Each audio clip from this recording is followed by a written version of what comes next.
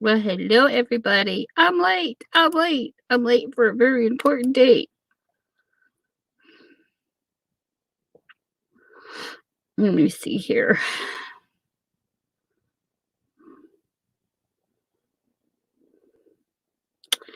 We had rain here and everything is a dragon.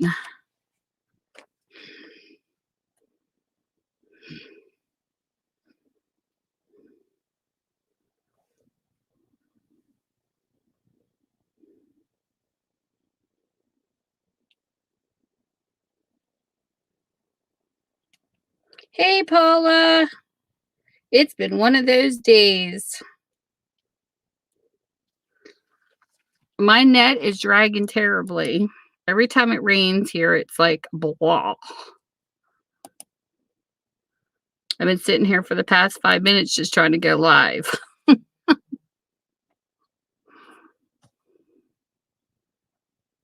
How was your day? It's been rainy, thunder, lightning, and all that good stuff. It's nice though because it did cool us down. We've been in like the 90s, but it feels like 100 because it's so humid. Like as soon as I open the door to take my dog out, that air hits me in the face, and it's like I can't breathe. Hey, Sandy. Long time no talk, Sandy.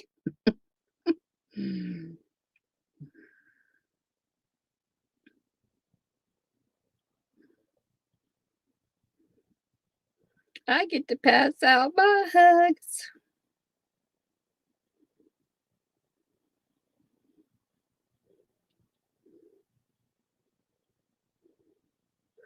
You ever feel life moves so fast you'll never catch up? That's how I've been feeling lately. Let's see if I have any whole pages left to cover. Ooh, that would be pretty. Right there. Maybe on this side though.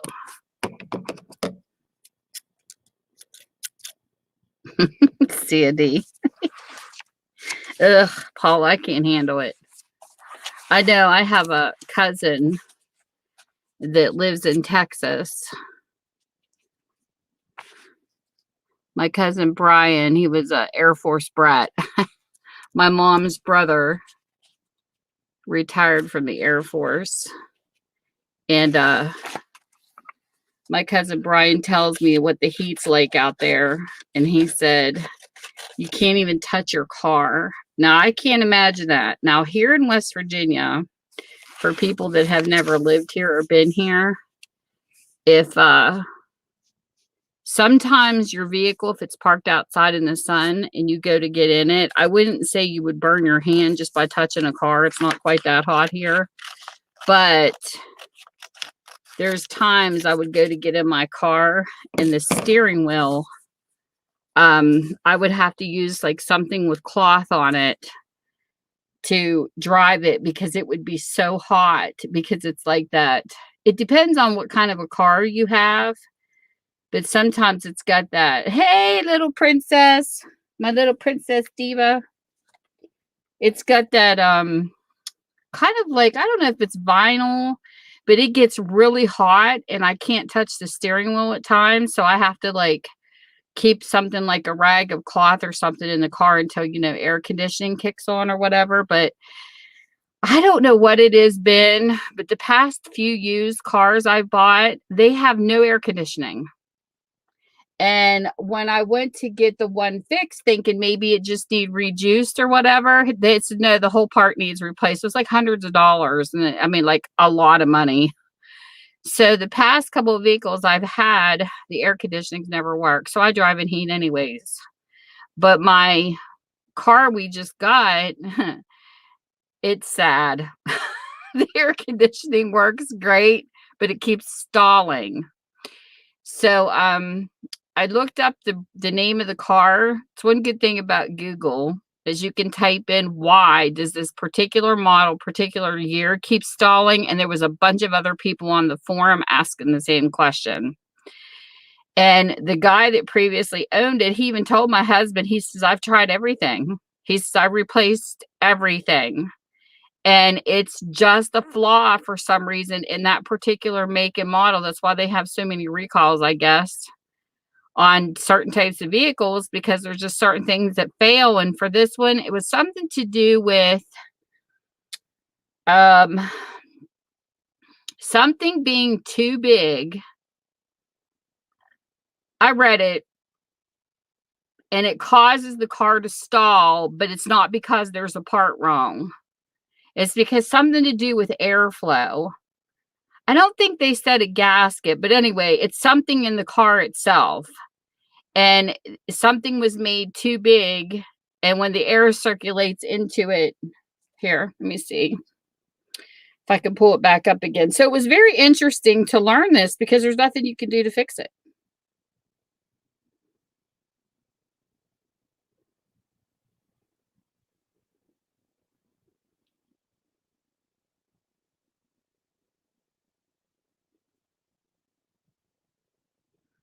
I can't remember how I looked this up.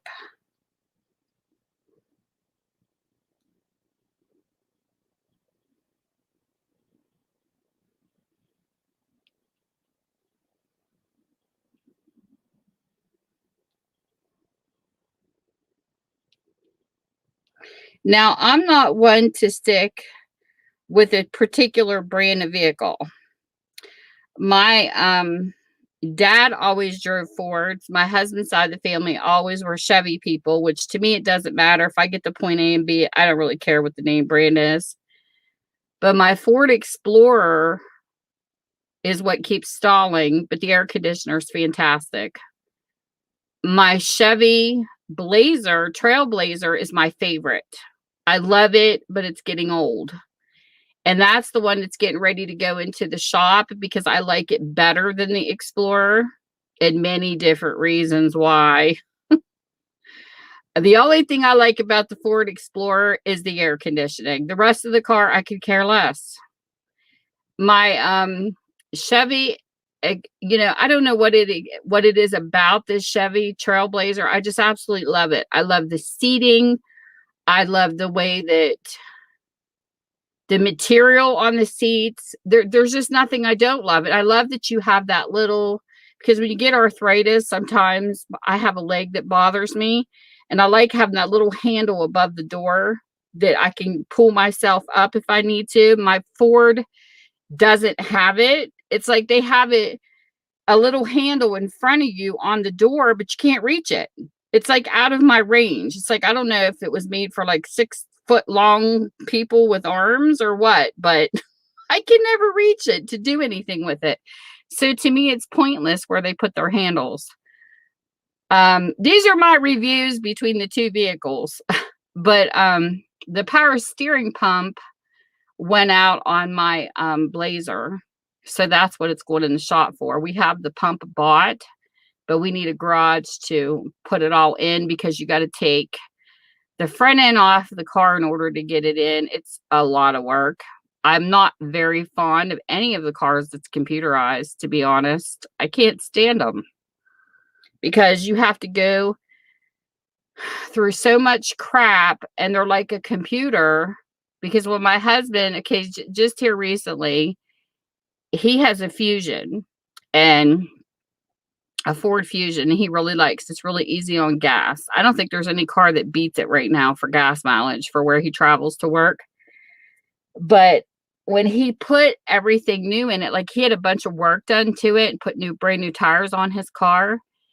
And when he went to start it, everything showed system failure. And it was the car. I told him, I said, this is so weird, because we're driving down the road, and it's like everything stopped on his car. Like you couldn't see how much gas was in it or nothing. Like everything on the frame just went, but we were still driving it. It didn't stall. And I told him, it's almost like when they do new work to these ones with computers in them, it's like the car's trying to reboot itself. I said, that's what this reminds me of. Every time you get something updated on it, it's like the car's trying to catch up, and that's why it keeps doing that. And sure enough, that's basically what it was doing. He talked to a dealer, because he's like, I just had everything replaced, but we're driving down the road, And he said, like, the whole dashboard lit up and everything quit working all at once. And the guy from the dealership told him, that's exactly what your wife said. It is. The battery is almost like the computer's trying to reboot itself through the battery to get the car caught up with all the changes. So that's why it kept, but it's scary. Like, you're in the middle of the interstate, you can't stop. And like everything lights up and you're like, what the heck? He's like, what did they do? And I said, it's like it's all trying to get readjusted. It's crazy. But anyway, yeah, it says, okay, this is what it is. The Ford Explorer is known for a rough idle, engine stalling, loss of power, and misfires, accompanied by a check engine light. The intake manifold O-ring gasket, it was gasket, commonly leak, which creates a large vacuum leak, and that's why my vehicle keeps stalling. I'll be driving down the road, poof, it stalls. But the air conditioning works great. I told my husband if I could just take the air conditioning from that car and stick it in my Chevy Trailblazer, I'd be happy. But I like the four-wheel drives. I like a higher vehicle. I cannot stand squeezing myself down into a lower car. I can't do it. My osteoarthritis is so bad in my legs that it's really hard for me to get in and out of his car. Like, I literally have to turn my body, put my legs out first, use the handle above his window to pull myself out of his car because my legs just don't want to bend. I'm having a hard time. Like, I do warm up exercises every day and stuff like that, but my right leg's getting really bad.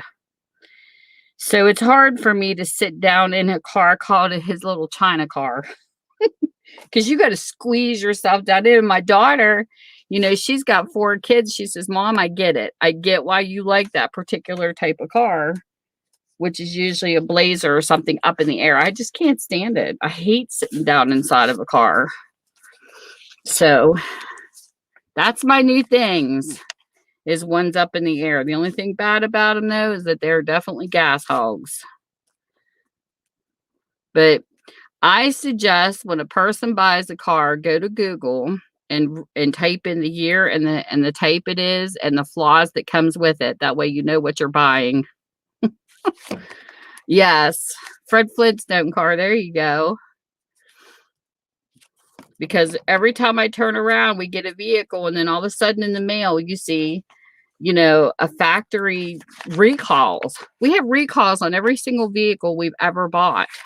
And I don't know if it's because they're trying to mass produce them so fast. I don't know what's going on in the automobile industry, but they need to slow it down a little bit.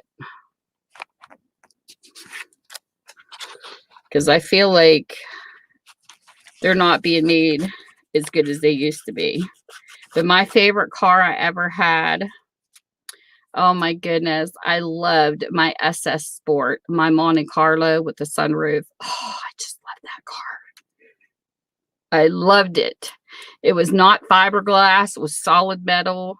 And I remember when I was driving to work as an airbrush painter, I wrecked a couple times into a deer. Can't help it. They're really bad in PA.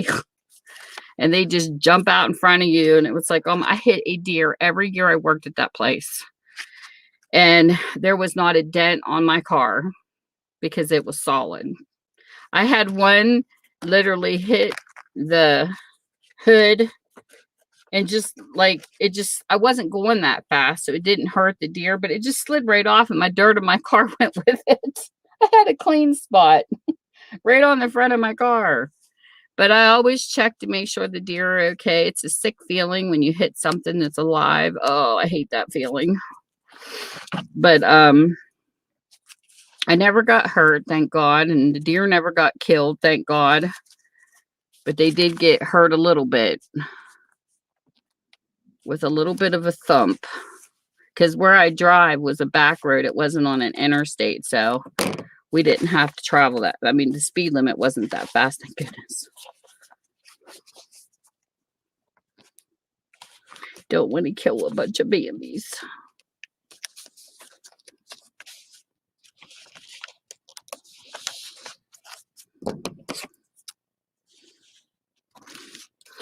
But all I know is I have not really had a favorite car since my Monte Carlo. I love my Monte Carlo. I'll tell you one thing though, my sister, she drove a Standard when she was younger. Whew, she used to make that little car fly. I remember one winter, can't remember what the name of her car was, but it was a Standard, and I remember everybody stuck on this hill, and she flew right past them. Her little car could move. But I don't know. But the Monte Carlo was just nice. I loved it on a nice, cool evening in the summer. We would just get done working at 110 degrees in the mill I worked in. And I remember coming home on the back road, and it would be real cool. And I would put that sunroof up and just let that air come in the car. It was awesome. It was depressing when I had to finally take it to the junkyard. I was like, no, I don't want to leave it. But it was old. I literally used that car till it just completely died. But this Explorer, or Trailblazer, I mean, it was haunted. This Trailblazer I have actually has a story and a history. Yes, I'm going to share it. There was a woman named Cass in Ohio. That's all I know, because I happened to see it on the sale when I got it. It was in the papers in the glove compartment. She bought this car brand new off the lot, and it was haunted. Everything you can imagine went wrong with it. So she took it into the guys, because this is where I ended up buying it from. She took it in, and they told her that the engine was going out on it.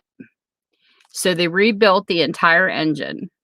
This is right off the showroom floor. This is what it did. Broke down. So she paid all that money to get the engine rebuilt, and they didn't tell her when they took it in that they noticed there was something wrong with her transmission too, and the transmission went out. She was so disgusted with the money that she put into this car to put it back together. She ended up taking it to, it's like a junkyard, but they also own a garage, because my husband worked part-time for him. That's how he knows. And they took she literally took the car and the keys and just said, keep the damn thing, because I'm not sinking another dime into it. So the junkyard took the car in, redid everything that needed to be done to it, and then it ended up with me. So it didn't have a high mileage on it. It just was haunted. It was cursed. So then when I got it, because the engine was rebuilt, of course, the guys know the car inside and out and everything. It always had a check engine light that would come on. That light never goes away. And sometimes that happens in some of these vehicles. And every time they diagnose it, it goes out for a little bit, and then it'll come back on again.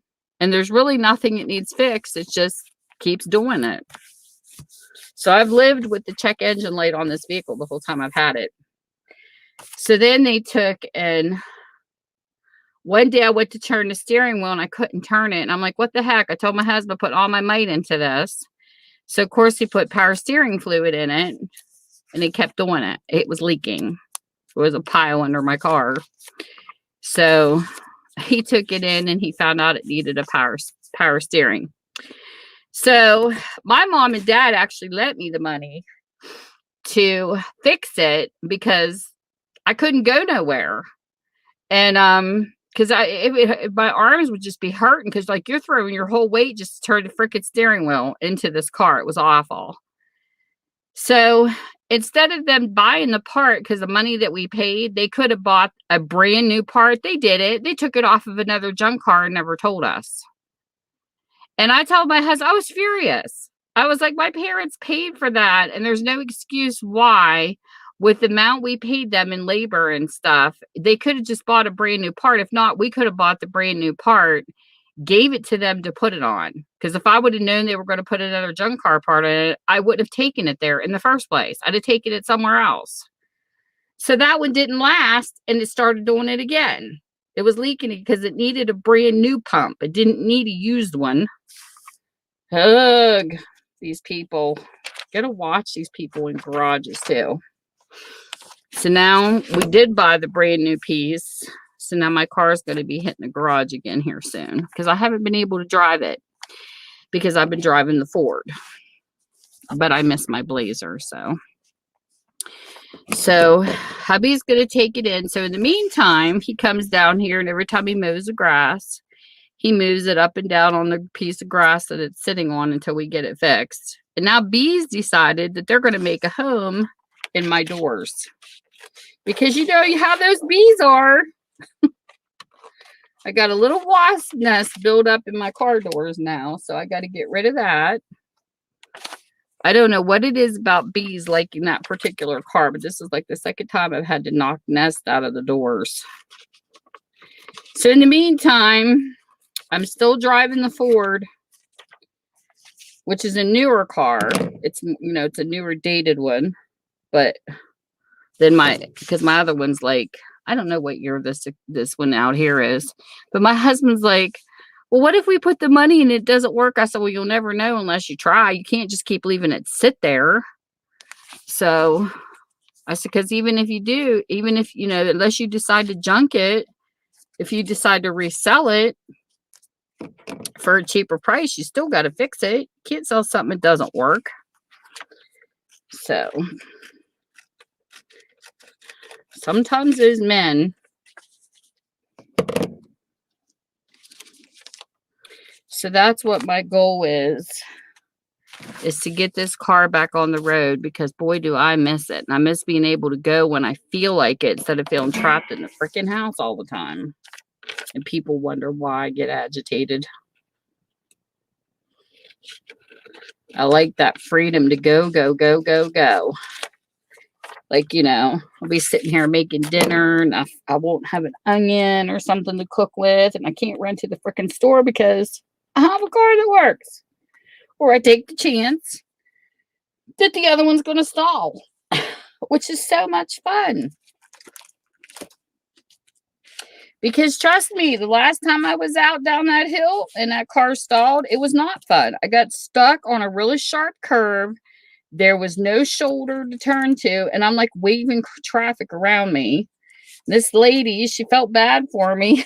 And she stops. And she's like, are you okay, ma'am? And I'm like, yes, I'm fine. I said, my car just stalled. Just happened to be in the most inconvenient place.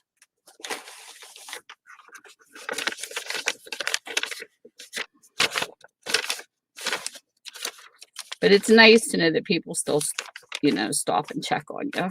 I thought that was really nice.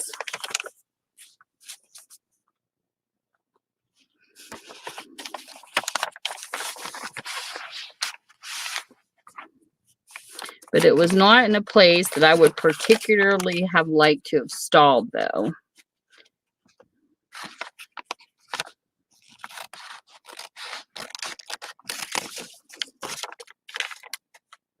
So it is a work in progress.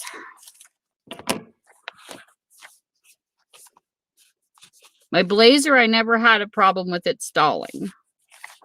I just have a problem with it leaking. Who says we can never have it all?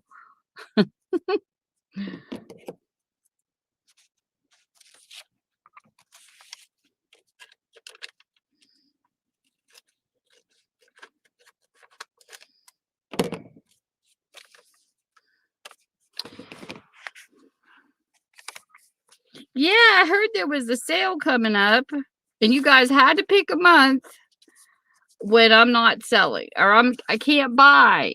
I have a bet with my hubby.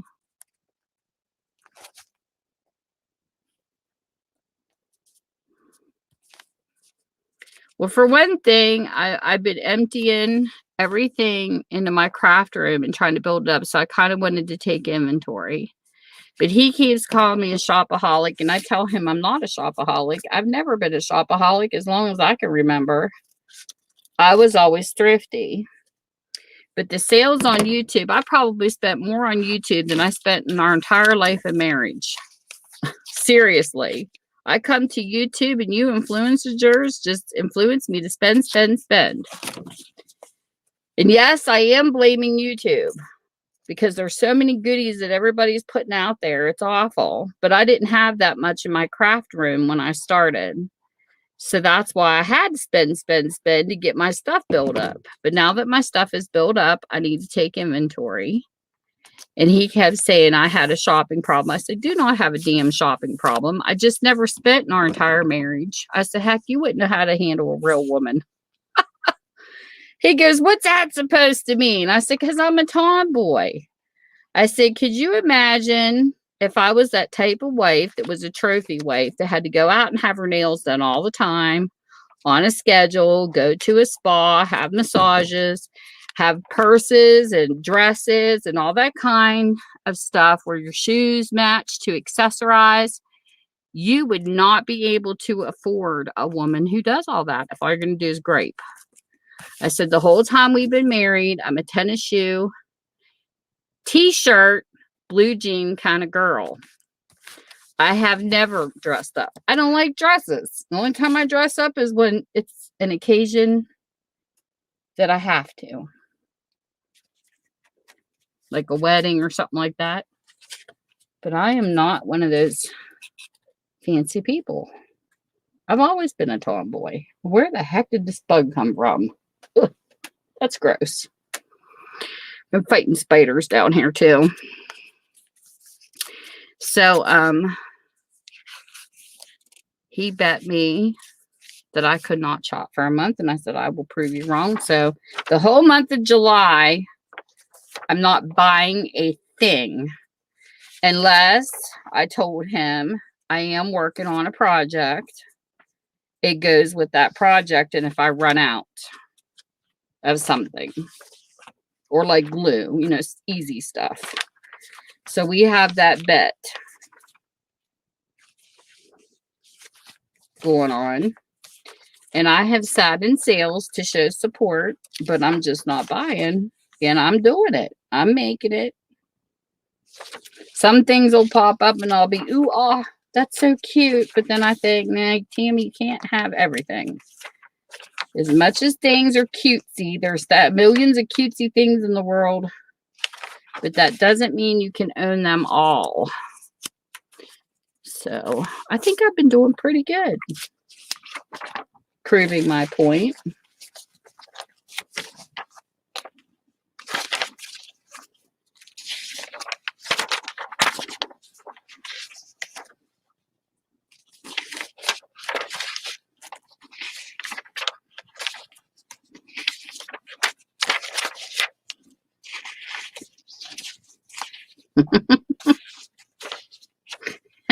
Sandy.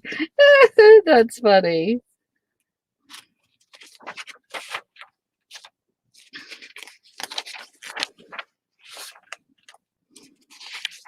You're hysterical. I would love to go back in horse and buggy day if I had the property. I don't have the property now for a horse where I live now. I can't even imagine what vet bills cost for a horse. Heck, I know how much my dog is.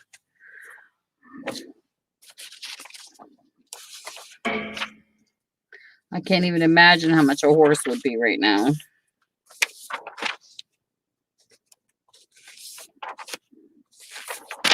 I found more magazine pages that I've been going through to add to this journal. Got to get this journal finished. I've been on it too long. I had more pages of this one than the other one I did. That's why it's taken me so long.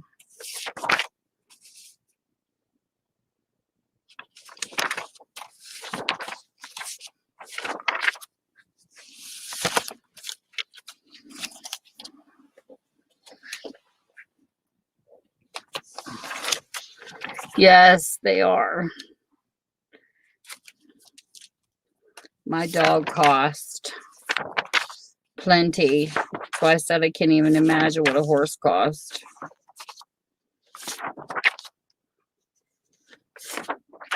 She gets ear infection sometimes. We have to get her cream, and then she gets her meds done. She goes in once a month. She chews those, I can't think of what they're called, that prevents ticks and fleas from biting her. She's on a really good medicine. We don't do the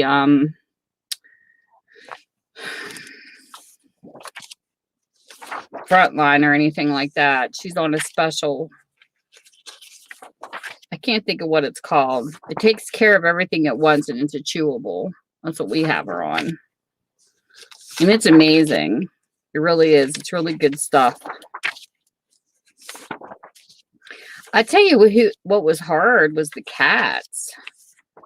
You know, like they would cough up fur balls and things like that. And they had this medicine that you were supposed to give them to lick off their paw that was like this really thick molasses looking stuff. And my vet was like, they'll never be able to shake it off or something like that. Just stick to their paw. Not my cats. They would shake their paw so fast it would splatter all over the door. So that stuff never worked. I always wish they would have had a chewable for something like that, because I don't know if they do now or not, but they didn't back then.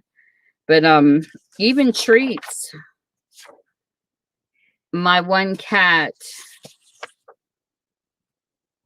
that's kind of cute. She didn't like treats that the other cat liked. Like, they didn't even agree on treats, and they were sisters from the same litter. Like, it was just funny how finicky they were.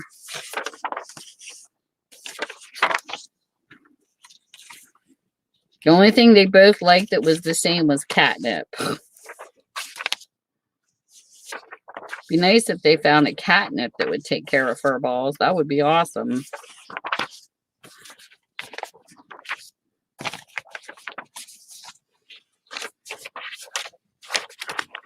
Nope. None of these are going to work. This will work, I think, on a half page. Go back here.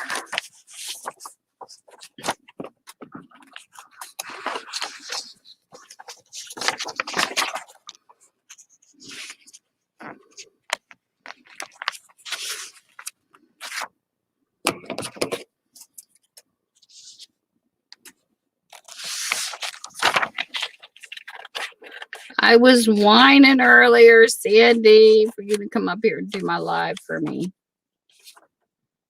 I've been tired. Every time it rains, I just get so tired. I feel like a deadhead.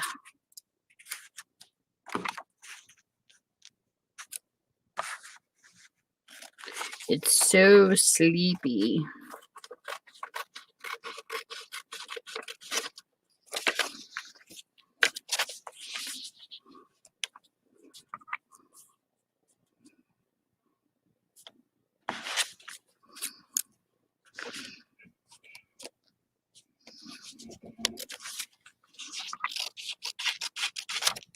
This is one of those half-page plates.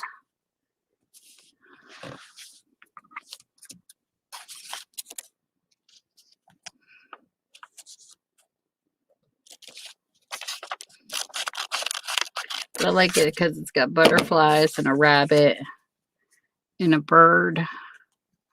It's really cute.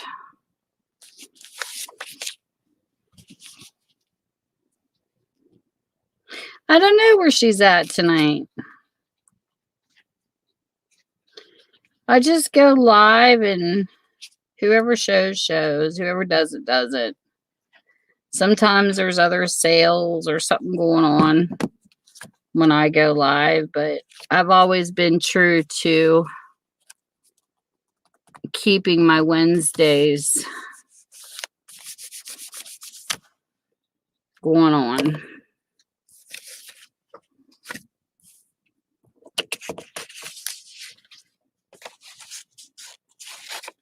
You know, that would not be bad peeking out of this side.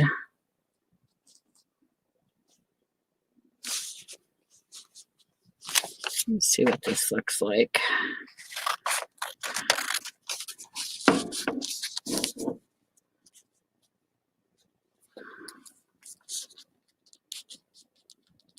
Something different. Just having a bird and a tree.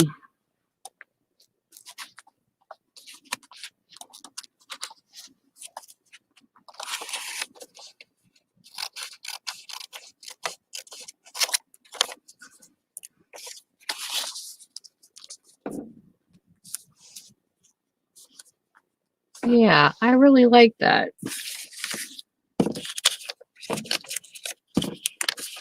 Something different.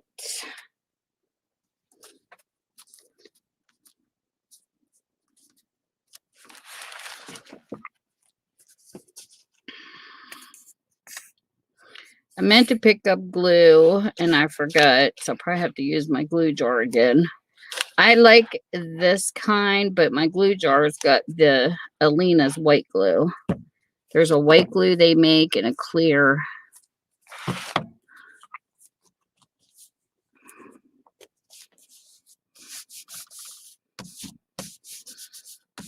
And I got the white glue in my jar.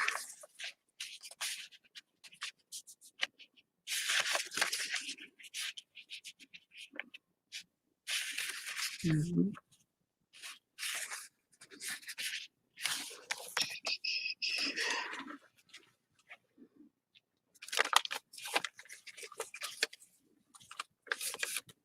People are probably sick of seeing this journal.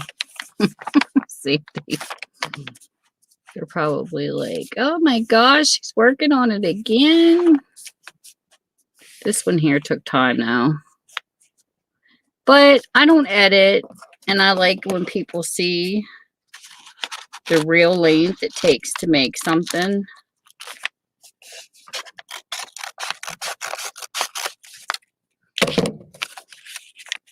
Because this stuff is time consuming. Then I got to get busy on the other journal I haven't finished yet.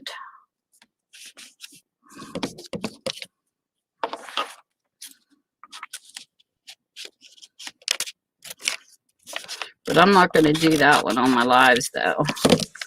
I'm kind of working on that undercover.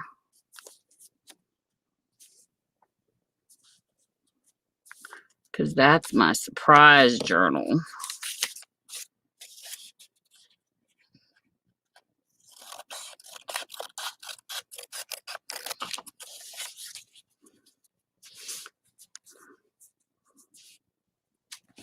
Okay.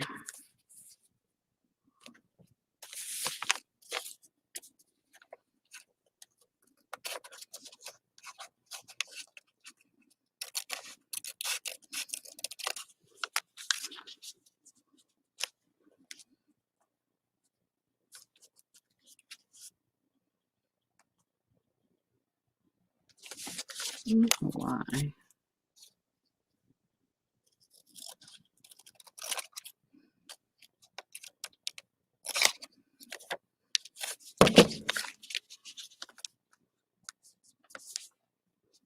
There, that looks good.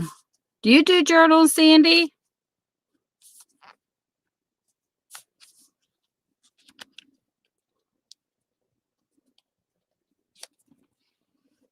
You ever make homemade journals? I wasn't sure if I ever asked you that or not.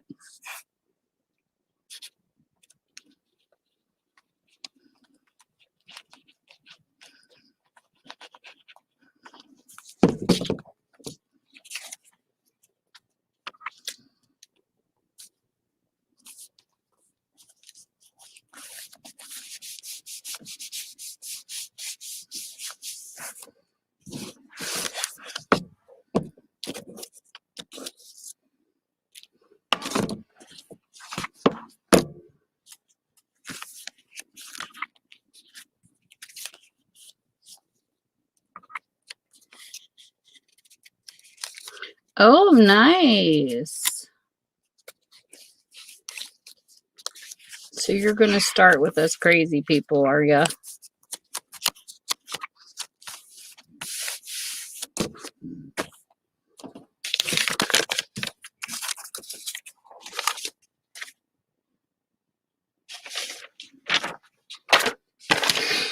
Ooh,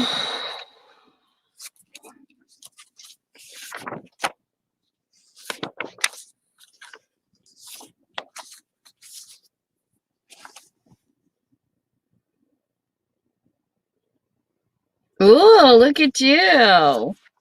See, that's like me. I started my bookstore, and then so funny how I prayed for that in church. And then it popped out on me one time when I was on Amazon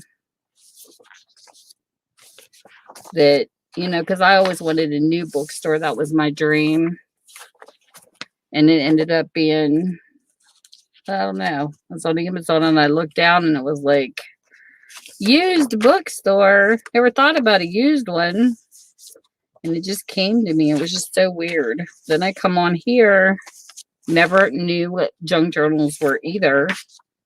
And I had so many books that were falling apart, and I recycled the pages out of them, but then I threw the book covers away, not knowing that people could upcycle those. Oh, if I would have all them covers back. But it is what it is. I think our niches just find us in crazy ways,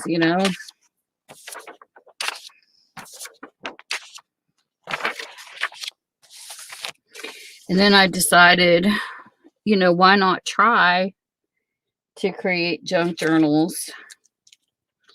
And because I don't know, I've never really thought of myself as much of a crafter. I mean, I've crocheted, but I was never really into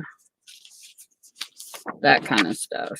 I've always journaled though. Like I've always had diaries and things. That was something I think I was 1979 or something like that. 78, 79, something like that. I started keeping journals of like family events and different things. I never missed a day.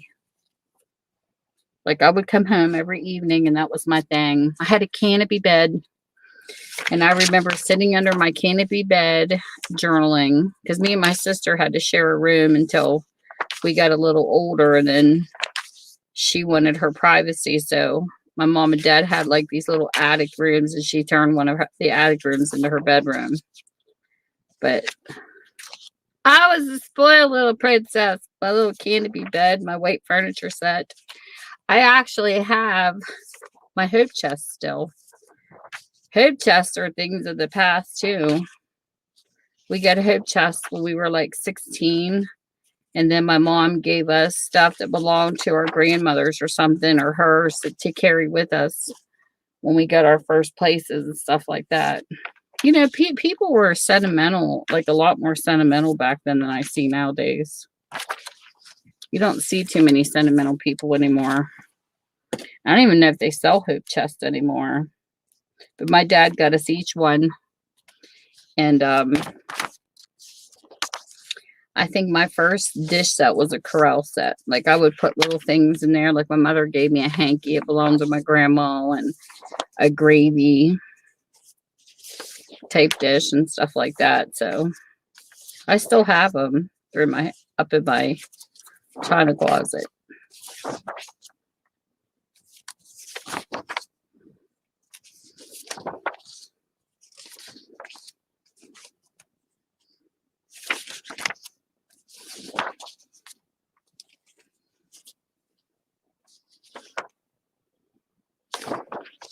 I have one daughter that is kind of, but my other daughter, not at all. She could care less about hand-me-downs and things like that. She's just not sentimental like that.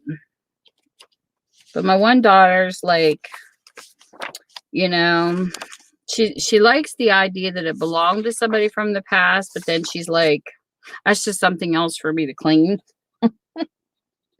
No, I'm not a knick-knack person. I had a certain amount of knickknacks and I was done. Like I told my kids and stuff through the years, please do not buy me anything that's a dust collector. I need no more pictures, no more knickknacks and things like that. Because we went through that home interior phase. Loved home interior when it was open. I have so much home interior. It's crazy. I just feel like you spend your life, you know, building up items to make your home look good. And then all of a sudden you have so much crap and you spend the rest of your life getting rid of it all. I don't know if you know what I mean, Sandy, but that's how I feel. I feel like every time I get rid of a bag of something, somebody gives me 2 more bags to bring into my house. And I really do not need anything. And my mother is so sentimental like that. Sometimes it can cause hoarding. She's got like 3 china closets because, you know, family passed away and stuff. And my dad mumbles behind her all the time. It's hysterical because she has knickknacks. Oh, the knickknacks my mother has is crazy. And then she's like, if something happens to me, you get this. I'm like, I have no place to put any of it. But, you know, things that she passes down to me, I'll just ask my kids if they want it first. I'll just pass it down to someone else. There's always somebody down the line that might need it.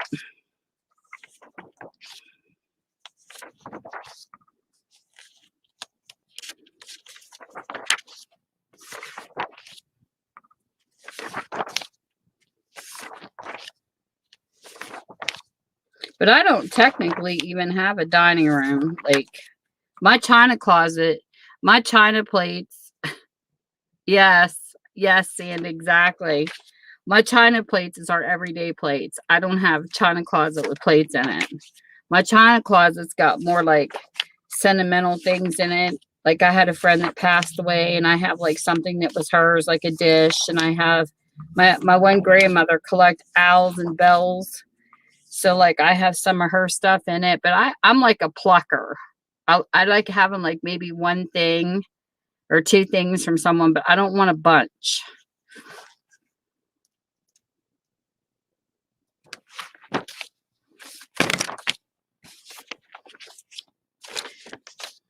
Oh, look at that picture. Look at the eyeballs on that seal. That's funny. He's a cutie pie.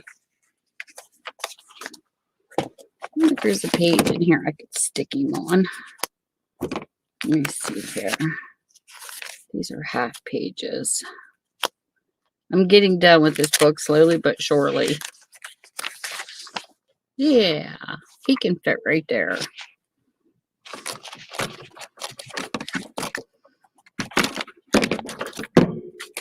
That's what I felt like when we moved. I was like, yeah, this stuff can go, because I get tired of dealing with it. So, you know, I can understand when there was some people I ran into when I was, you know, creating my bookstore and stuff that were just ready to get rid of books. Because this one lady, she called me when she found out I opened a bookstore and she says, can you please come and take these books? She said, my husband passed away and he doesn't read them anymore. And they were a collection of books that he had. And she says, I have a Kindle because I just can't lift the boxes anymore. She says, I'm not really fond of tech gadgets. She misses holding her real books. But when it's just her, you know, rearranging her house and stuff, it's a lot. Books are heavy.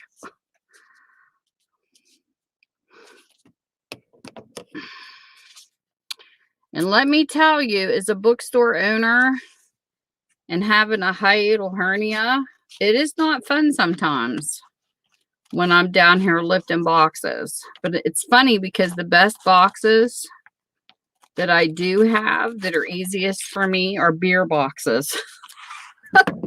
There was a guy that gave me beer boxes and he just got a hold of them because he said they had handles and he felt that they'd be easier for me to lift, and he wasn't kidding. Beer boxes are awesome because they have like you know, the places punched in the sides for you to be able to pick them up on both sides. They're pretty cool. And they're not huge to where you're lifting it, and they're not really as heavy.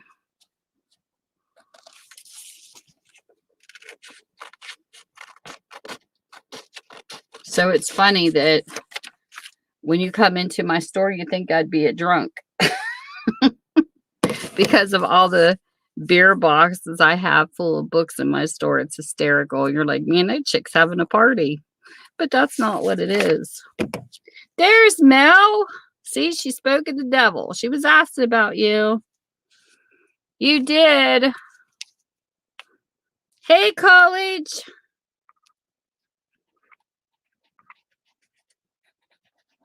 I don't know. I have to visit Pegasus' stream sometimes too. He always catches me. Like, I was in a bunch of streams already when I see him go live. But I do enjoy his streams too. They're fun. They're relaxing. It's all that fun music. Ledgers of Mel College. That's our Mel. I have 2 cousins named Melanie.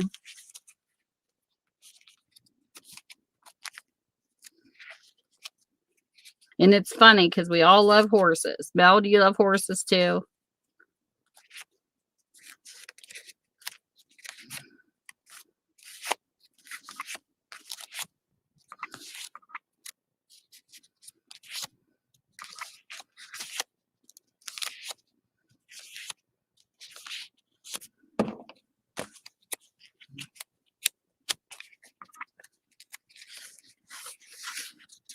You do.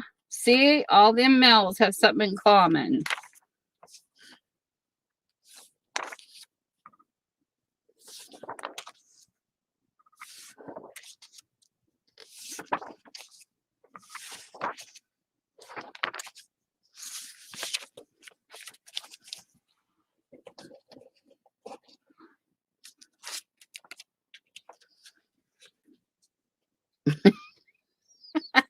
No.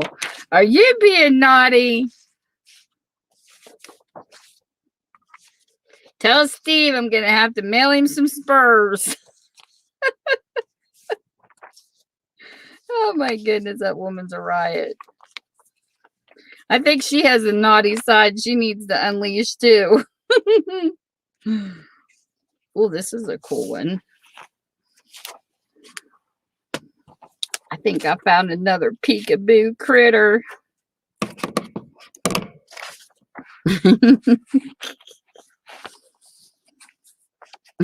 Sandy.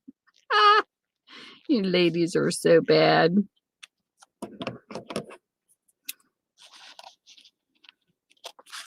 My husband was laughing at me. My husband was laughing at me because I found a t-shirt that said, "Save a horse, ride a cowgirl." And I'm like, yeah, it's about time they have something in our favor. And he says to me, I think that means 2 girls. I was like, please. I didn't take it for that. I said, when it says that for a cowboy, it doesn't mean for 2 guys. I don't know. Maybe I misinterpreted, but I didn't think so. Because I bought the t-shirt and he made fun of me. Yeah, that's what he said to me. I didn't take it that way though. I didn't take it to mean that. So I don't know. We got a peekaboo tiger. Check that out. I like it. I kind of like that it has the white outline too. That's pretty cool. College. What do you mean you're on the wrong website?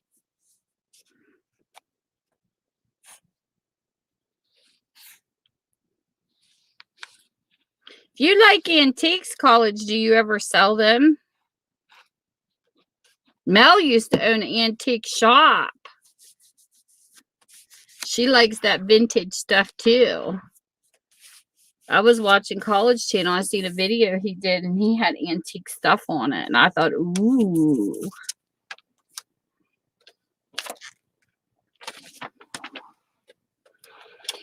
Let's see here.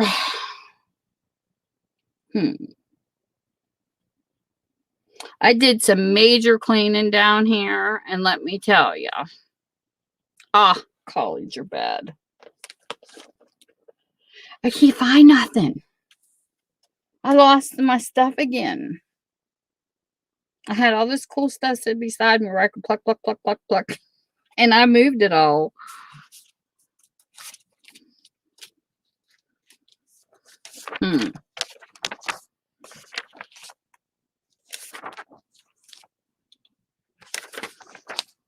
See, that's me when I do my room. I want certain things within grabbing distance. But my table is filling up for my next live sale. I'm so excited. I was hoping to have it in the month of July, but it doesn't look like it's going to end up that way. And I am going to try to plan it when nobody else is having a sale, which good luck with that. I know one person's going to have a sale the day I do because they do every Saturday, but I can't help it. It's going to be on a Saturday. My hubby's actually going to mod for me, so I get to torture him with you guys listening. I'm sure he'll torture me back. But I'm getting it ready. I got a bunch of stuff down here lined up, ready to go.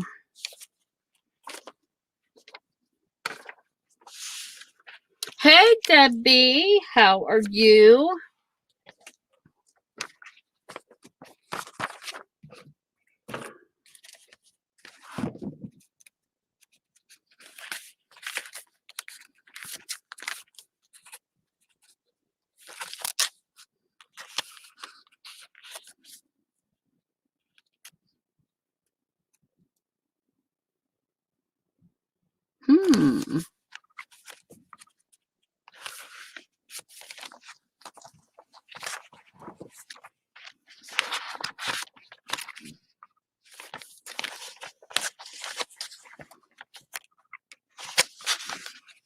Let me do this piece here.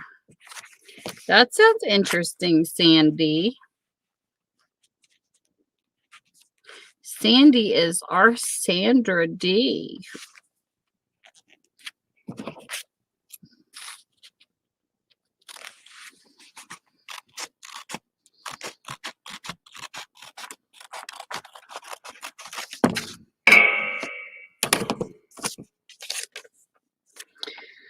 Okay, let me see here.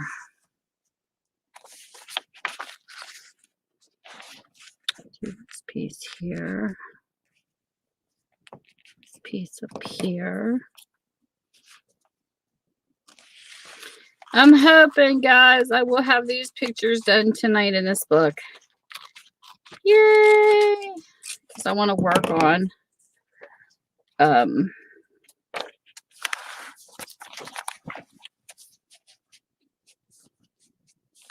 some ephemera to go in it.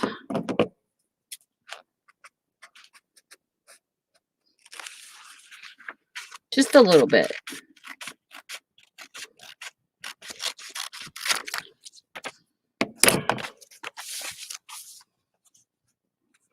Just a little bit.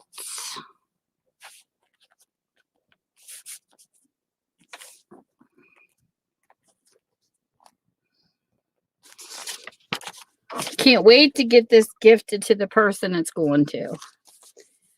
I think she'll like it. I know what I forgot to do. I forgot to look for some biblical pictures because I want to do a couple faith pages in here too. Maybe.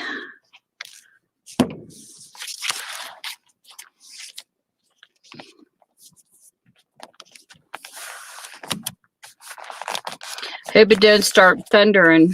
Hey, Vanessa. Because my dog's going to be up there pacing. She was on top of me all day today. Let me tell you. Oh, she killed my legs. She has to sit on me every time it thunders. She hates the thunder. It's like a little baby. My little fur baby.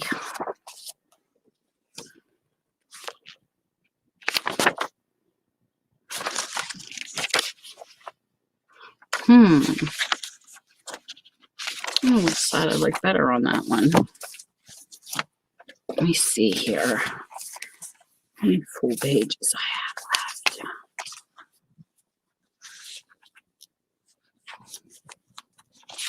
left? Uh-oh. So it's ripped right there. Let's see.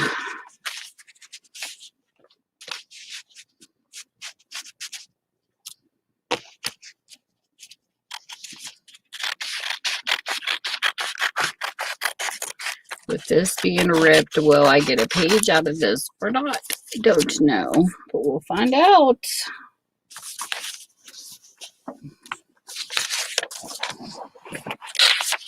How are you doing, Vanessa? Any tea on YouTube this week? Oh, there's always tea on YouTube. Always, always, always.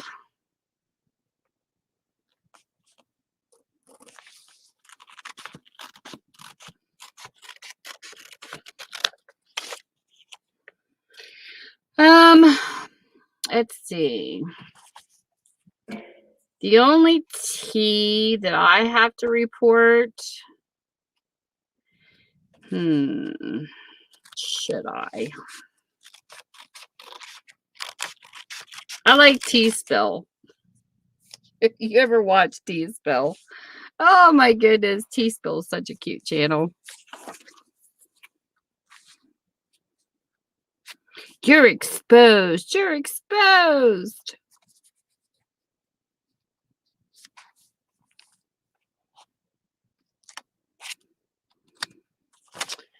This will probably take away from it, but oh well, I gotta do what I gotta do.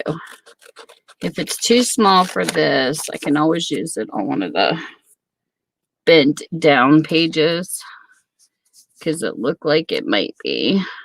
Yep, it's too narrow. So what I will do,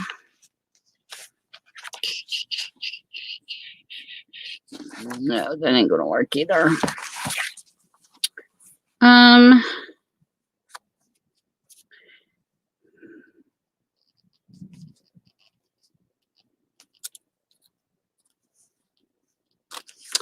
Let's just say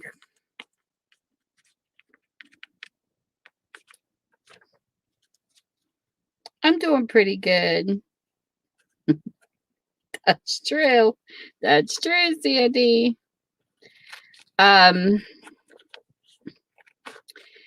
just say I tested someone who I feel is an acquaintance. Okay, because on the web, you got to be careful first off. You try to keep your closest friends in a little small little cube. But behind the scenes, I see a lot of crap. And I get told a lot of crap, and I don't ask.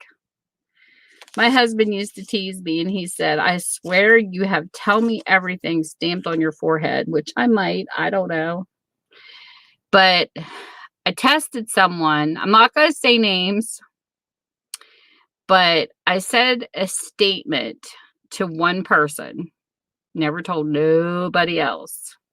Because sometimes you have to test people on here, especially when they seem too good to be true and they act like, oh, I'm your best friend, blah, blah, blah, blah, blah. Well, that person failed the test because it got back to me from another person. And I know that person's not going to lie about it because they wouldn't have known exactly what I said unless that person told them. So that happens. But did it surprise me? Not really. Because first impressions on here mean a lot. And when you first start talking to someone, Sandy, when you start talking to someone, it depends how they treat you. when you first meet them and stuff like that. And sometimes not all first impressions are everything, just depending on what it is. Because I made a mistake on here once. I'll admit it. There was, when you come into something that you've never been a part of before, like I ran a chat room for 6 years, and I should have went with my gut instinct and not listened to people, because usually I don't. I try to find out things for myself. But sometimes it's true, sometimes it isn't, because I do know that people try to protect each other on here too. And I had a conversation with a friend earlier, and I made this comment. Okay. This isn't a bitch. This is a discussion. When you buy from Sears or JCPenney's or places like that, you don't hear them bashing their customers. Whether people pay or they don't pay, who cares? The company usually deals with it. They deal with it discreetly. When you're in a place like YouTube and you get to know people, and I don't care if there's billions of people on here or not, I've noticed in the crafting community, we're all at the same sales. I mean, think about it. You might see some new people here and there, but for the most part, it is the same people. So we do personally get to know each other, because we're not like a big conglomerate. So people do try to watch out for each other, and there's nothing wrong with that, because I know here in my town, we have a small company business. I would not personally do this, because it's just, whether it's right or wrong, that's irrelevant. It's just not something that I would think to do to people. But we have a small company, hometown business here, that if you bounce checks in their store, they have a wall of shame, and they will put you on it for everybody to see. And I don't blame people for that, because, I was also part of a Facebook group that did swaps. And one time there was a person who didn't deliver on her end, and she was changing names, going in and out of different Facebook groups. And it's not fair. But who said life's fair? Because it isn't. But it isn't fair. It really isn't. And there's two ways to look at something. The Facebook group, they had no problem exposing that person, because it isn't fair when you do a swap and they don't know who you are. Being a moderator or owner of a Facebook group, you feel responsible when you do a swap for those people to get the swapped items. I totally get that, because I would be that way. I would not want anybody to walk away not getting their swap. So what they did was, there was a girl who, she kept getting things, but she wasn't returning it. So they blocked her. It sucks when they come in under different names, though. That's another thing I don't like about YouTube trolls, because they do that too. And booters used to do it on Yahoo too. There's always ways that people try to get around stuff. But the mods and the owner of the group, they already said behind the scenes that if that would happen to somebody, they spotted, so that the person never does without, which I think personally is amazing for the leaders to take up that kind of a role, so that somebody doesn't do without. Now, personally on here, when we have sales, I feel that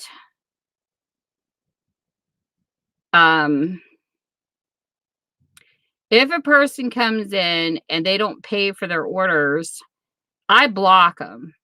If somebody ever comes to one of my stuff, unless they have I always try to look at the big picture. Like if somebody's in an automobile accident or some emergency come up, stuff happens, so I let it slide. But if a person comes to me and they're like, well, I can't pay for this because I can't afford the shipping, that's not my problem. I can't do anything about shipping. So if you abandon me on just the shipping, I'm not going to let you buy from me again, because I can't do anything about shipping. I try to keep my sales as pricey, as least possible, but I'm not going to go into pirate shipping and all this other stuff and bend over backwards, because I think that's just ludicrous. I don't got time for it. So I let Etsy, who has a discount with the post office, deal with my shipping. All I know is I pack as flat as I possibly can where you're not paying for air. And that does not mean putting stuffing in there either. I try to do the best I can with my ability on shipping, but it's not my fault if a person does it, because me personally, I don't care about that. Like if a person, will say there's hidden fees with PayPal, hey May, where you have to pay for, whatever the invoice costs. I'll pay it. If I want to buy something bad enough online, I'm going to pay that extra. And it's sad that the sellers on here are too competitive, where they're constantly saying, oh, I don't have no overhead fees and I don't have this. Well, good for you. But you probably charge a lot more than what the rest of us do for your items too. People, you got to take in the big picture. You can't just base it. However a seller wants to do it, that's their business. If a person wants to do the pirate shipping, good for them. If they want to, charge a little more so you don't have to pay the fees for PayPal, good on them.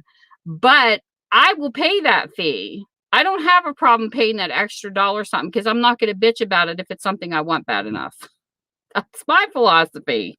Even on a budget, I watch what I have in my pocket to know what I can spend. I have lived budgetly.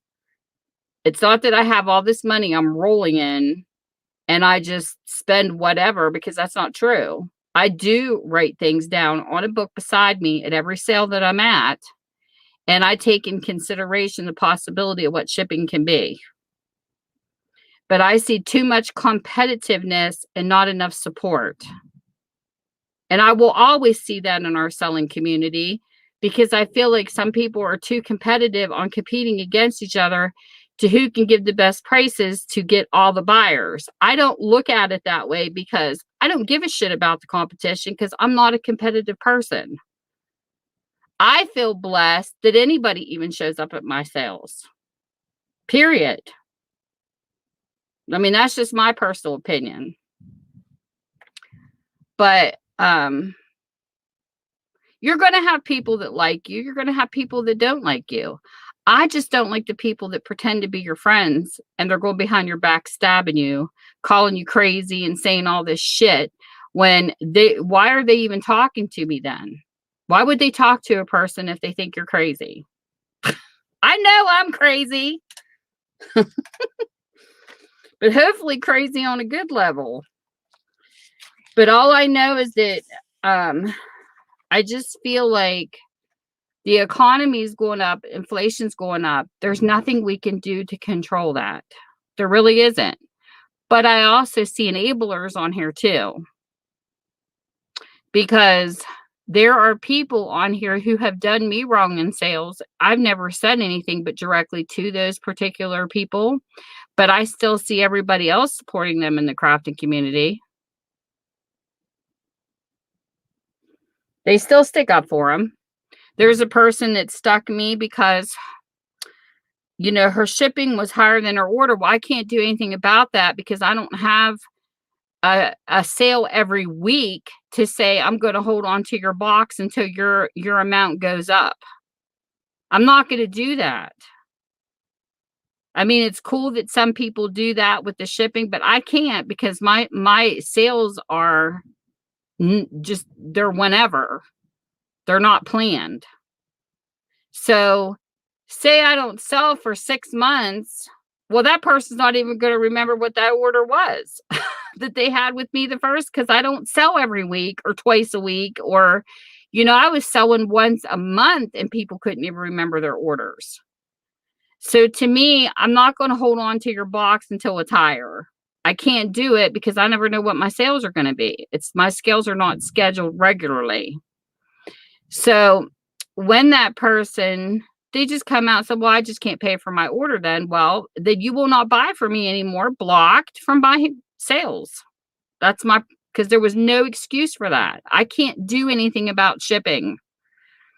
That person mods for somebody that I shop from. And I will be discreet when I'm in her live sale because I am there for the seller, not for her mods. I have another person who's best friend with someone that argued with me over an order. $1. A freaking $1. And she's best friends with that person. And I've even tried to make amends with that person too, but I will never sell to her again because her first impression was to stick me with an order. I don't care what the excuse is. If you are 18 years and older, there is no excuse whatsoever not to pay for a freaking order unless you've been in a car accident. No, kids are not an excuse. If you've been in an emergency situation where you've been in a car accident and you cannot pay for that order, there is no excuse not to pay for your order. And that's my philosophy on that, you know, because you got to be 18 or older to order on here from anybody. So you are responsible when you put that order in. And I will not stick up for somebody that doesn't pay for their order either. And that's my philosophy on that. So that's what I do until they personally not pay with me. That's when I will block them from ever being in my sales. I do it for myself. Like, for instance, we had another person on here out of the country, not in the United States, that is. She went to a sale, didn't pay. She came to mine, she did. I didn't have a problem with her because she paid for me. But then that person ordered for me again and didn't pay. So out of concern, I sent a certain person an email to let her know that she stuck up. She did not pay for 3 other sellers, but she paid on hers, which is good because that leaves her open to choose whether she wants that person. You know, as long as she does right by her, she don't have to block her. You should never force people to choose if they haven't done them wrong yet, if that makes any sense. Because I won't choose until that person literally does something wrong to me. Then I will make that choice. That's what's cool about the United States, you know, freedom of choice. But sometimes you keep your enemies closer. Sometimes you have to, depending on what they've done and things said or whatever. I don't really pay attention to people who put me down or they say things nasty about me. I don't really give a shit what they think. All I know is if they're coming to my sales, they're paying for their stuff. I don't have a problem with that person till they actually physically do me wrong. Then I will stand up. But if I ignored any person that ever bashed me, well, hell, I wouldn't have talked to half the world. I'm sure there's lots of people that bash me because I speak my mind. And if anybody knows that, May should. People who are truth seekers and they speak their mind are the worst that ever get bashed. And if somebody wants to say that I'm crazy because I speak the truth, well, more power to you. I don't care what they think.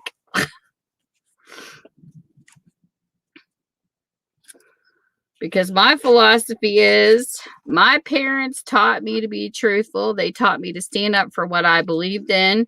They taught me to stand up for what I'm passionate about in my heart. And by God, I do what I learned.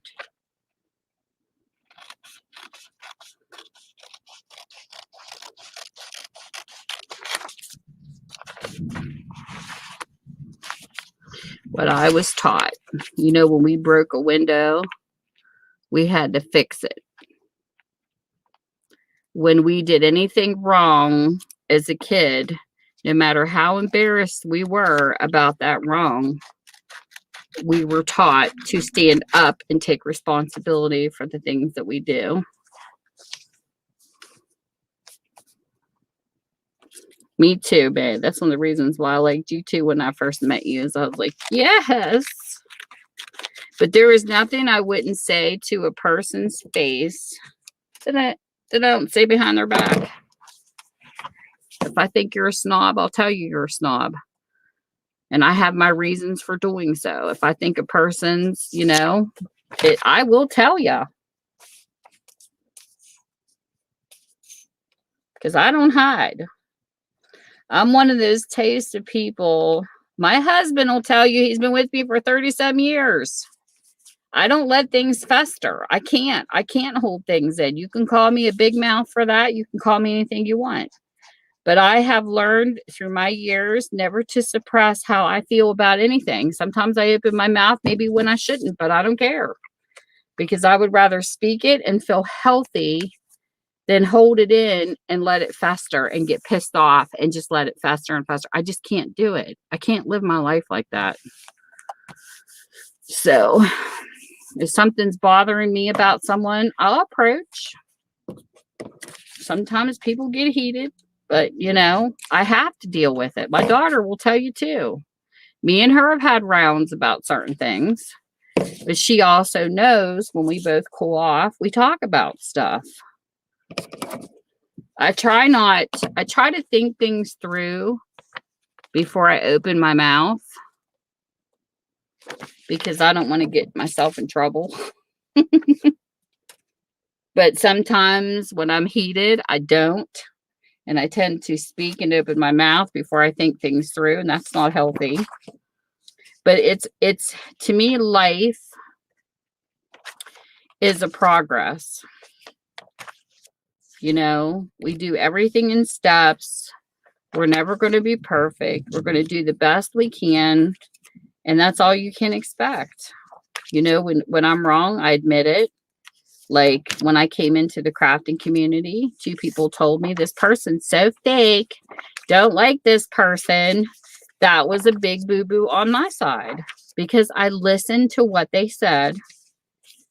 And I actually literally for the first time in my life, which was a big boo-boo, did not give this person a chance because of what I was told. Now, I sat back and decided to give this person a chance. And I see what they mean by the fakeness in some instances because of how they perceive this person. I don't think this person is fake. I think they're a snob in some instances. But I also think that they have a very caring heart in other instances. So I do not see them just having off flaws. I also see a positivity in this person too. So I'm glad I gave this person a second chance, and I never told them what other people told me about them. All I said was, I'm sorry, and I apologized for not giving the person a real chance. And I did apologize to that person because when I'm wrong, I am not too proud to admit it. Because to me, it takes a real woman to stand up for what she believes in and also apologizes for her wrongs. Just like I see in a real man to do the same. And I felt better after I gave her that apology. Because it was true. But I also told her I thought she was a snob. So that's no secret. So if anybody wants to run back and say, this person called you a snob, she'll say, I know, because she told me herself. And that's what I mean by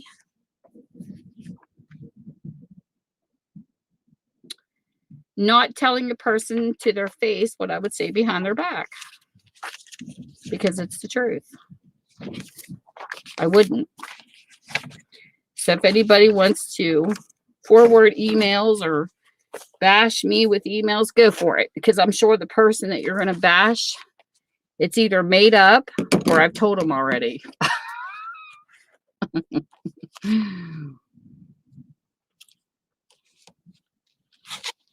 They know the truth. They know the truth that I feel about them. But yeah, particularly, I don't like the name calling. But we all have flaws. I mean, we all have stuff we don't like about people. It's a given. Some people say, I don't like my mother because she's too bossy. And some people are like, there's always a bitch out there. It doesn't matter who you are or what you do. You cannot please everybody. And I just wish people would wake up to that knowledge. The world would be a lot better place if people just realize that a lot sooner in life. Because you just can't. And I love it when Nick the Book Miss says that on her channel all the time. I'm not your mother. I can't tell you what to do. I'm not your mother. I love it when she says that. She cracks me up every time she does it.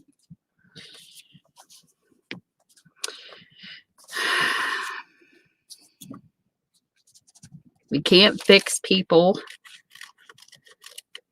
We all have a pre-planned path and destiny. We just got to live it the best we can, piss off people along the way, make people happy along the way, but no matter what, we're human.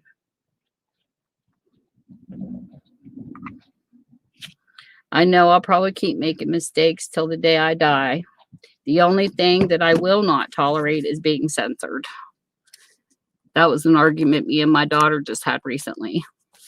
Because I'll bring up subjects and she gets all uncomfortable. And I'm like, I'm sorry, but I can't be censored. I refuse. I don't want to be censored. I want people to speak how they feel and be honest about it. Can you imagine how much better the world would be if we all could just be honest? If I'm sitting with you in a restaurant and I see lettuce in your teeth, I'm going to say, hey, psst, psst, hey, you got lettuce in your teeth. Because that's the type of friend I am. I wouldn't want you talking to a bunch of people with lettuce in your teeth. That's just gross.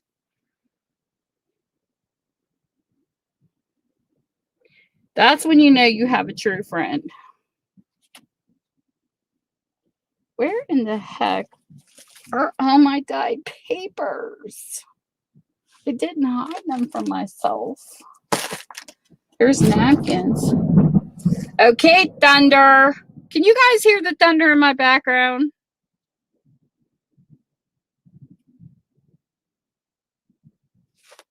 If I go poof, you'll know why. It is loud. We're getting storms rolling in again. So if I go poof, you'll know why. Yeah, I know. I know, May. But I'm also not an enabler either. I am very big on not liking enabling people.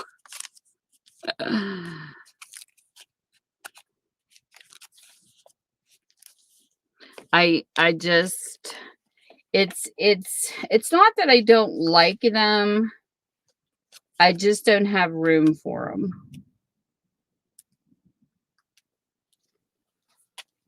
People that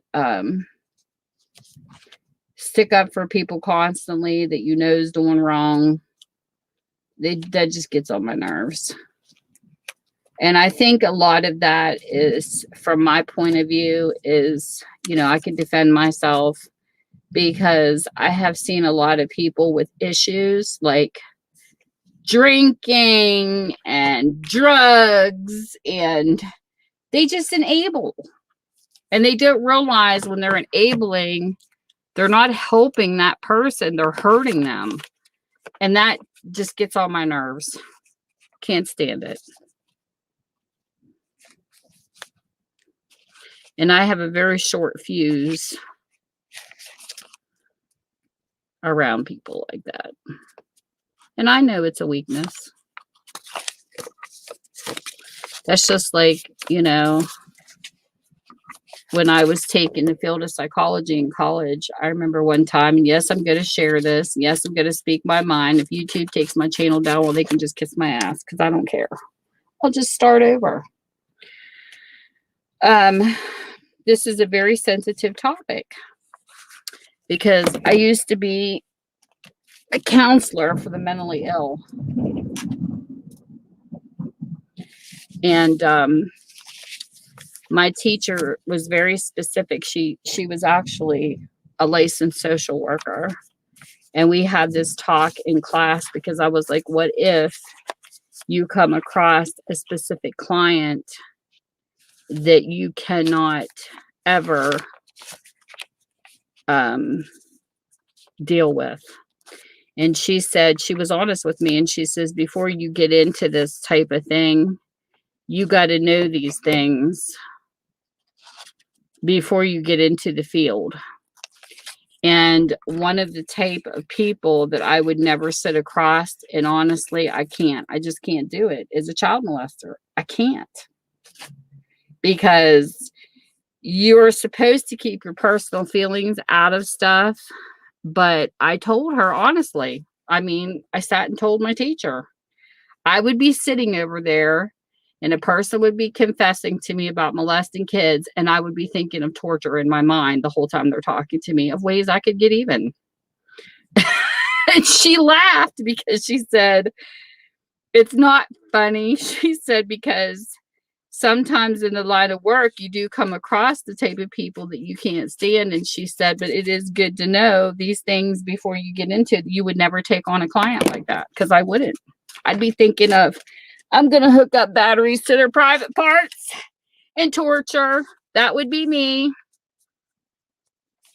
because I love kids and I just can't stomach people taking their innocence. And I just could not have one as a client. Just would not work. So it is good you know these things.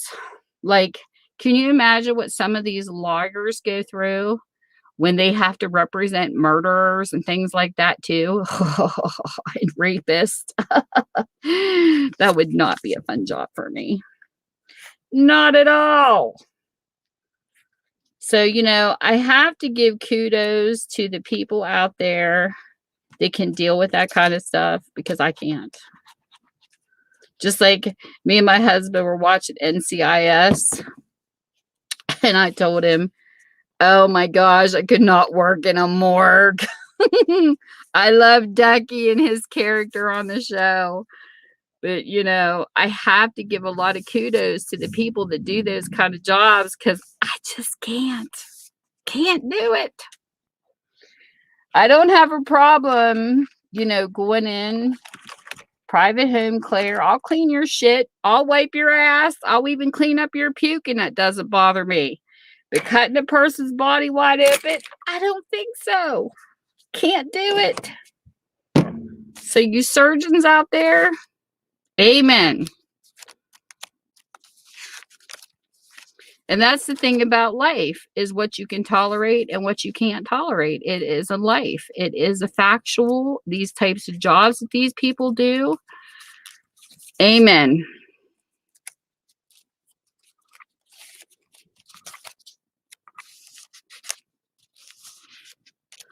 Amen to these people. That's all I have to say.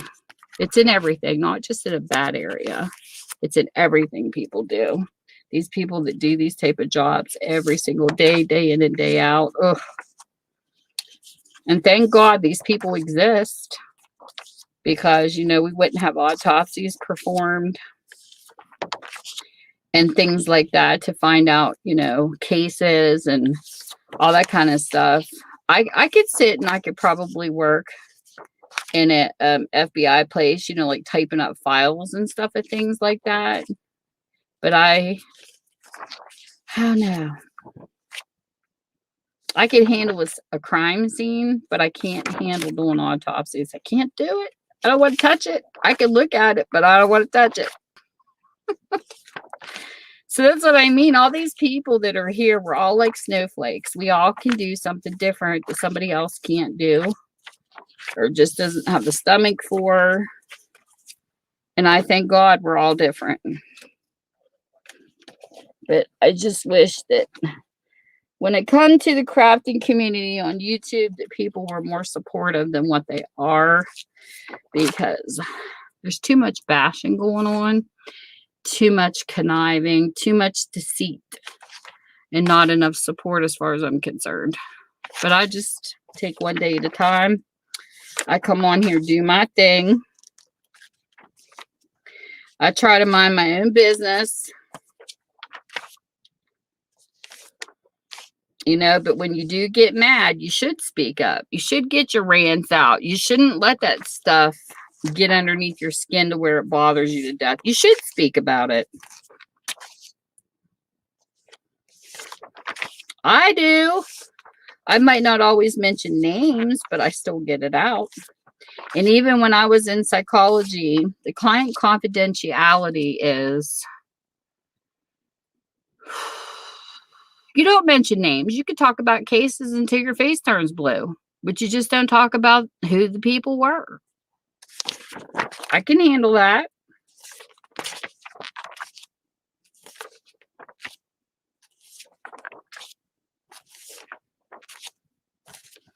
But I do know this, if a person does cancel an order from any sale on here, or, you know, they stick somebody, let it be between the seller and the buyer. The mods are the middleman, and it is none of their business to be going out telling people anything about a person canceling an order. That is not a mod's position. A mod's position is to just mod. It isn't about who gives money to the seller or not.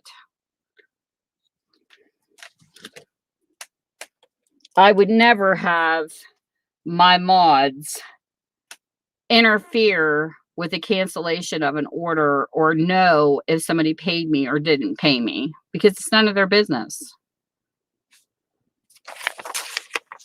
So to me, if a seller has a mod do their dirty work, that to me is not a good seller in the first place.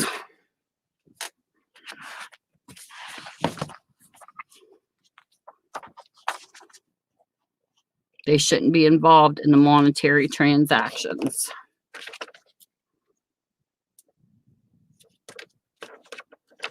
Exactly. I agree with that too, Sandy. If a person has a problem at one of my sales, and I have never had that problem, they come to me. They don't go to anybody else. And that's the way it should be.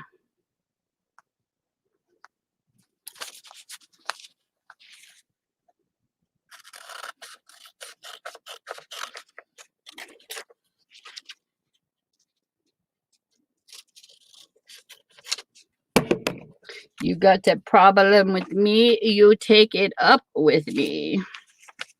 That's my philosophy. Heck, I was being attacked in my own chat for a troll one time. And I told my mods, let it go. Just let them say what they want. Apparently it's attention seeker. I mean, I don't care if my mods block people, but that night, I'm glad they did it, because that was the night I got swatted. And the police gathered information off my computer. I never did find out what happened to him, but I'm glad everything was left as is for that reason. And there was rumors that flew around about that too. Somebody, which I don't know who it was to this day, said that I brought that swatting on myself. Yeah, okay. I just sit here and hope and pray that 911 gets a call that my husband killed me planting bombs outside my house, and I have 6 SWAT team people on my front yard. Yeah, I bring that on myself because I just love that. Why not have the whole neighborhood see a SWAT team in your front yard? Aren't you just proud of that? Yeah. That was the rumor that went around about me on that one.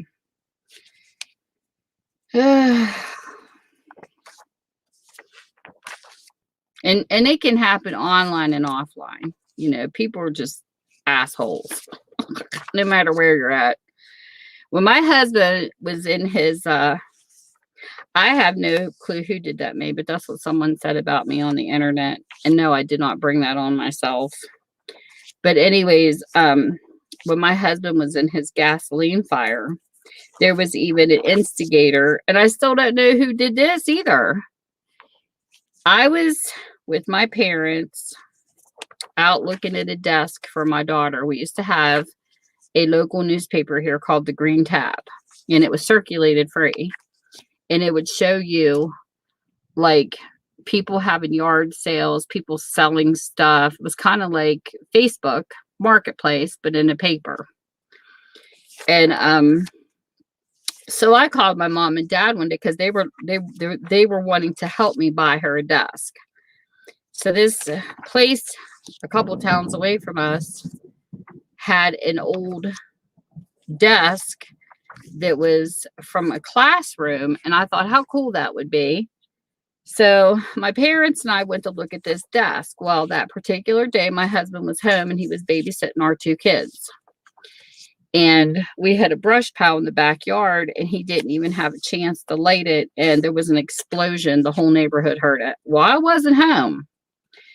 So I pull in the driveway, and there was like 10 kids running at my car and my parents, because they drove. I was with my parents. And they were saying, there's a fire. Of course, I'm looking around the neighborhood. I'm not seeing no fire. And then my neighbor come out and said, your husband was in a gasoline explosion. I about died. Excuse me. I had no clue what was going on, what I was going to see, what was happening. All I know is I started to go in panic mode because she told me an ambulance came and got him, what hospital he was going to. And I'm sitting here picking up clothes and putting it down. I'm thinking, team, what are you doing? You don't even know how bad he's burned, where he's burned, like he's going to be wearing clothes. So I told my mom, she's freaking out, standing beside. I said, Mom, just talk to me, because I had to drive 45-minute drive to get to the hospital. And I said, just keep me talking. I don't care if it's about the weather. Just keep my brain moving, because I don't want to think right now. I just want to do. That's how I know how I am in a panic situation, because this was my first time this ever happened. So she kept me talking all the hospital. I can't tell you what we were talking about. I don't remember. I just knew I had to get to the hospital. So rumors circulated. My husband was in ICU for 3 weeks. He had 3rd-degree burns down his arms. He had no eyebrows. His hair was singed. He had a 100% cotton t-shirt, wife beater t-shirt. That's what saved him. And you could still see the outline on his body where he wore that t-shirt, because that's where the fire was. And rumors even went around me about then. I have no clue who started them. I was in the house playing cards with my college friends that I went to college with. And I had been out of college for I don't know how long when this happened. And my husband's out there on fire, and I just left him stand there, and I refused to take him to the hospital. That was one rumor. Another rumor was I told people he couldn't be life flighted to Pittsburgh because I refused to drive in the city. Like, really? Do you honestly think, and if emergency personnel's there and he would have needed to be flown light flighted, they're going to listen to a freaking wife say, I'm not going to drive there, so you can't take him? Seriously? I mean, these people started the most vicious freaking rumors. It was absolutely ridiculous. I knew 2 people when I went to college, because I didn't go to college right out of high school. And we've never played cards. I mean, it was crazy, the shit that people just love to spread. It's crazy. And I'm like, I wasn't even home. I was with my parents when this happened. You guys make it sound like my husband's running around the yard on fire, and I'm just ignoring him. I mean, please. People are crazy. So, what's online after dealing with that shit offline? I mean, seriously. But he came out of it. And he didn't have to be life flighted. And the only reason why he didn't have to be life flighted, because he used to be a firefighter, a volunteer fireman. And the surgeon said the reason why he wasn't life flighted when we got to the hospital was because he didn't breathe it in. He had a pink tint on his throat. That was it. He said if he would have breathed it in, they would have had to life flight him. So that was the reason why.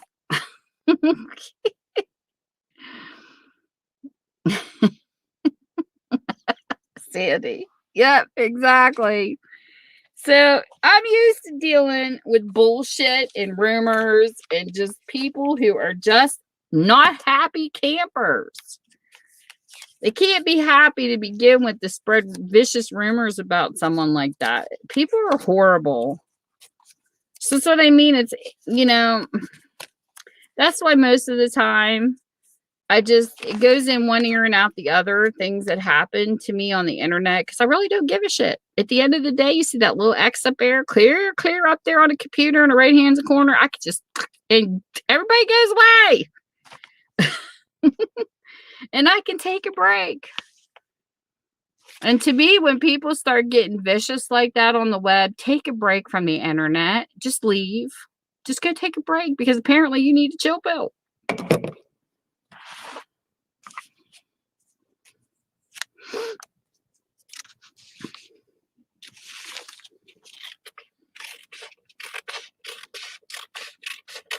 And I know the internet can take a lot out of you. I've taken breaks from it. Oh, I know, but there's nothing I haven't seen pretty much dealt with. Nothing shocks me. It just doesn't. It's really funny. When you see somebody doing a rant on Facebook, that's comical. I get the kick out of Facebook rants. These people coming on and they're like, this person did, and it's like, oh my gosh, they're bashing their family members and blah, blah, blah, blah, blah. And it's like, take a break from Facebook. Apparently you're too much of a gamer and you need a break. But there's difference between, ranting with somebody that's non-family. Like the rants I'm talking about, it's not web-based. It's not friendships through the web. It's like, I'm pissed off at my sister because she did. Well, then take it off the damn web and talk to your sister. Go yell at her. Call her on the phone. You know what I mean? That's the kind of rants I'm talking about. People they know offline that they have to bring it to the web. Those people crack me the hell up. But it's different if it's a web issue and the only way that you can get it out is on the web. That's totally different. I see these bashings all the time of people that are family and they bring it to the internet. Oh my gosh, that's hysterical. I'm like, haven't you ever heard of picking up the phone, telling them off and hanging up on them or something? I would rather do that than bring it to Facebook.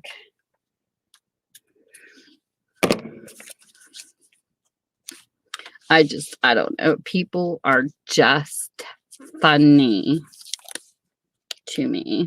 We're all comedians. But I do believe to never let stuff fester. If you do have a problem, you should rant. You should get it out there. But like I said, people still are friends with people who have stuck at me for orders and did what they did. And it's not going to stop me from going to their sales. Just because you might have a mod that did me wrong or something, that's not my relationship with you. That's the relationship between me and your mod. Because I don't tell them to pick sides. If a person says, why don't you like somebody? I'll tell you. I don't have a problem with that. I'll say, hey, that person stuck me with an order and I'm just not going to sell to him again. But that doesn't mean I'm not going to come to your channel and visit you. I don't take out on a person what another person does. And one of the things I can say, that was one thing that I learned from one of my, hey, Liz, that's one thing that I learned about one of my husband's aunts.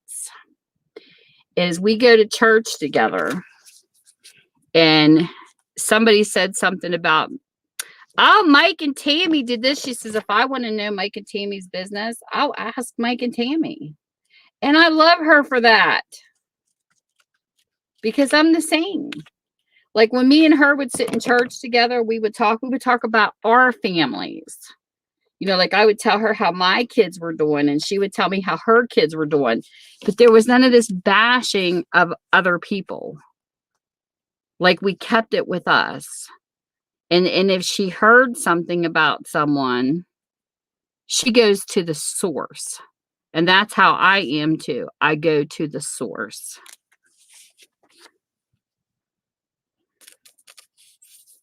And that's a good lesson because you ever see, and I will use this is the perfect example.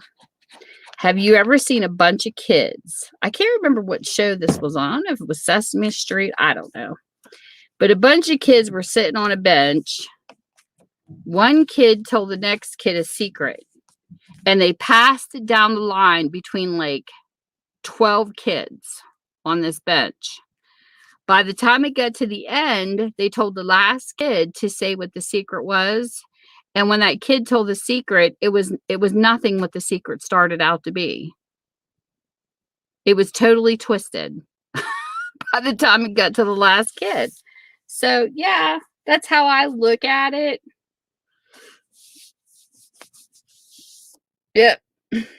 Exactly. Me too, May. I'm that way too. Because by the time the secret gets to the end, it's totally wrong. And you're like, what the heck? That's not what the secret was.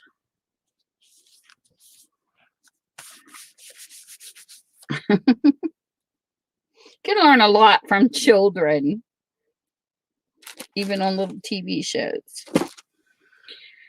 Oh, I need more magazines. I was hoping I would have this finished tonight, but I'm coming to a point where I can't find my dyed papers again. Ooh, but I do have some of this. Ooh, I forgot about this. See, this is what I like about unpacking my crafting stuff. Because I feel like it's Christmas all over again. I'm finding new stuff.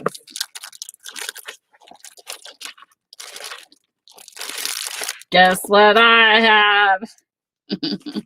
I have some Amy paper. Woohoo!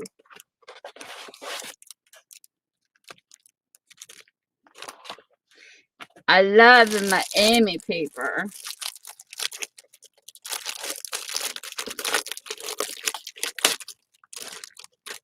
So we're going to have to add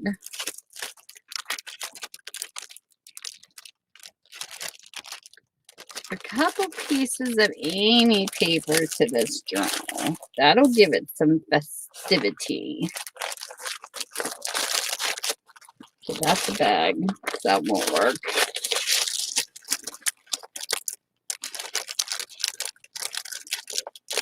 You know what's even funnier is when my hubby... Have you ever had riddled phone to text? Verbal to word text? That's hysterical. My husband will send me some messages like, what the hell are you talking about? Because he hates to type. And thank you. She does a great job with her writ dies. He does these verbal textings to me. I have no clue what he's talking about. His verbal texts are so funny. It's like a couple words that you recognize and then gibberish. I told my husband, I said, would you please quit talking to me in riddles? I have no clue what you're talking about. You think, texting is hysterical with all the typos we make. Talking to text is just, it's funny. It's a whole new language. He talks in riddles to me all the time, and I tell him, Mike, I can't figure out what your riddles mean. I have no clue what you're saying. And that's even funnier.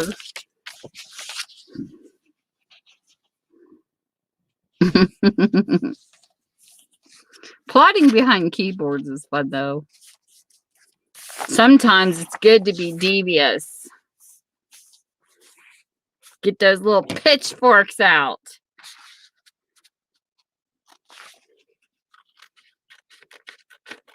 I have a granny paddle, though. Maybe my granny paddle needs some pitchforks on it.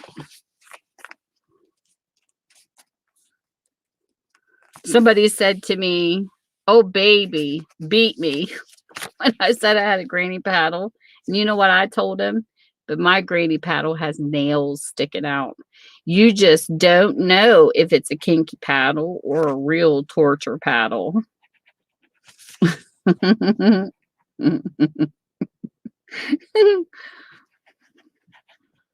I saved the nails for the bad ones. I know my friend on Yahoo used to laugh at me all the time because we would have like a idiot come up in chat and they would be like threatening the women in the chat room being stupid. And my friend would be he would like try to run booters to keep the bad people out of the room. He's like, he would instant message me. This is like plotting behind the scenes for me, May. He'd say, I want to boot this person so bad to get him out of our chat room. I said, let me have the microphone and I will chase him out with my big mouth. You don't need to use a booter with my mouth. And by the time I was done, they would usually run from the room and have me blocked. So I never needed a boot program. Oh my goodness. He was like, how in the heck did you do that? I said, because I'm mean. I'm vicious with people who are assholes on here. And they know it. That's why they used to try to boot me all the time.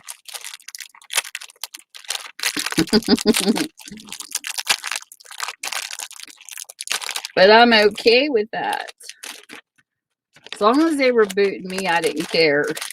When they booted my friends, that was a different story. I didn't like when other people got booted, but when they did it to me, I didn't care.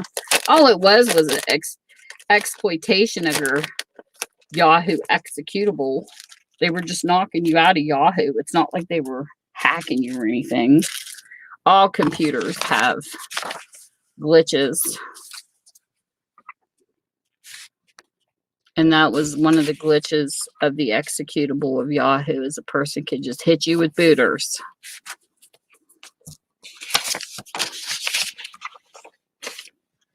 But I would try to talk him out of the room before I would tell him to go for it. Kick him out. Too bad we can't do that on Yahoo. I mean, not Yahoo, but YouTube. Somebody comes into your live sale or a troll comes in, starts being bad. I want to have a kick. Like I've always wanted, even when I was like MSN kind of did it. If you had your sounds on your computer and you kicked somebody out of your room, you would hear like a kerplunk sound. And everybody knew when you did it, because if they were on the microphone, like I would have the mic locked down playing a song, and a booter would come up and I would hit, kick him out, and you would hear kerplunk, kerplunk. It sounded just like kerplunk. And I wanted one that sounded like a flushing toilet. I said, you know how cool that would be if you're on YouTube and you're talking like I am, and somebody come in here starting and I sat and blocked them and I could get rid of them myself and hear a toilet flushing. It'd be like, bye-bye, you little turd. I would so love that feature on YouTube.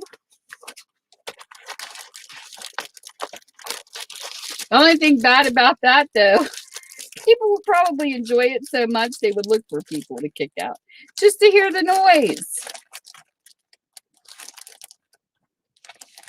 But that would be funny. I used to have a cookie cleaner that flushed. I would look for funny ways.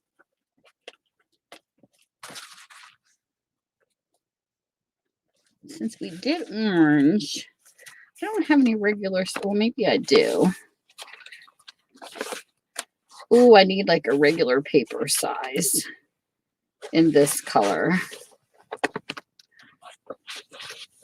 Ooh, yes. Look how pretty that is. That's a cardstock. That's awesome.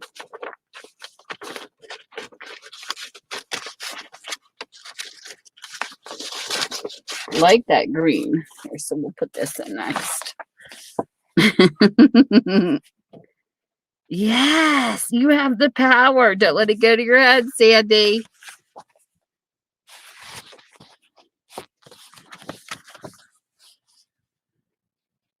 She'll start kicking people just to see if they do anything. Hey, Daddy.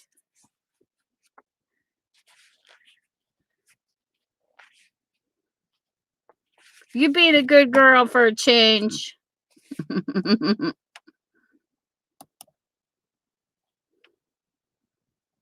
Yeah, me too.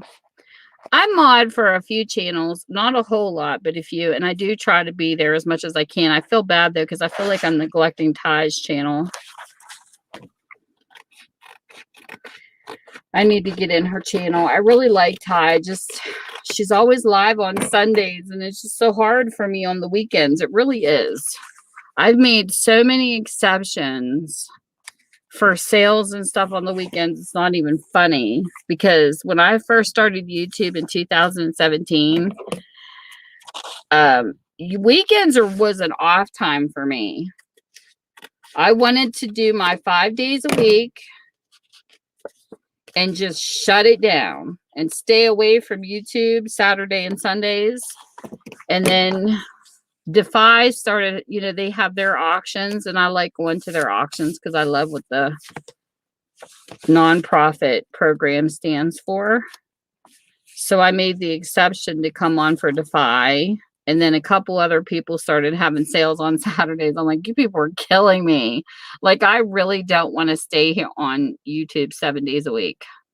I think having a break from YouTube is nice too. But it makes it hard when people have stuff on the weekend. So college, did I live up to your expectations? Did I spill you some tea? You're exposed. You're exposed.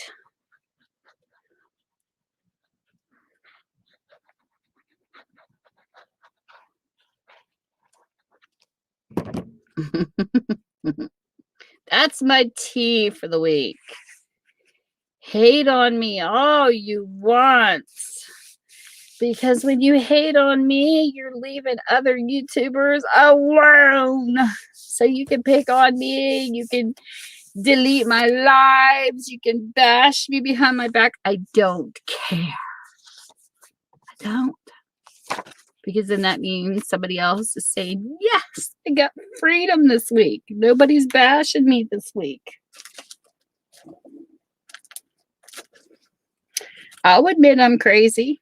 My mother even tells me I'm crazy. I like being crazy. It's healthy. Okay, let's see here.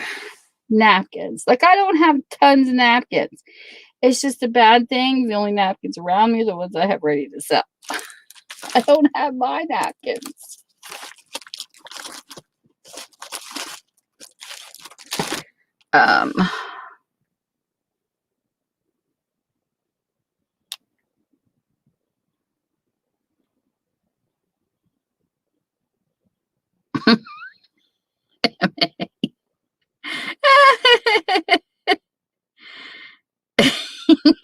Sandy. You can bash me all you want. I know. I'm trying to finish it, Sandy. I really am. I'm trying. I want to get it finished. I know everybody's sick of seeing it. How about, oh, where's Mel at? I got some turtles. Looky here. I got a turtle napkin. I'm going to put a turtle in the corner of this page. Mel likes her turtles. I like turtles too. Hey, I'm lining up. I used to sell the second Tuesday every month. And then I kept running out of stuff to sell. I don't know how people do it either, May. These people that sell 2 times a week and all, I can't do it. I just can't. It was getting to be too much. So I decided that if estate sales happen here, which they rarely do, and once I have a table I bought, and this is how I'm going to base my sales. That table is going to be sale items only. So that way I have no clutter. I bought a table. And what I'm going to do is when that table is filled, then I will be able to have a sale. And I did hit an estate from a quilter, which I mentioned this several times.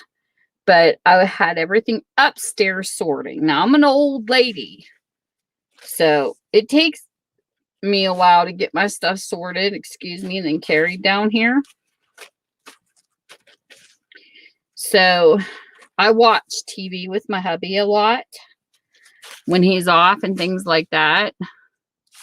So what I decided to do, I even have a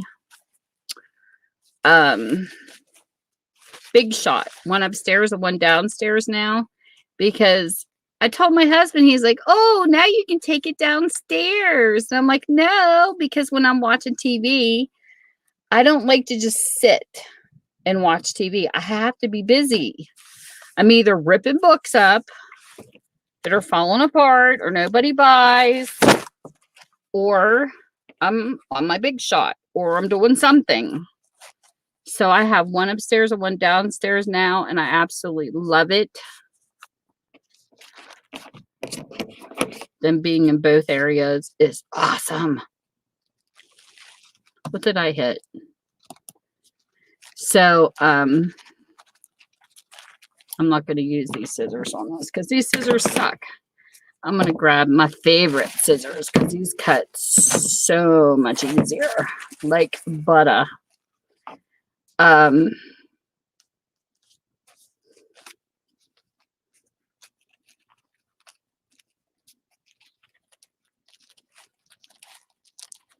love my We Are Memory Keeper scissors. This was Marianne.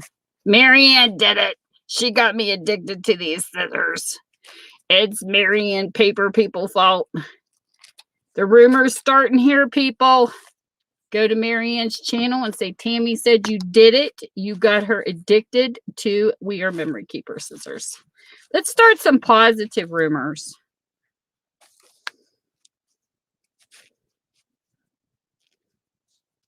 That's what I want to do.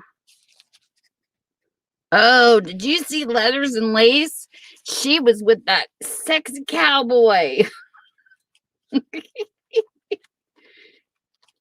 Checking out his spurs. Who can we start rumors about that are funny?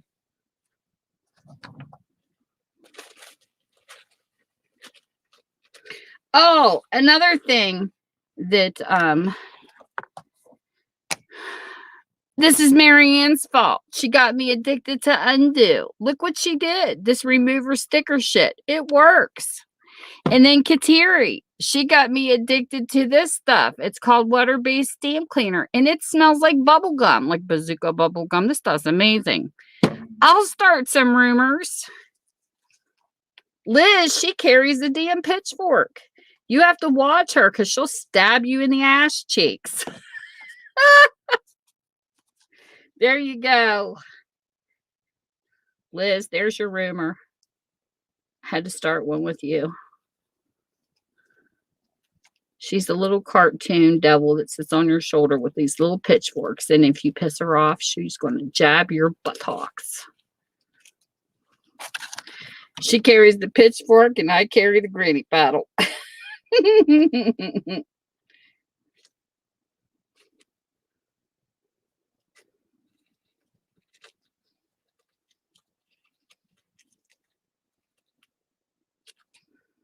Okay. That's garbage. You know, it's amazing when you Google stuff that's recyclable and isn't recyclable. I'm like in shock. Like, I didn't know tissue paper wasn't recyclable, but it isn't. We're going to make this a little bit more jaggedy looking.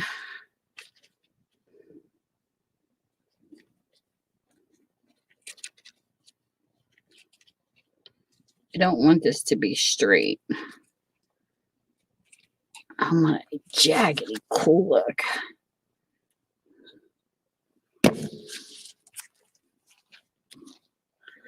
I never heard of Undo until Marianne had it at her sale, and I thought, oh my goodness, this stuff would have been amazing when I opened my bookstore. Do you know how many stickers, literally them damn price stickers, people stick on books to deface the books? It's absolutely ridiculous.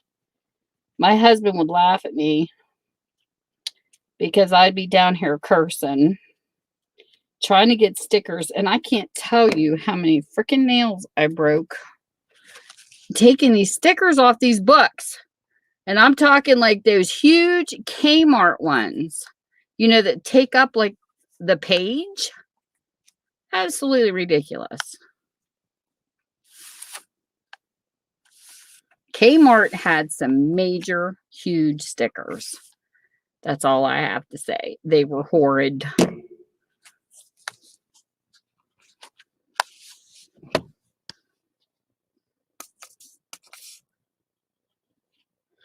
I'm going to start here. And we're going to roll it.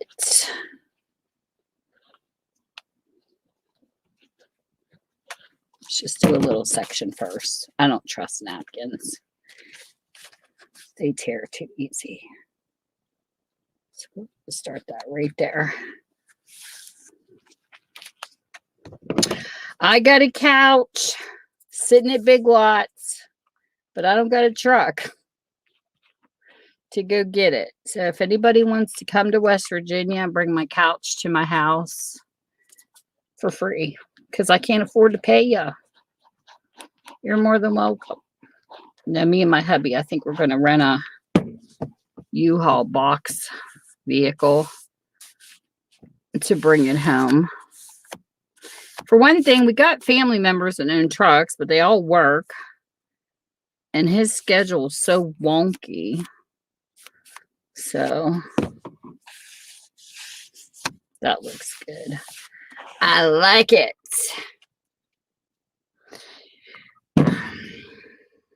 I'm almost done, Sandy. It's not the same. I still have. You'll let this dry so it don't stick, because one thing about these, they leak through. I still got 1, 2, 3, 4, 5, 6, 7. I still got too many pages to do. 8, 9, 10. We're getting there. We are getting there, Sandy. I think that's it, isn't it? 10 pages left. No, I got to finish this one.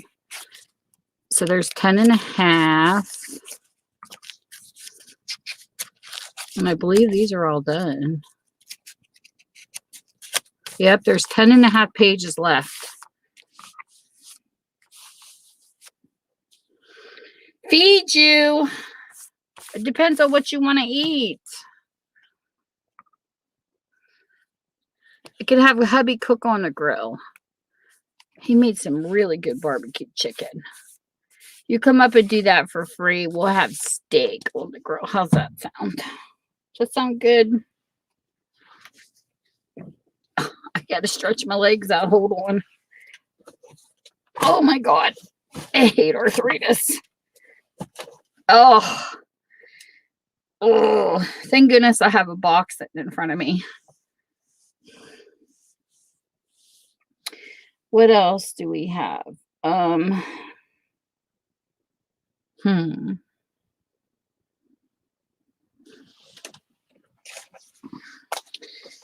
Since there's 10 and a half, surely I can find something.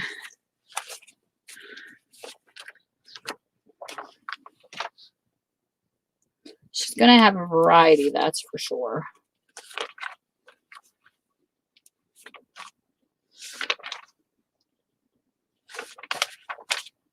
I don't even think I have notebook paper down here.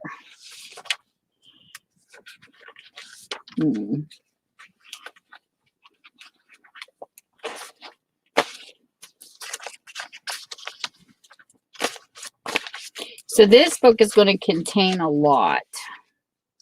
It's got magazine pages. It's got napkins. It's got,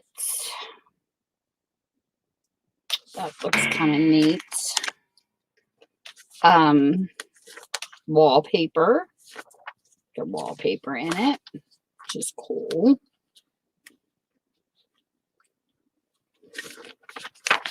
That might be nice on a half a page. Let me see. These little birds are cute too. Let's see what we can figure out here.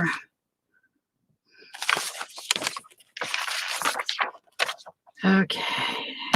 I'm going to set a folder. A little piece of folder to that page because that page is going to dry.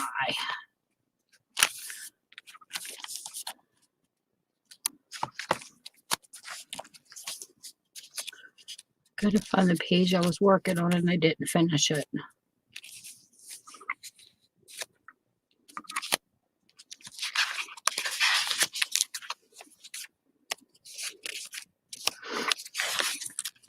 There it is. Okay.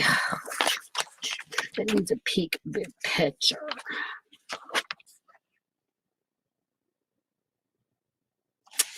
I don't know if I can make this one work, but I'm going to try.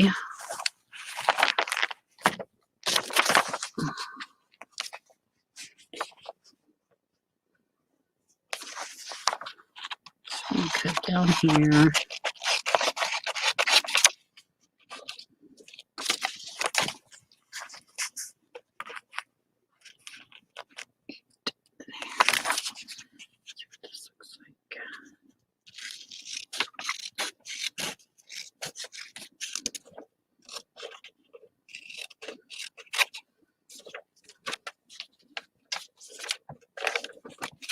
Hey, Beth. There's my Reba. How have you been, Miss Bethy? I kept looking for your sales. You were going on too early. I tried to buy from one of your sales. Bethy's a good customer. She had to put up with my order walking with Elvis. That was funny. She's like, it's stuck in with Elvis.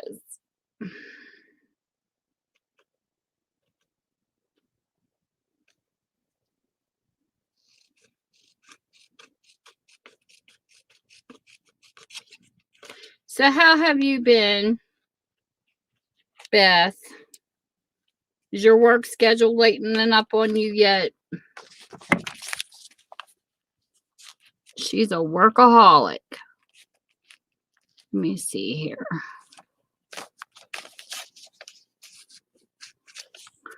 I think I can. I don't know if I can get away with. No, I didn't think so. It's supposed to be a little longer this way.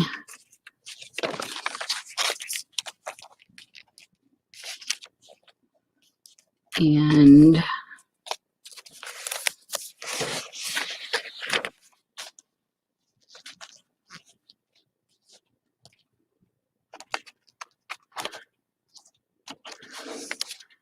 down this way.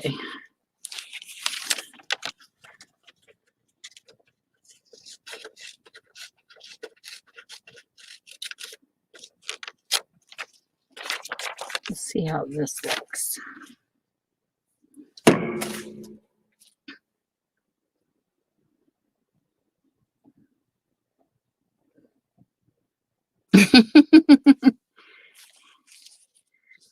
Work still keeping you busy, Beth? That looks cute like that. And that way it looks like the birds are peeking. All I gotta do is straighten this up a little bit.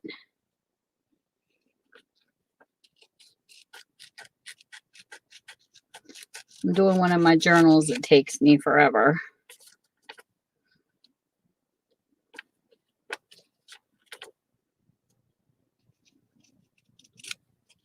I heard my doggy up there pacing earlier because she knows I'm down here and we had that thunder, but it sounds like the storm's past us again. Thank goodness. I'm trying to get it done, Sandy. I'm working on it.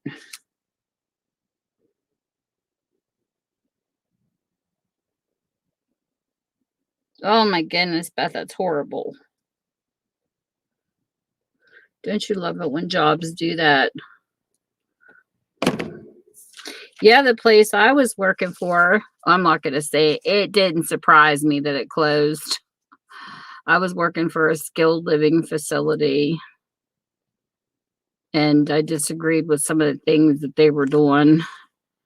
And I ended up putting my resignation in, and I'm glad I did. And they ended up closing after I left, which didn't surprise me. I didn't know they closed. I met a guy on the Facebook Marketplace that had a bunch of Depends that they wanted to donate, and I told him I was going to call out there to see if they needed them, and the wife told me, oh, we closed in December, and I'm like, oh, I did not know you were closed. But it didn't surprise me. I just don't understand some of the state laws and rules about stuff. I don't. And it's not to bash the workplace, don't get me wrong. It's just I think some of the state rules are terrible in some places on the care of elderly.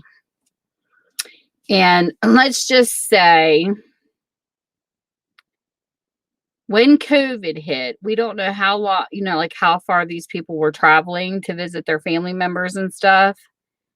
I don't know where their families were located. I didn't know that part of the business, but these people were running out of freaking shampoo. Okay. And soaps and stuff. So one of the ladies that had been, a patient there for a long time told me, because the way it had its own story. This living facility I worked for, it was an amazing story how it got its start. And the original owners, how like when you go into a hospital, I mean, I don't know if you get charged for all that in the hospital room with the little soaps and everything, but she used to give one of those bathing things, and she would have it filled up with shampoos and soaps and toothpaste and that kind of stuff for new residents coming in, which I think they should do this. And the family participation, I get it, but when COVID hit and people couldn't come, hey, Bevy, these patients were running out of supplies. So as a worker, I took it upon myself. You could look at as conflict of interest or whatever. I don't know. But I would go into Walmart and they would have the Aveeno, like body washes and things like that, and shampoo, and they would have 2 for so much. I would pick them up and take them into the residence. Like it would sit in the main bathroom. And I got in trouble for it. My boss was like, well, and when you read their rights, when you go into the place, they're not responsible for that. The families are responsible to bring in the shampoos and stuff. The only thing they're responsible were for food. Like they had all these rules and detail. And I'm like, but do you not understand that they're using shampoo to bathe these people because they're out of soap? So what's the big deal if one of us workers want to bring in soap? It's not like we had a whole, 100 and something patients. We only had 11 at the time. And it was like, and I got in trouble for bringing it in. They said, well, just don't do it because we want the family to participate. Well, I think that's an asshole. I'm sorry. But if my granny was in a place like this and she ran out of soap or shampoo and I didn't see the facility giving her that, I would think there's something wrong with the facility. That's my personal opinion. So we kind of had it out in emails, me and the owner. It's the husband that was the asshole, not the wife. And I was like, I just don't see it. I can't see leaving people go without soap and shampoo. I said, and I did make the comment, how would you like your ass to sit in a freaking Depends for 24 hours in one day and stink and not be able to be washed? And he didn't like my comment back because that's exactly what I said in the email. And yes, I did cuss. So he proceeds to call me on my phone because he didn't like my comment. And he was like, well, this is the rules and we want the family. I said, it has nothing to do with family participation. We don't know how far they're traveling with COVID. So why can't you just let us buy them some soap? It's not like this is going to last forever. And he didn't like my comment. And I told him I can't work in a place, I'm sorry, that wouldn't take care of my elderly family members, let alone strangers, in a decent way. So I turned in my resignation. I'm not working for a place like that. If I can't come in here and bring shampoo to clean off somebody's dirty ass, I'm not working for you. And he didn't like it. So it was what it was. That's why I left. Because I just think it's wrong. Because to me, that's basic. That to me is a basic thing, because you should have a roof over your head, you should have food in your belly, and you should be clean.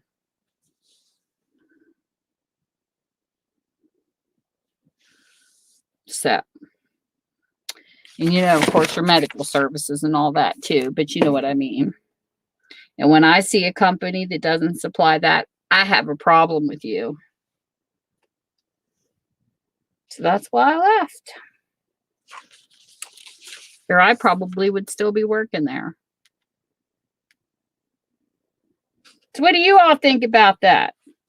You think it's fair for them to let people be stinky? I don't.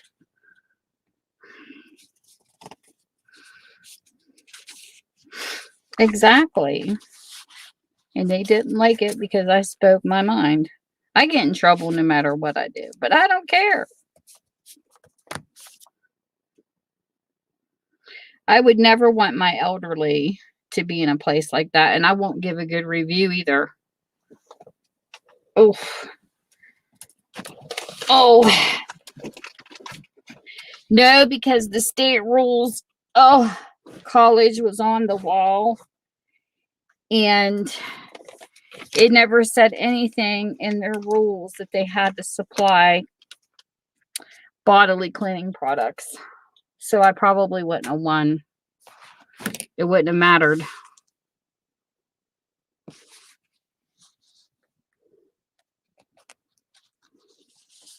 And they were getting in trouble by state anyways.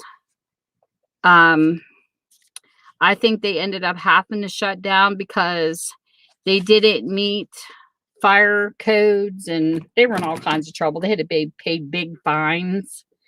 So I think the state ended up getting them anyways.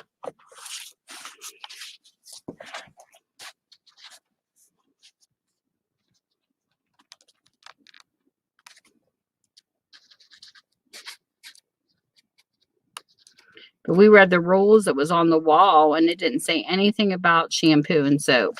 But seriously, we had a lady there who I felt so bad for her, because, you know, she could walk around and stuff on her own, but people were like, oh my God, her butt stinks.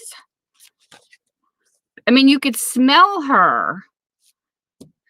And my personal philosophy was, with her particularly, because she was up and down and stuff, and of course, you know, it's a skilled facility. It wasn't a nursing home. In a skilled facility, you are supposed to be capable of wiping yourself when you go to the bathroom and such. I honestly don't think she was doing a good enough job. This is just my personal opinion of her. Loved her dearly. It's not talking about my elderlies. It's just the fact. She did stink. So what I started doing was, every time she would go to the bathroom to help this problem, I would double check to make sure she was wiped, and I would take a washcloth in, and I personally would clean her in between toilet time. And it cut the stench down a whole bunch because it depends, makes you sweat. She was in one of those pull-up things, and I think that on top of her not properly wiping herself is what caused the smell in the first place. So a couple of the girls saw me do it, so they decided to do it too. And she smelled so much better because, you know, you don't want their family members coming to visit them and hugging granny and saying, "Oh, you stink." I wouldn't want my grandkids to hug me and have a smell. So, yeah. I snuck stuff in anyways.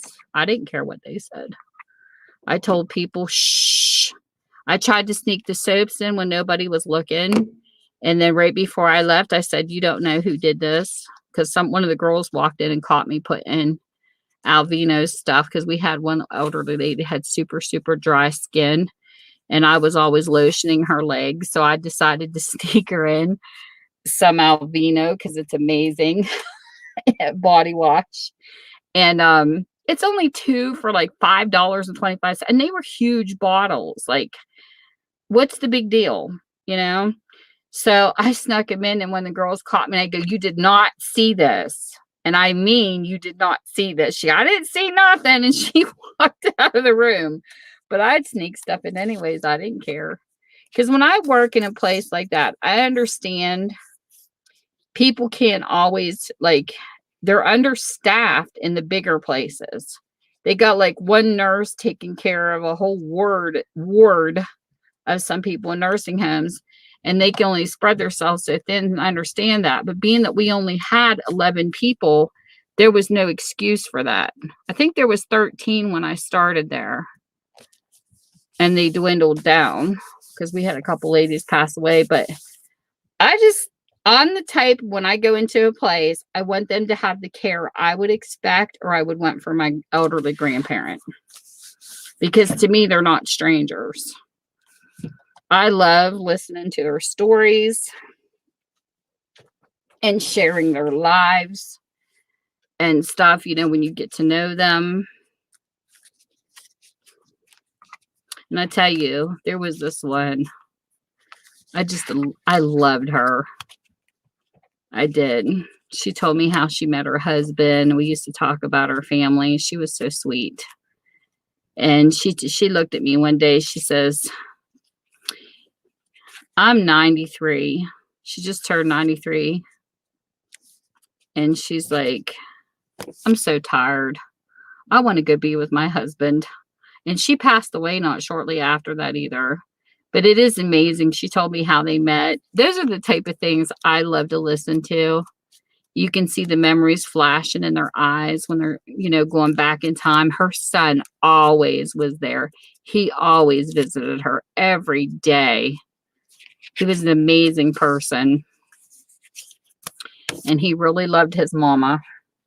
And then you would have a lady who was in there. She was lucky to see her son twice a year, which was ridiculous. And, you know, when she passed away, it was so sad. She told me, "I'm so sorry." And she was so thankful. Like, every time we took her and we would help her get on the pot and stuff, she was like, "You girls are so amazing." She said, "You just wait on us and you do all." She was just so appreciative. She killed me. I told her, "That's our job, honey." She says, "But you girls are just something." She said, "I don't know what I would do without you." I just loved her. She was such a sweetheart. But she didn't pass away when I was on shift. But man, I really missed her. She was one of my favorite people there. I remember her son would bring her in cookies, and you would see crumbs all through her bed. And I'd be like, "Was you a naughty girl eating cookies in your bed today?" And she'd say, "No." And I'm like, "Come on now, what are these crumbs?" She would just get this twinkle in her eye and start laughing. I loved her. Like, she was just so sweet. And they do become like your family because you're in there with them every day, you know. She used to crack me up. always had cookie crumbs. I said, you must have a sweet tooth.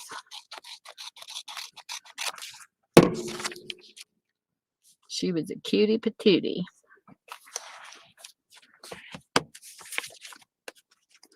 She was, she was.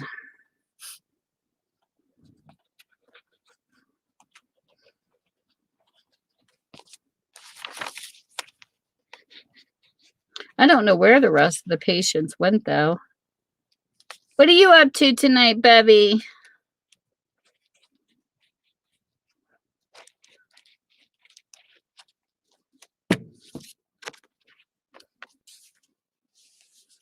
You being a good girl, Bevy.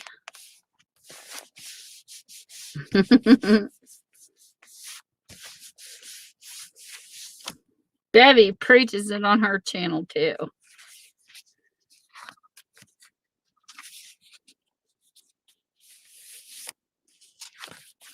The whole page.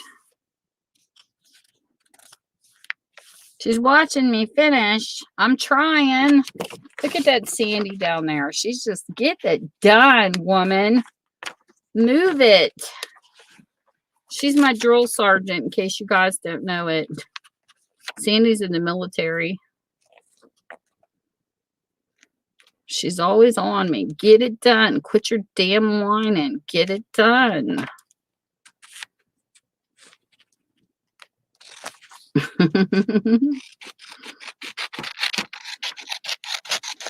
I love National Geographics are freaking awesome. They have the best photos. Seriously, people. I don't know if I want that pokey thing in there. Move it over a little bit. Sandy, if I dropped and gave you 50, I'd end up in the ER.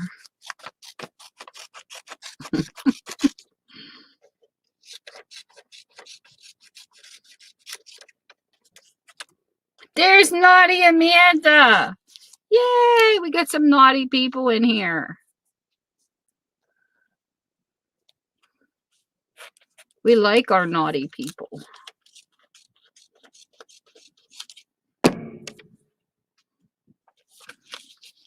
That's that Naughty Amanda. Her little boy's so cute. I love it when people share their cute little family pictures on Facebook.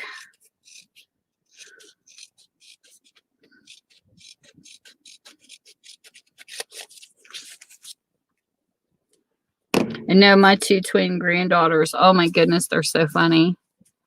They keep you hopping. You can't sit down for 5 minutes with them girls around. They're like, Nana, I want a popsicle. Nana, I gotta go pee. Nana, hold my hand. Nana, Nana, Nana, Nana.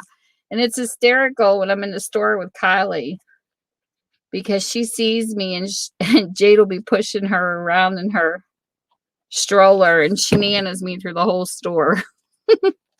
She has the store people laughing because she's like, Nana, Nana, we're over here. Nana. She cracks me up. And I'm like, I see you, Kylie.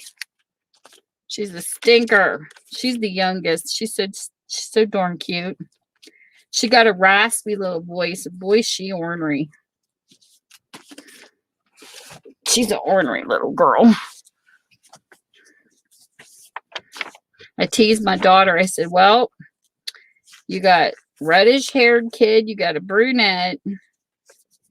You got a blonde kid. What's up with that? We laugh because her husband's like a blonde with some reddish hair. And he says, yep. He says, I got all the hair colors in my kids. Kylie's so cute, though. Oh, my goodness. She's a blonde haired with blue eyes. I tell my son-in-law the time, I mean, you are going to have your hands full when these girls get older. He says, yep. He says, I looked at the windows in the back of the house to see if anybody could climb into them, and I have a shotgun. He cracks me up. He's going to be hysterical when they go to date.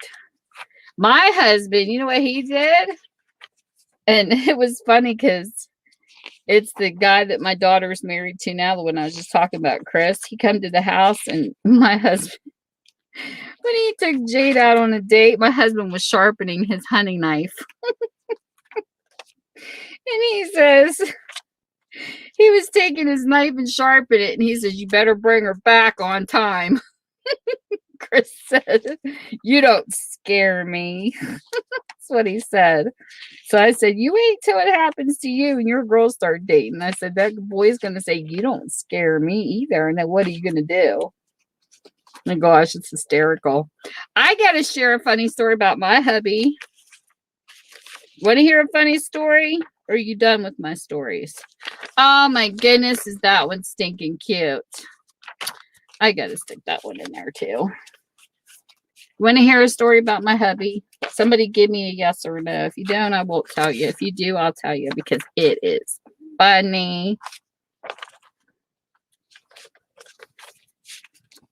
He hates when I share this story too because it's comical. Nobody wants to hear a story. You want to hear a story? Okay, man, I'll tell you a story about my naughty hubby.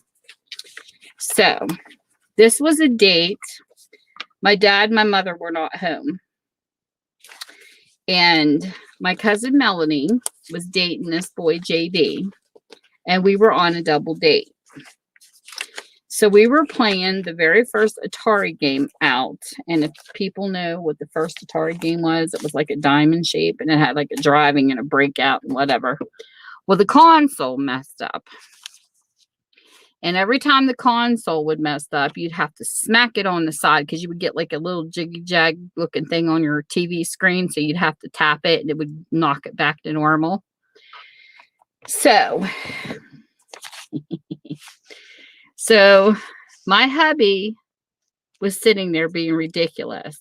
My husband used to get jealous over stupid things when we dated. Oh gosh, he was hysterical.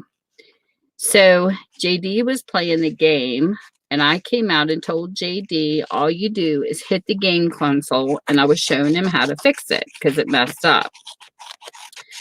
So my husband looks at me and he says, JD, do this and JD, do that. He was such an a-hole. And I'm like, really? I said, the game messed up and I'm just trying to help the guy and you're really going to be jealous over me helping him tap a game console. So he was starting to fight with me and argue with me. So I left the room. Well, you would go from the living room to the dining room into the kitchen. Then there was the bathroom to the right. And then there was my mom and dad's room. And they had a curtain up in front of their doorway. So the lamp was on in our bedroom. I just sat on the edge of the bed. That's all I did was I went in there and sat down. And I'm like, I'm not going to listen to him gripe. So my cousin Mel comes in and she says, what's going on? I said, he's jealous because I was helping JD fix this game. I said, he's being ridiculous. So I'm just going to sit in here for a few minutes, cool off. Okay. So Mel says, I'll be right back. I got to go pee. Hey, TPG. So she goes into the bathroom, which is right next to us. And I thought she was coming in here. It was Mike come in. So he comes in, he's telling me, but I'm sorry for acting like a jerk. And I'm like, really? There's no sense of being jealous. He's with my cousin. He's her date. Why would you be jealous over that? So we're in there talking. My dad comes home. So when he comes in, the garage is under the house. So he has to come up the basement steps. Well, the basement steps are right across from the bathroom. So what would you think if you just come home, walk up the steps, and you happen to hear somebody talking in your bedroom, and you walk in and you see your daughter with her boyfriend sitting on the end of your bed, talking, fully dressed and talking? My dad flipped his lid because I was in his bedroom and it wasn't planned. It was just the way that it turned out. And it was a matter of like 2 minutes that my husband had come in there. It wasn't very long. And Mel was coming right back because she just didn't want us fighting. She wanted us to make up. So my dad sees this boy sitting on the edge of his bed, and this was absolutely hysterical. He whips his belt off, chases my husband down the basement steps. What What are you doing in my bedroom, my daughter? I'm gonna beat your ass. I'm sorry, but I got to laughing so hard. I was in tears rolling because first off, nothing was going on. Second of all, the look on my husband's face when my dad pulled his belt off was freaking priceless. He was scared to death of my dad. And I told him if you wouldn't have started the fight to begin with, this would have never happened over a game console. So oh my God, it was hysterical. My husband was scared to death when we were in high school. He broke up with me the next day at school because my dad had his belt off chasing him down the steps. He says, I go, you're really going to break up with me over this, really? Because after my dad calmed down and Melanie told him and I told him what happened, he felt bad for what he did. He's like, but it's my daughter. It's the baby. You can't be sitting on the bed with my baby. It was hysterical. I wish I had it recorded as a video. You people would have enjoyed it because it was funny. And my husband got mad at me because I was laughing. He was so mad at me. He says, I can't believe that you sat there and you laughed. And I said, but it was priceless. It was priceless. And then years later, after me and my husband got married, years later, he come down and he was helping my husband dig out a ditch that something happened in our old house. And we had a water issue. And my dad and him were digging ditches out. And my husband goes, yeah, I remember the days when you chased me down the stairs with a belt. And my dad started laughing. He started laughing at Michael bringing that up. It was so funny.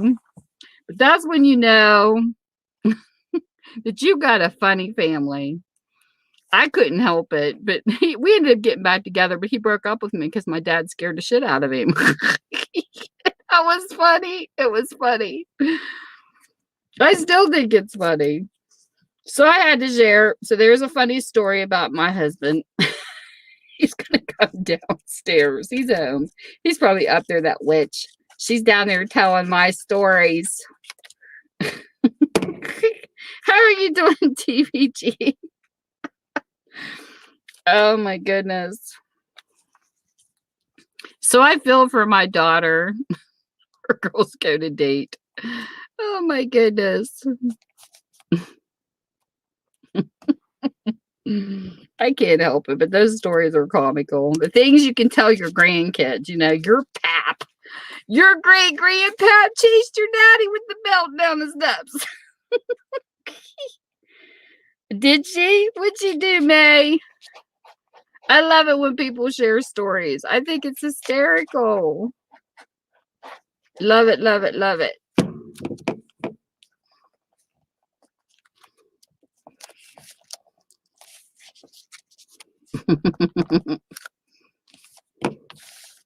I think it's funny.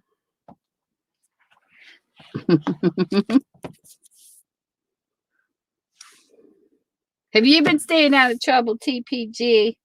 You've been being a good boy.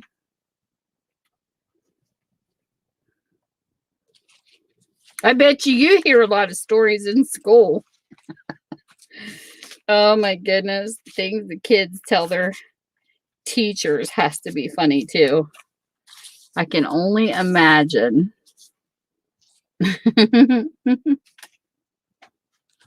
Alrighty, Amanda.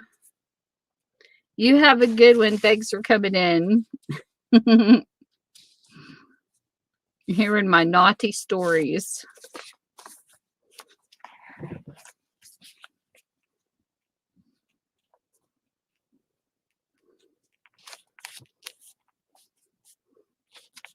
My naughty stories. Okay. Might have to start with a different piece of paper for this one. Good night, naughty Amanda. You have a good one.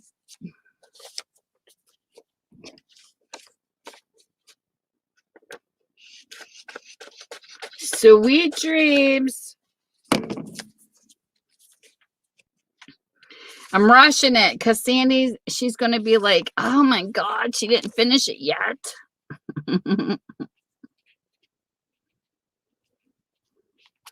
And then it'll be like those people with that Pepe Le Pew 1 week later. And I'm still not finished.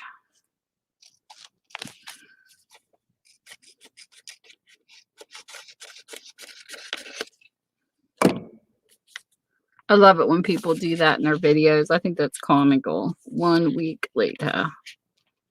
Waiting for something to dry, or I think I saw it in a makeup video. Well, I'm sorry, Sandy. I'm moving as fast as I can. And I keep running out of pictures because I had too many pages in this one. But I'm trying.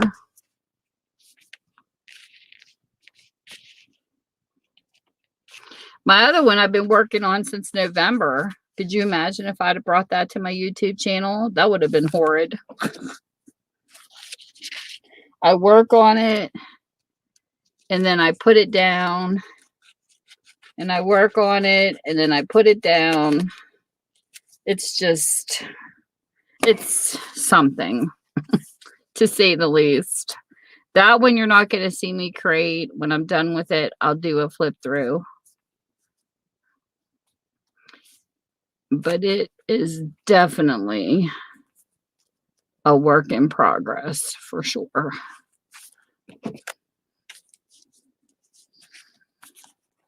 This one here needs cut like this.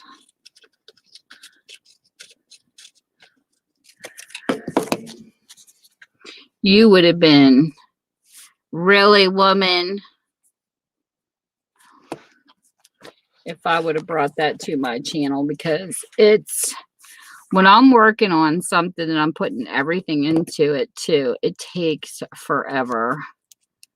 And that's why this one's taken so long too. The other one's not going to be an altered one though. It's a signatured one.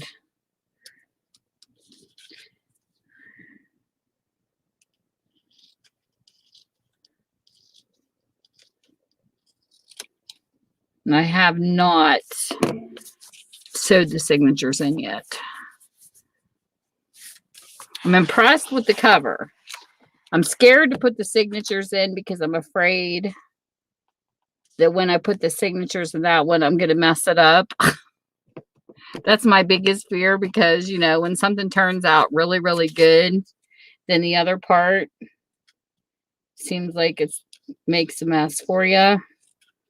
Because I'm doing something different with the signatures this time. So I'm hoping that what I'm doing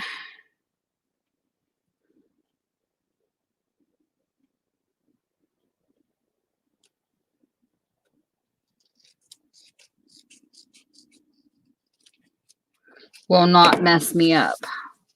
Because it's the first time I'm making this specific type of journal. So I'm nervous. But I'll work on it and I get frustrated and I'm like, okay, I can't do no more. Because when I start working on this sucker, I work all night. Like, that's the tough thing about a journal for me, is sometimes when there's a lot of work that goes into it, I want to start on it, but I don't want to finish it till it's complete. And it's impossible to do that when you're doing a bunch of things with a journal.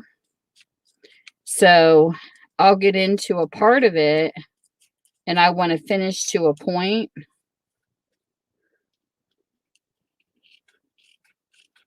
So I work on it like all night long until the birds are chirping. And then I'm like, okay, I can't do no more. Then I'll put it aside and I got to come back and do something else. But I was actually waiting on something to come in the mail because I want to do something else I've never done before. So I got one more part that I want to add to it. I keep thinking of things, like at night before I go to bed. Okay, I'll say that, you know, this will be cute if this was added. This would be cute if this was added. So I got one more thing I want to try and see how it turns out that I haven't done before. But I do believe if the signature's so in right, this will be like the best journal I've ever made that I've ever done, because it's going to have a lot of things that I have not done in it. I'm experimenting.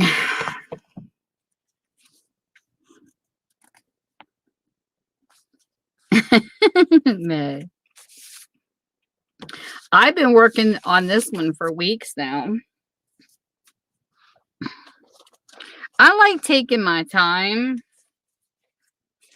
I don't like fast ones. I've noticed like there's some people, they'll get like a pattern on here and they'll lay out like 12 journals and they do them all exactly the same, especially digitals.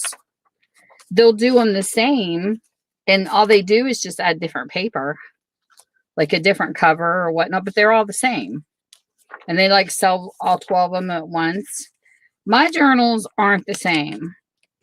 I would say the only ones that were common were these ones, but like all my signatures and everything, they don't look the same. They're all different.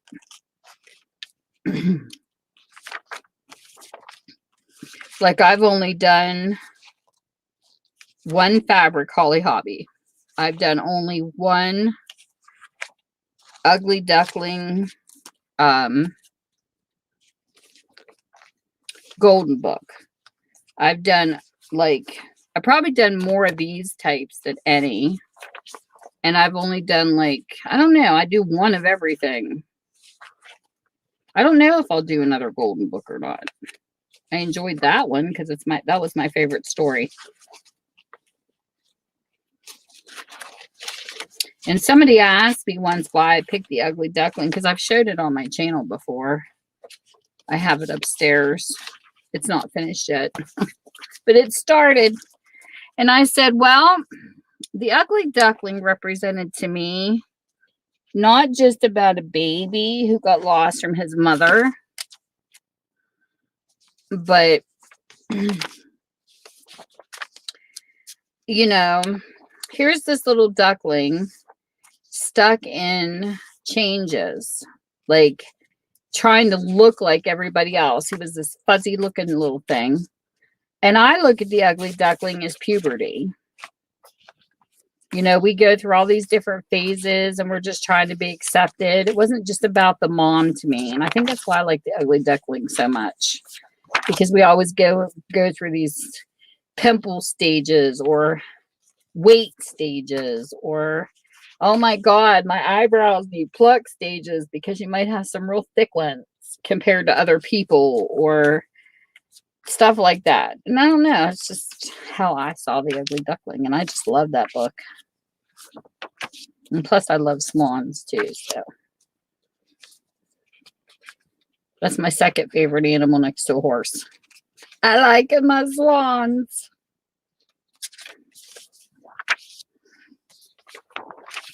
Hey, baby girl. Yes, these magazines. I love National Geographics because every time I pull them out, I find something different, you know? Like, the only thing I think I didn't find a lot of was when I was doing a glue book with my grandkids. It was hard to find, like, the domestic kitty cat. You could find tigers and lions and all that kind of stuff, but the domestic kitty cat was hard. That's cool.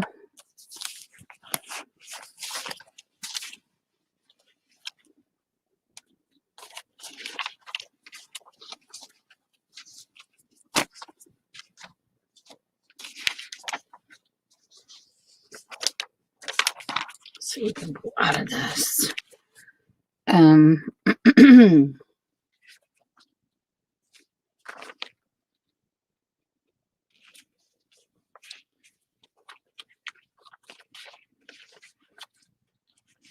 I don't think National Geographic people like kitty cats.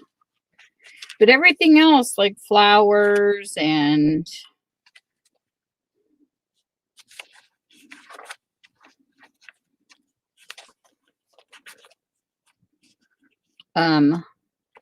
like Under the Sea, creatures and things like that.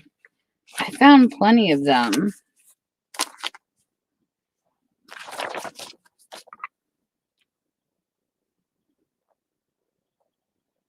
Kind of like this because of the color.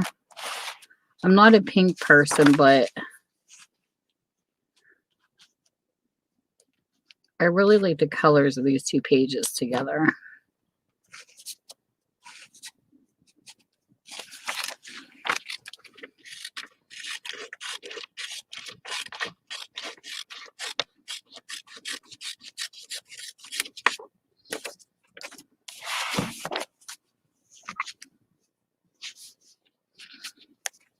But I love photography. I need to get out with my camera. I keep telling myself I'll do it every year, and I have not done it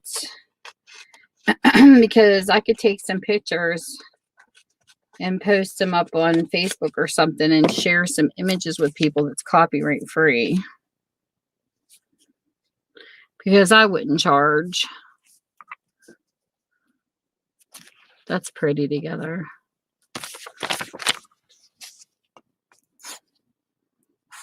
But, you know, just to help the crafted community out a little bit, I'd be like, picture, picture, picture, and people can use them as backgrounds or whatever, because there's all kinds of stuff out there. You would be surprised.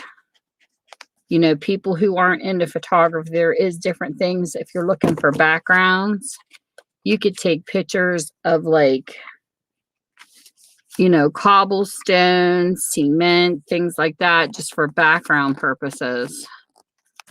Like, there's one I found on Pixabay. That's a nice place to get free copyrighted, free images. And somebody took just a cute necklace. I think I have it in my Holly Hobby book. And they laid it down on a board and they took a picture of it. Oh my goodness, it was so stinking cute the way they laid that little necklace out on that board. So I think photography is a good way to get some cool stuff. Sandy, you're not allowed to leave until this journal's done. You're grounded to my live stream. Drill sergeant. If you're going to push me to finish, you have to stay till it's done. I'm going to have to come at her like she does me. How many pages am I down to now?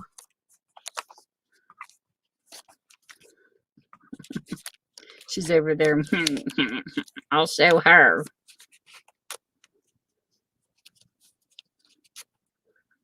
Let me see here. I am not saying goodnight to you, woman, because you have to stay here till I am done.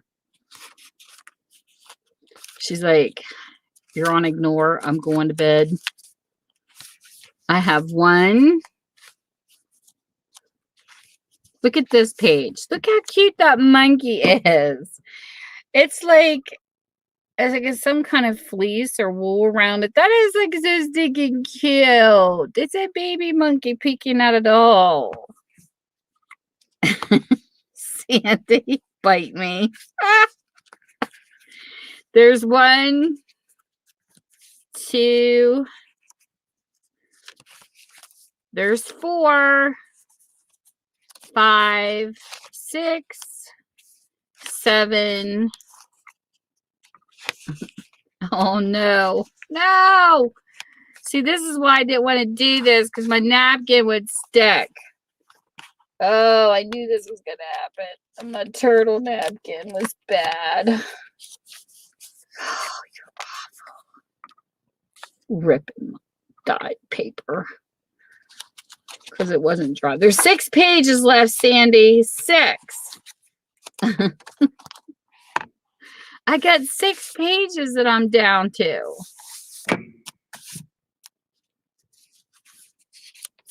6. So you know what that means? I'm going to be bringing it back next week. She wanted me to finish this. She's like, finish it. Finish it. And I'm sorry, but I have 6 pages left. Get back here, you wench. Let me see here. I'm looking. Oh, here's a purple paper. I didn't put purple in. Another Amy paper. No, I don't like Mod Podge. Mod Podge is not one of my favorite things. I prefer the clear Elmer's glue over Mod Podge. I bought the Mod Podge Glassy, the Mod Podge Matte. I don't know. I just didn't care for it.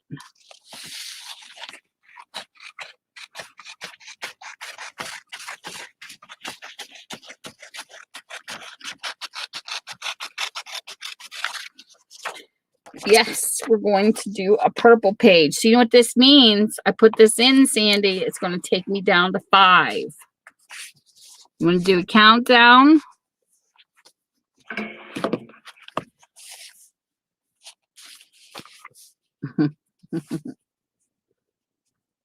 Sandy's feisty too, May. She's like she's a feisty one.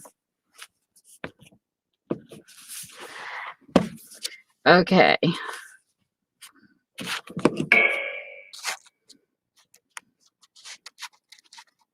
You should have seen her when I finally used my cutter to cut something straight. She's, oh my God, she actually used a paper trimmer. That was funny. Oh, because I rarely use paper trimmers, but Sandy, you cracked me up. She must have got tired of looking at my crooked lines.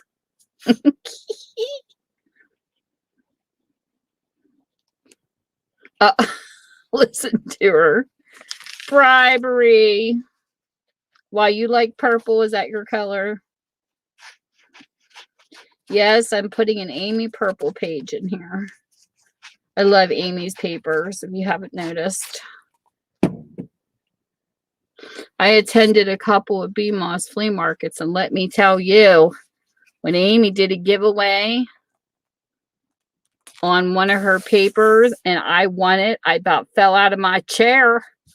I was like, oh, hell yeah.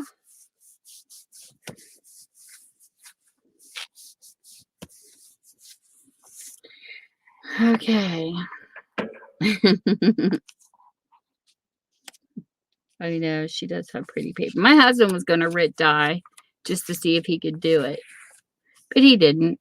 He promised all the ladies on YouTube, I'll make you some writ dye papers. I said, these ladies are looking for it, and you lied because you didn't do it. That's when he was off with his hand and he got called back to work. He was getting tired of sitting around, but he never did get a chance to do it. All these, this is a cute page. We'll add this one by the vintage. Oh my goodness, Sandy.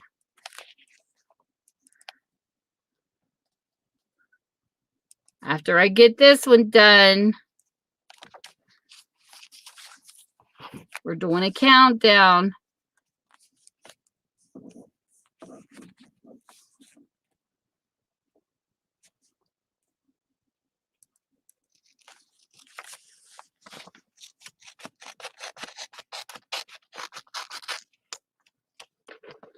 I'm trying to get done as fast as I can. At least get the gluing part done. So that way I can do something else. But I'm doing this as a custom. So.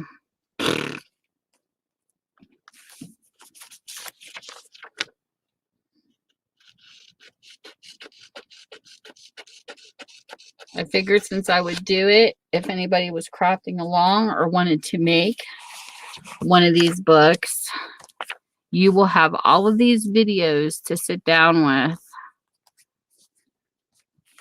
and do a follow along with me. I don't know how many weeks I've been working on this. I've done like 4 episodes on this. I can't remember.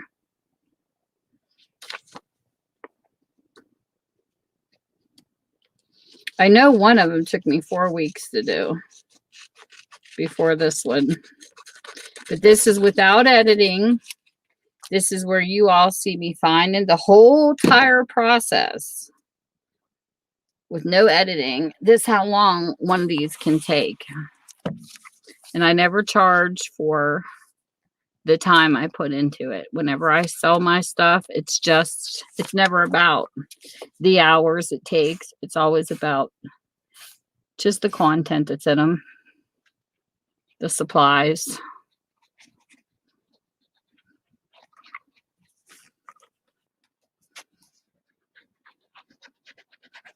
Last time I made one of these, I auctioned it. One of my live sales, it sold for 15 bucks.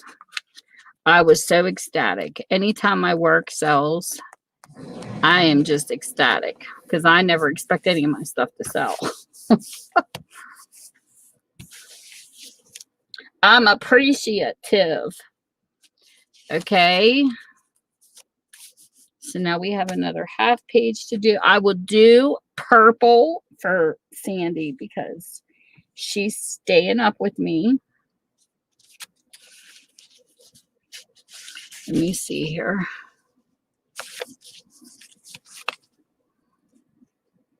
I will put a purple piece on the bottom of this page just for Sandy.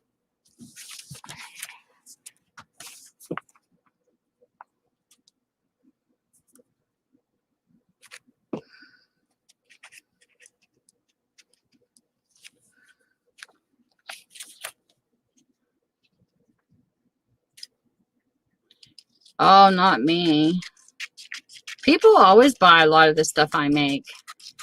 I'll put it in a sale, but I never expect it to sell. But, you know, I'm trying to make a little extra money over here too. Because I feel like if my hubby can buy my craft supplies, I can at least try to put some of the money back into it by making what I make. But I've sold some of my stuff off, and you know, if people want to buy it, they buy it. If they don't, they don't. It's up to them.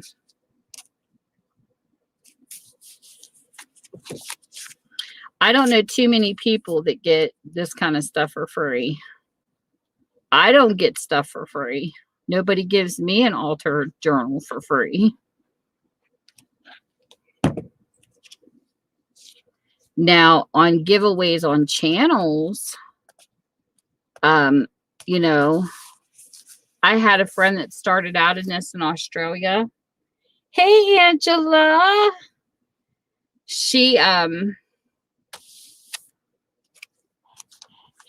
started making journals and stuff for money, and she would sell them in her Etsy store. But what she did, May, is if her stuff didn't sell, she would put them up for giveaways after so long, which I thought was nice of her. But she's to the point now, because of doing it the way she did it, that people started buying her stuff up to where she could quit her job, and that's all she lives on is what she sells. She sells all of her journals. But every once in a while, she'll put them up as giveaways if they don't. So I think that's cool that she does that.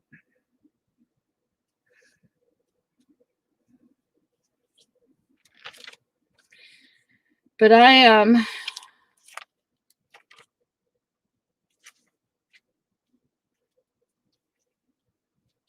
art is something, you know, you go to a place, you know, and you buy paintings and things like that. People don't give their paintings away, so why not try to put your stuff up? And then if it don't sell when you want to do it as a giveaway, that's good.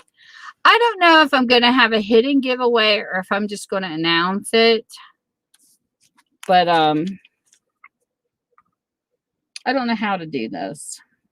But most of the time I just put it out there. But then you have like a bunch of people you don't know joining your channel just for the giveaways.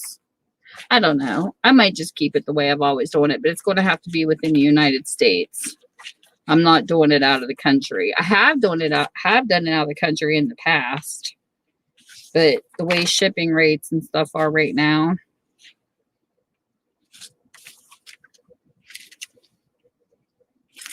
I'm going to keep it into the country, I think. But I do a giveaway every year. And I think that I'm going to maybe put it up this weekend. I gotta make the time to do it. I got the giveaway bought. I just need to get it up as a video. I haven't done it yet. What can we have peeking out of the corner? How about,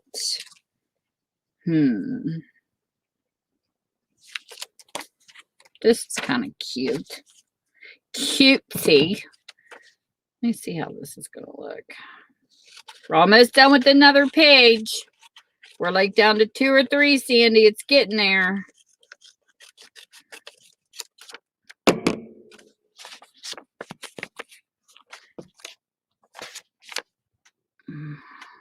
This penguin's cute because it's like she's looking at him or he's looking at her. It almost looks like a couple.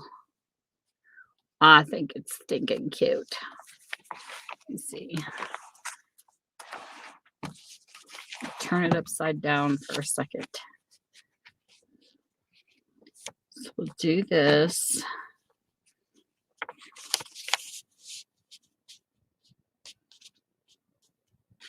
Measure it this way first.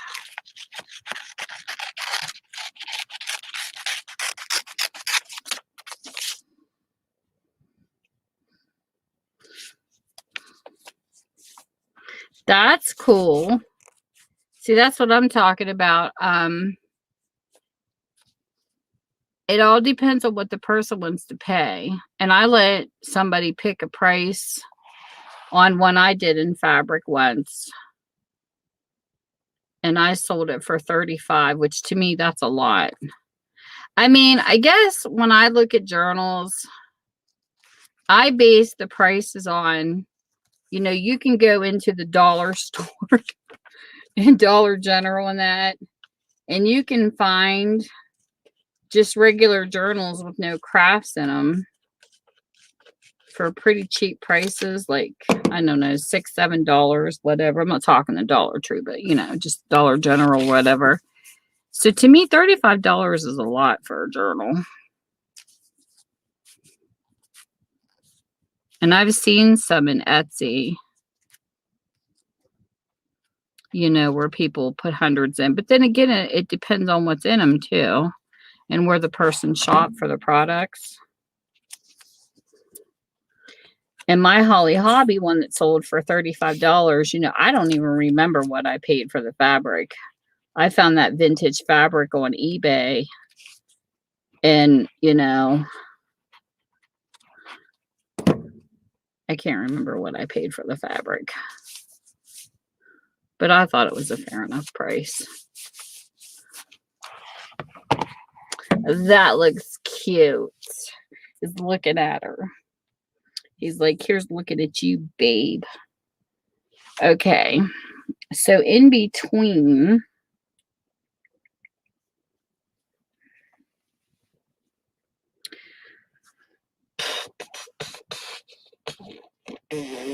where in the heck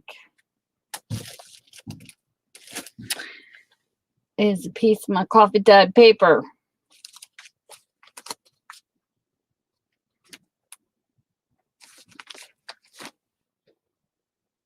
My coffee dyed paper hides for me. I swear it does.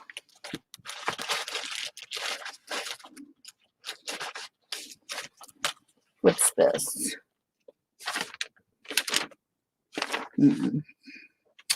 That's not it.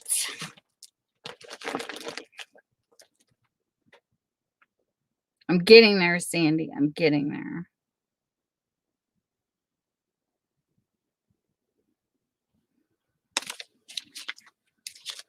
I'm going to put something cutesy in between.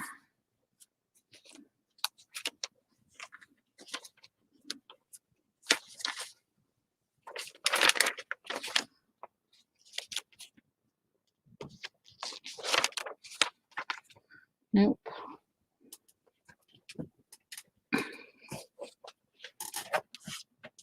Hold on a second.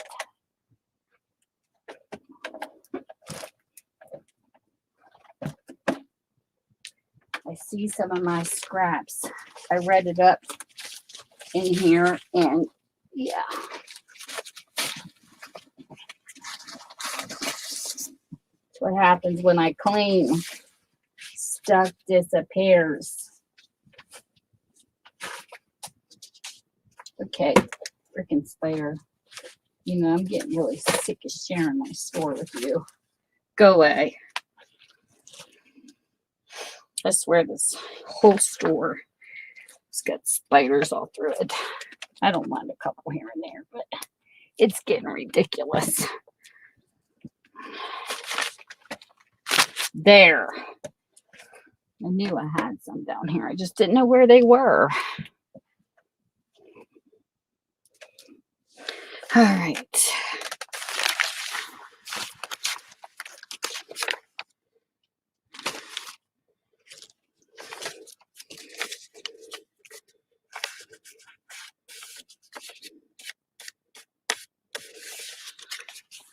Well, that's cool. A good cause. Yeah, I before COVID had to ruin everything. When I had my bookstore open, I would take a % of the sales from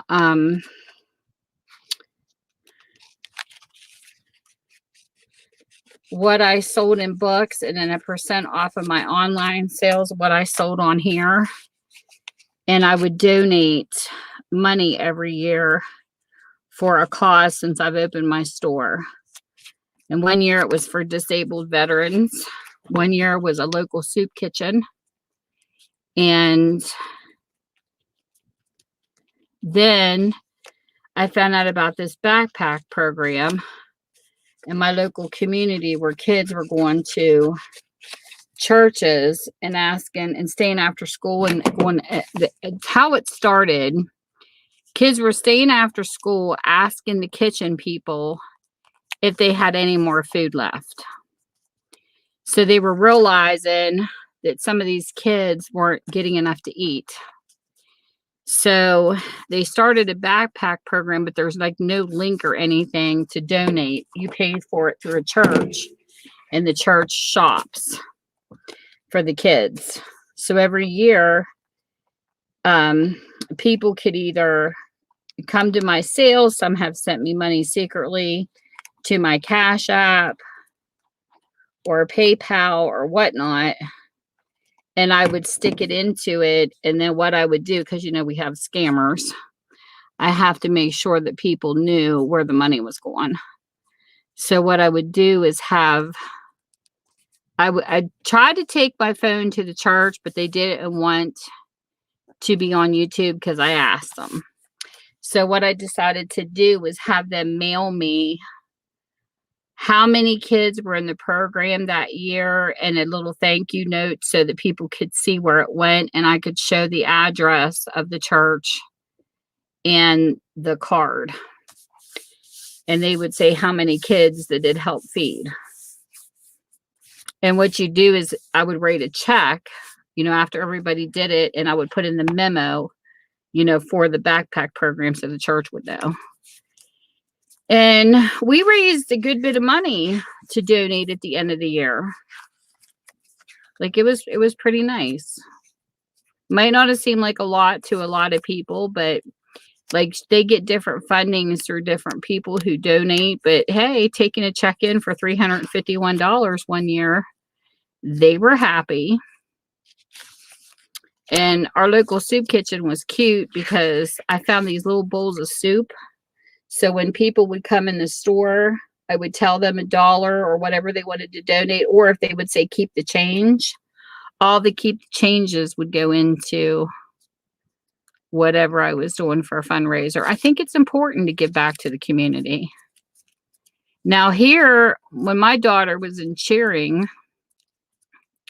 they had a thing in the programs, like for the football games and stuff, where you could, you know, put a line in for your kid. And I had a business when my daughter was in cheering I had no clue who these people were, but they donated every single year. They would give me a check, and it would not only put her picture in the paper, it would have their business underneath of it. And I thought that was so cool that they did that. Every year they sponsored her. So I told a couple people that I knew whose daughters were in cheering that if they ever needed a sponsorship to let me know, because I would put my bookstore in there. But nobody ever came and asked. But I always told them, if you ever need a sponsor, let me know, because I'd be big on sponsoring things like that.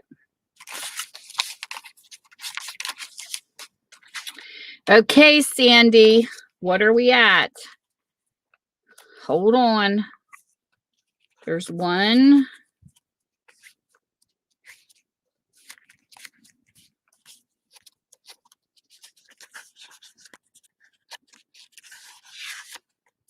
Two. Three. We have 3 pages left. I do believe.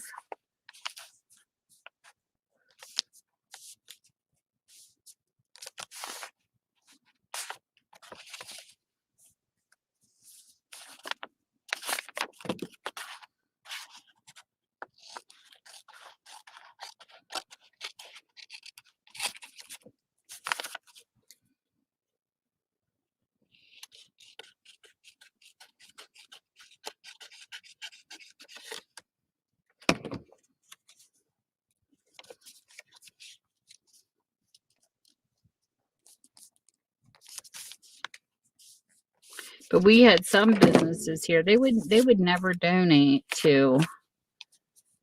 They never give back to the community. I don't understand why. I think when you're a business in a town, you should. If the people support your business, why not support back, you know?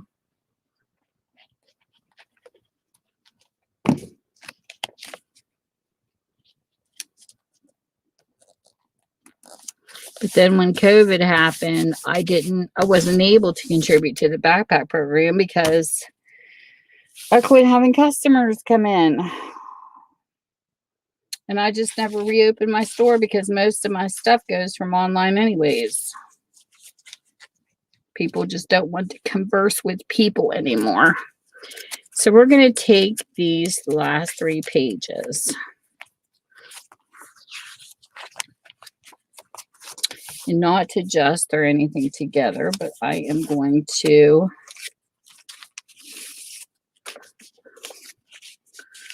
use my coffee dyed for the bottom, just because Sandy, she needs her rest. She wants to go to bed. But I also want to take my time because I don't like rushing. So we're going to make these writing parts.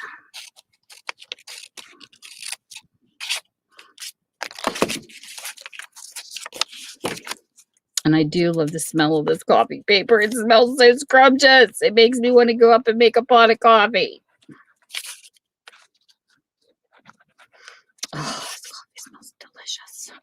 I just want a cup of coffee with creamer and sugar and just chow. Okay. So there's 2. Oh, there was a hidden one. So let's do this one.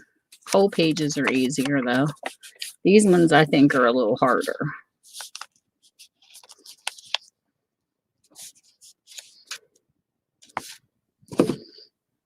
I'll have to do a flip through and make sure I get all the pages too, since I didn't do this straight through. So at least we got them started.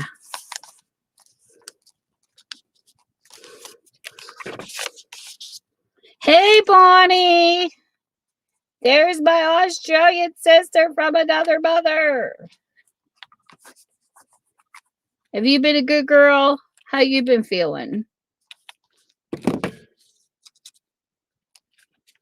Me and hubby need to save up for a trip.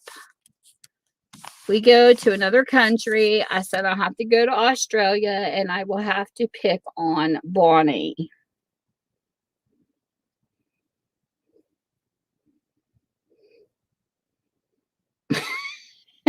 Sandy. What?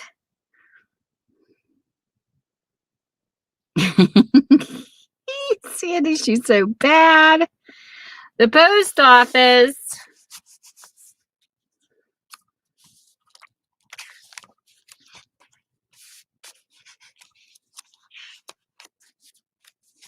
Sandy. Sandy's sick of seeing my journal. She's like, I want you to be done with it, woman.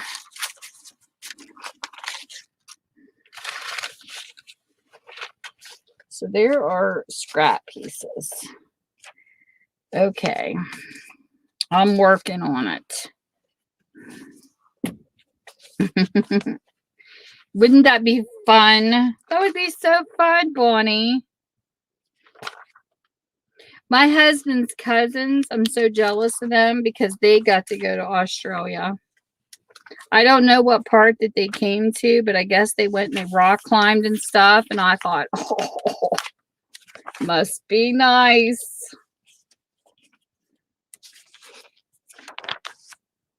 Yes, I'm finally finishing this one. I've been working on it every week. And Sandy's sick of seeing it. She wants me to finish it tonight. But then I'll have to figure out what to work on next to drive her crazy with. I don't know. Oh, that little baby's cute. Oh, let me see. That baby will fit in a pocket. Ooh, this one here.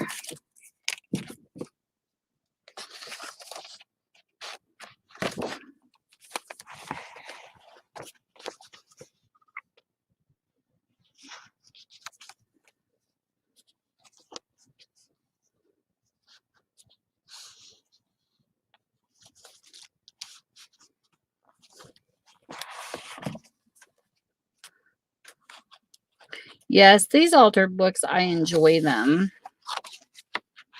I think they're fun to make.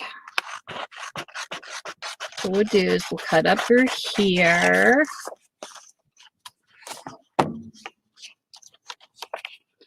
He's going to peek through here. So we'll cut this over this way.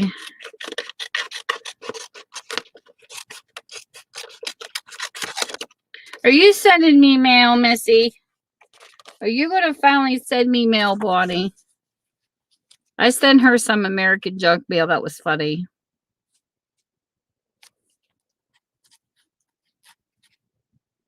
Poor woman.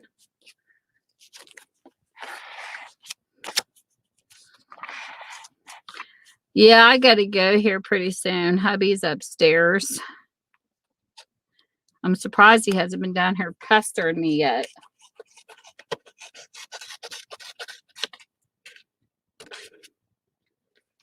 Will you drive safely, woman?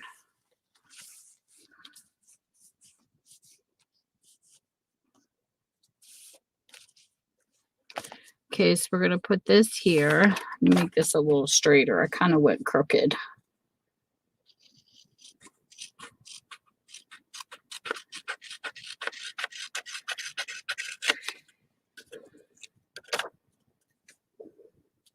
Be careful. Yeah. Then we'll come around this way.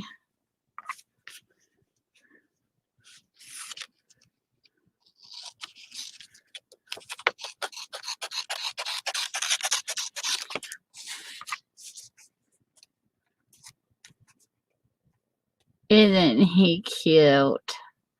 He's a cutie patootie. Peeking out of that side pocket. He's cute. Okay. So we're going to glue him in here. Oops.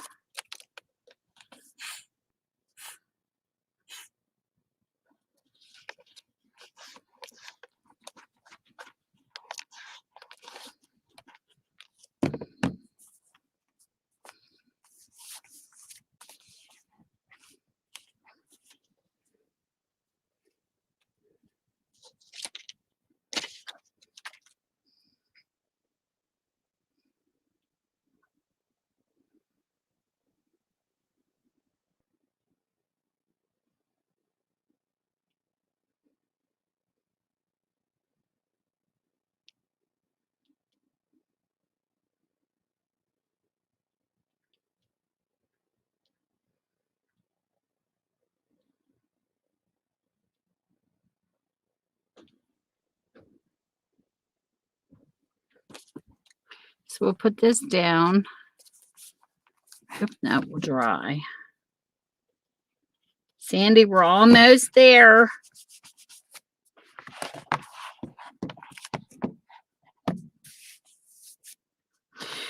And let's see here. Sandy. Oh my goodness, you're so funny. She's like, another cute one. Just put him down.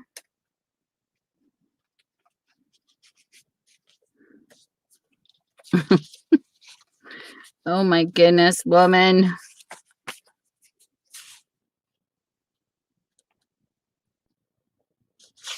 It's not long enough. Grr.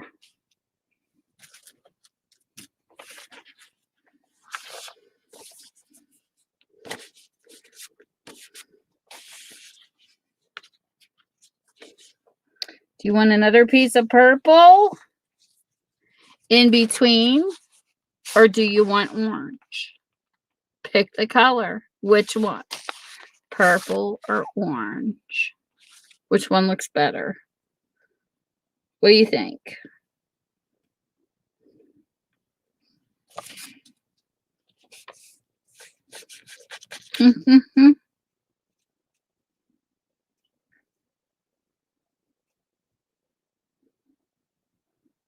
I know, I put everybody to sleep.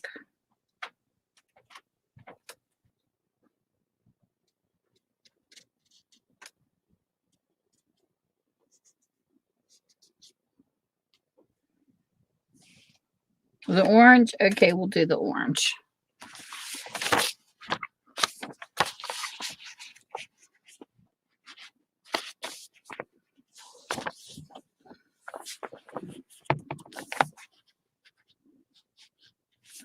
I like this piece here.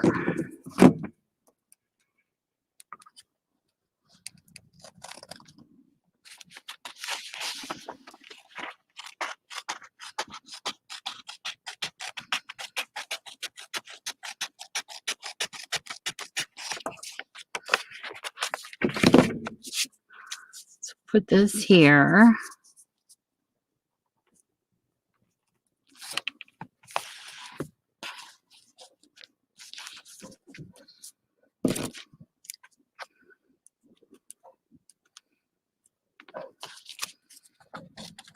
I was looking at campers today. It's really interesting, some of the reviews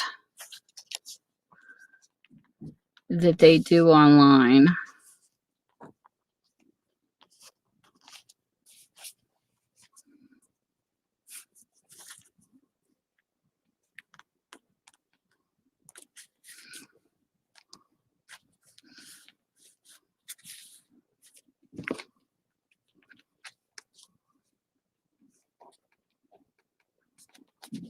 That piece is good.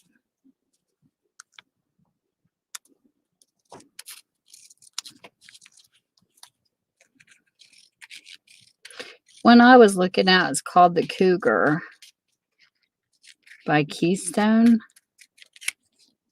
It looks like a nice camper. Some of these campers are so expensive, though.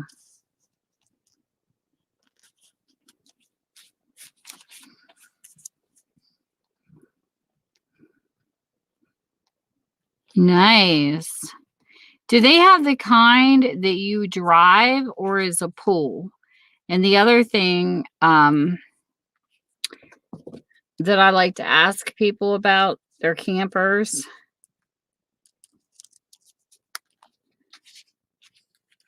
is, do you have the kind that like you have to sit in the back of a truck, or do you want the one you pull behind you? Because me personally, I don't want one that you have to drive.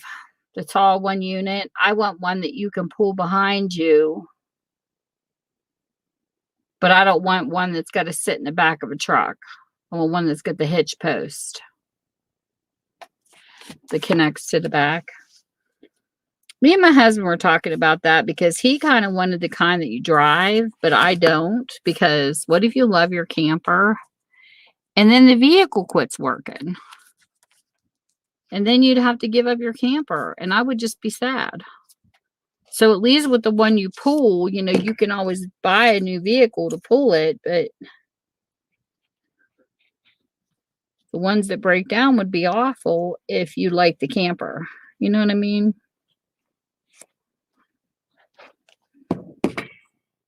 Hey, Benny! There's the Benny local.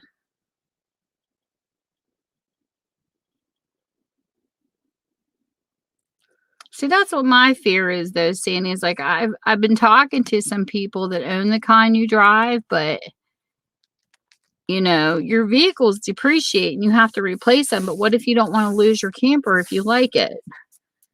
So I'm thinking of going with one that's not a whole piece. I don't know. It's food for thought, you know, it really is. Yes, we're talking about campers. But this guy today, you know, because I know a lot of the older makes and the pop outs, excuse me, you have to watch because if they're not made with the right materials, like the metal ones used to get rusty, they depreciate almost like a trailer, like, you know, living in a trailer court. But they say the ones with fiberglass are better, but you have to be careful with the pop outs because that's what usually ends up leaking. And my nephew bought one, and that's the problem he had. The pop out leaked, so they had to fix it. I mean, with anything, you're going to eventually have issues. But I'm planner. Like, I like watching stuff for a little while before choosing to buy it. So I've been sitting and thinking, you know, about what kind of camper that we want to purchase before we go do it. And I want one that you can pull. And this Cougar they had out, made by Keystone, I've watched a couple of different videos. They have a small one that's like a 2-people one. And then they have one that had cute little bunk beds in it. But they're smaller. They're not like the huge campers. And even though it's just me and my husband, I was telling him, alrighty, mate, thanks for coming in. I was telling him I like the ones with the bunk beds for a reason. If they have bunk beds in them and they don't have a lot of storage, that's okay. Because you can use the bunk beds to hold your sheets, your blankets, and even if you don't have enough clothes storage, you can put like a tote on one of the bunk beds to hold like your underwear or socks, because I noticed a lot of the campers don't have a lot of drawers. So like I take all that into consideration when I'm looking at a camper, because you never know if you might end up having to live in one. Like one thing I learned, there was this, we had a bad flood here in one of the towns, and I remember I had to take a back road to get to the church because it was just it was horrendous. We had flooding here so bad it took a double wide, and all the creeks flooded, and it was by a creek that the place was located. It just washed the whole thing away. And I remember going down the back way because we were trying to find out what the church was that was taking clothes and stuff like that, because we were donating some items. And I just remember driving and my heart hurt. It just hurt watching it and seeing, you know, this one couple. I mean, thank God they had a camper, because that's what they were living in. They were literally afraid of looting on their property, and the house that they lived in was torn in half. Like you could see through half of their house. It was just awful. But they had a camper beside a picnic table, and it was just one of those small ones, and that's what they were living in until they could get their house rebuilt. So I think campers have a good necessity, especially in, that's like a plan B to me. Like, you know, If you're working jobs, because nothing's guaranteed, you never know if they're going to close or if you're going to lose your job and get injured. You just never know. And to me, having a camper is a good thing, because if you lose your house, at least you still have a roof over your head. I always like having a plan B. And that's what I was telling my husband when he got hurt. It really made me think of this at work, because if he would, plus his job, they opened up a new plant up in New Jersey, and we don't want to relocate. And I said, when his contract's up, we're all nervous until it goes through. But I'm always afraid something like that's going to happen, and we would never be able to afford to pay our house off because it's not paid for yet. And I told him, I said, if a bank would come in and take it, we would have a camper. We would at least have a camper to live in if something bad happened. I want it for vacation purposes right now, but, you just never know. Everything in life is shaky anymore. Nothing's guaranteed. And we own a second piece of property that's paid for, and that was always my plan B, was if we would lose this property, at least we had the other property to live on, but there's nothing there. There's like no dwelling, because we had a rental house there that caught on fire and burnt down. It was our first house that we bought as a married couple. And it was an accidental fire when our renters lived in it, and we lost the house, which is sad, because now, since there's no dwelling, we would either have to put something on it or build something on it too.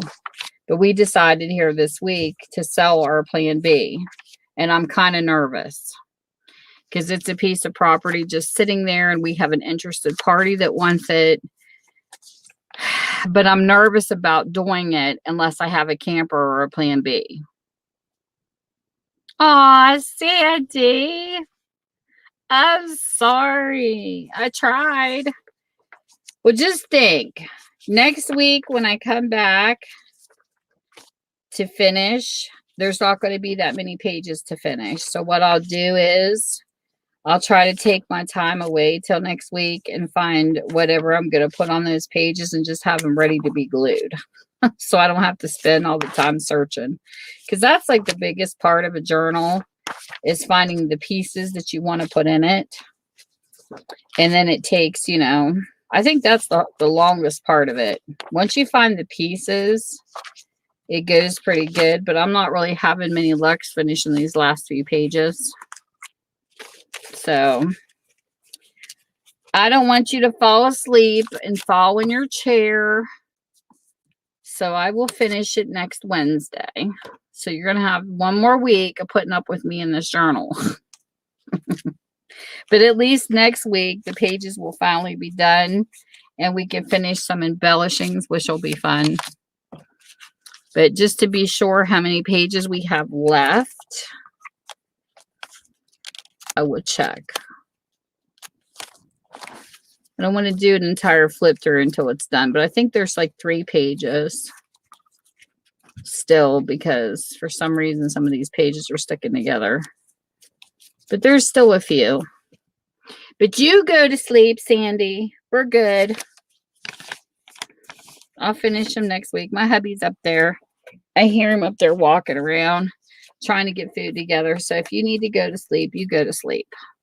I'll continue to work on this until he says, hey, Tammy, dinner's ready, because we eat late nights.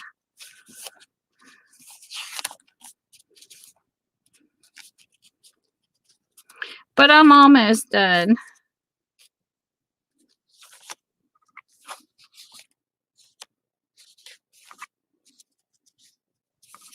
I thought I seen another full page. I could add some more orange.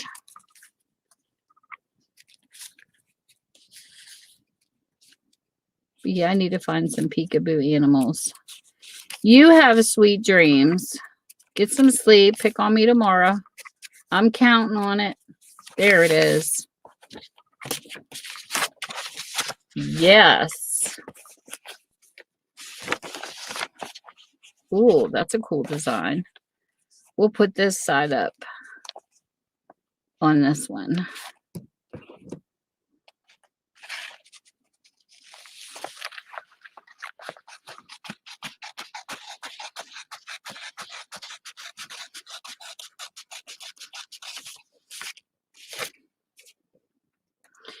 I'll get a couple more.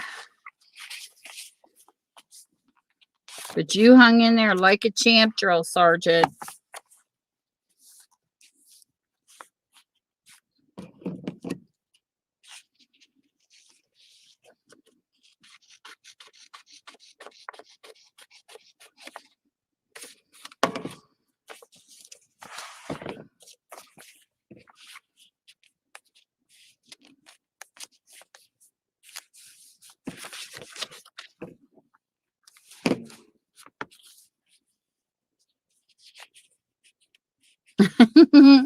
You're fine, Benny.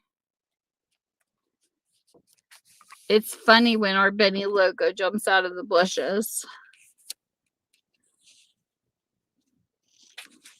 How's Rand doing? He being a good boy?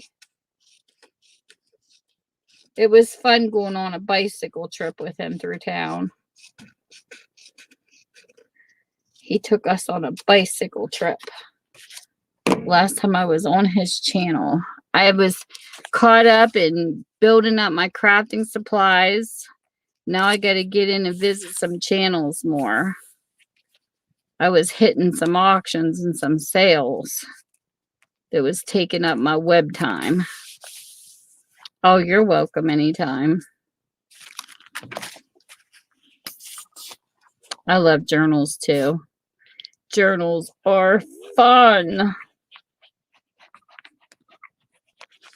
I'm actually finishing up one I bought. Writing in it, that is. I absolutely love that journal. It's like the perfect paper sizes, the perfect size journal. It's not too overcrafted, but just enough. And it is so pretty. I can't wait to show it at the end of the year. I show all the journals I use and how I utilize them.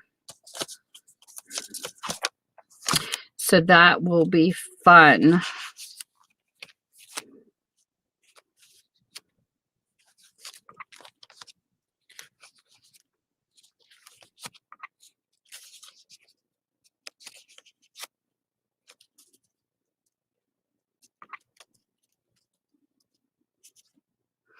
This one's about done.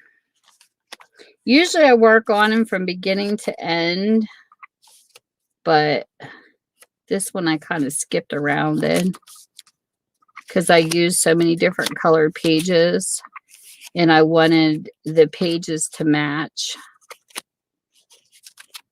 And this one's got some napkins in it. It's got some wallpaper. It's got a lot of my dyed papers in it. It's different colors. National Geographics. I think I'm going to do purple on this one. Maybe. I don't know. Thank you. They're fun to make. They are. I like going through Etsy and just nibbing down like one night if you're not doing anything. I like going through and hitting Etsy and then typing in homemade junk journals and just browsing, just window shop and looking at the different things that people are making. So much fun.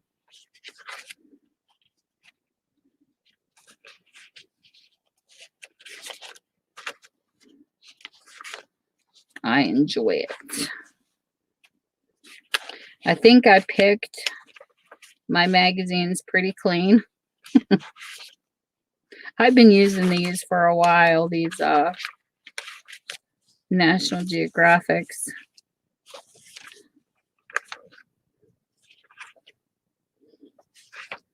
And I think I picked them clean of a lot of the animals and stuff. I made quite a bit of journals out of these. I did an under the sea. I did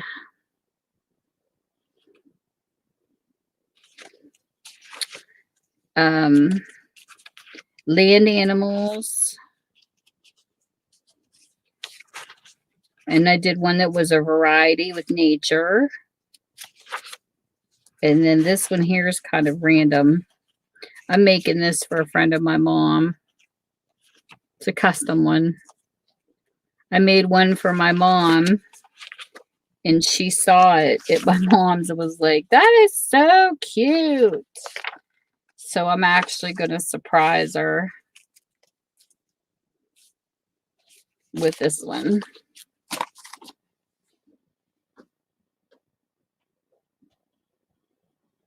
Yeah, he's funny. Bo's hysterical. I like when he gets on one of his creation modes. He's funny. I was watching him one night and I was like, oh my God, he's so lively. I like to have some of his energy.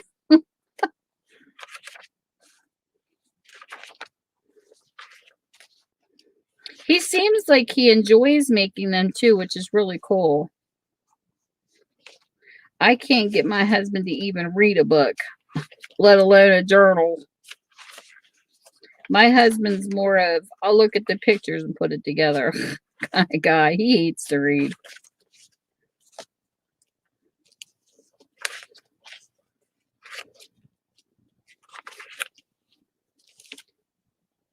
Oh, that's cute.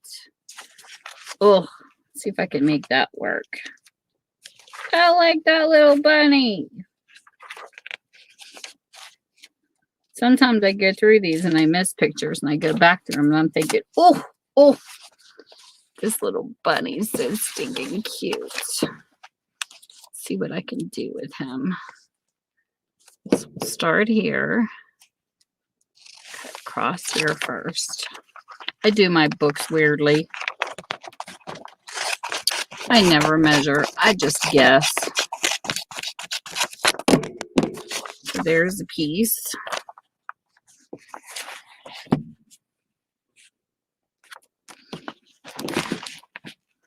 I want that to sit like right there. So I'm going to push this down.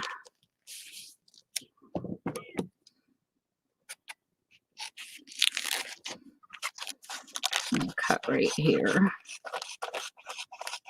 I'm a terrible cutter too. I never cut straight.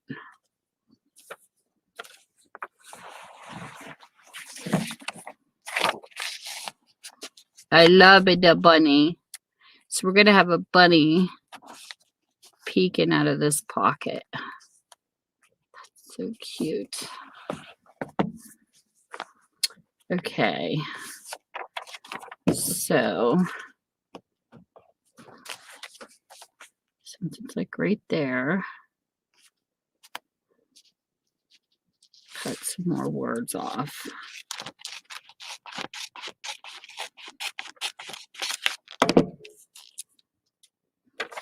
Let's go back in the hole here. Yes, that is so cute. So pull him over.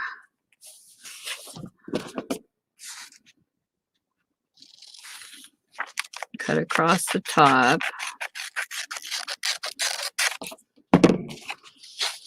And voila, little bunny.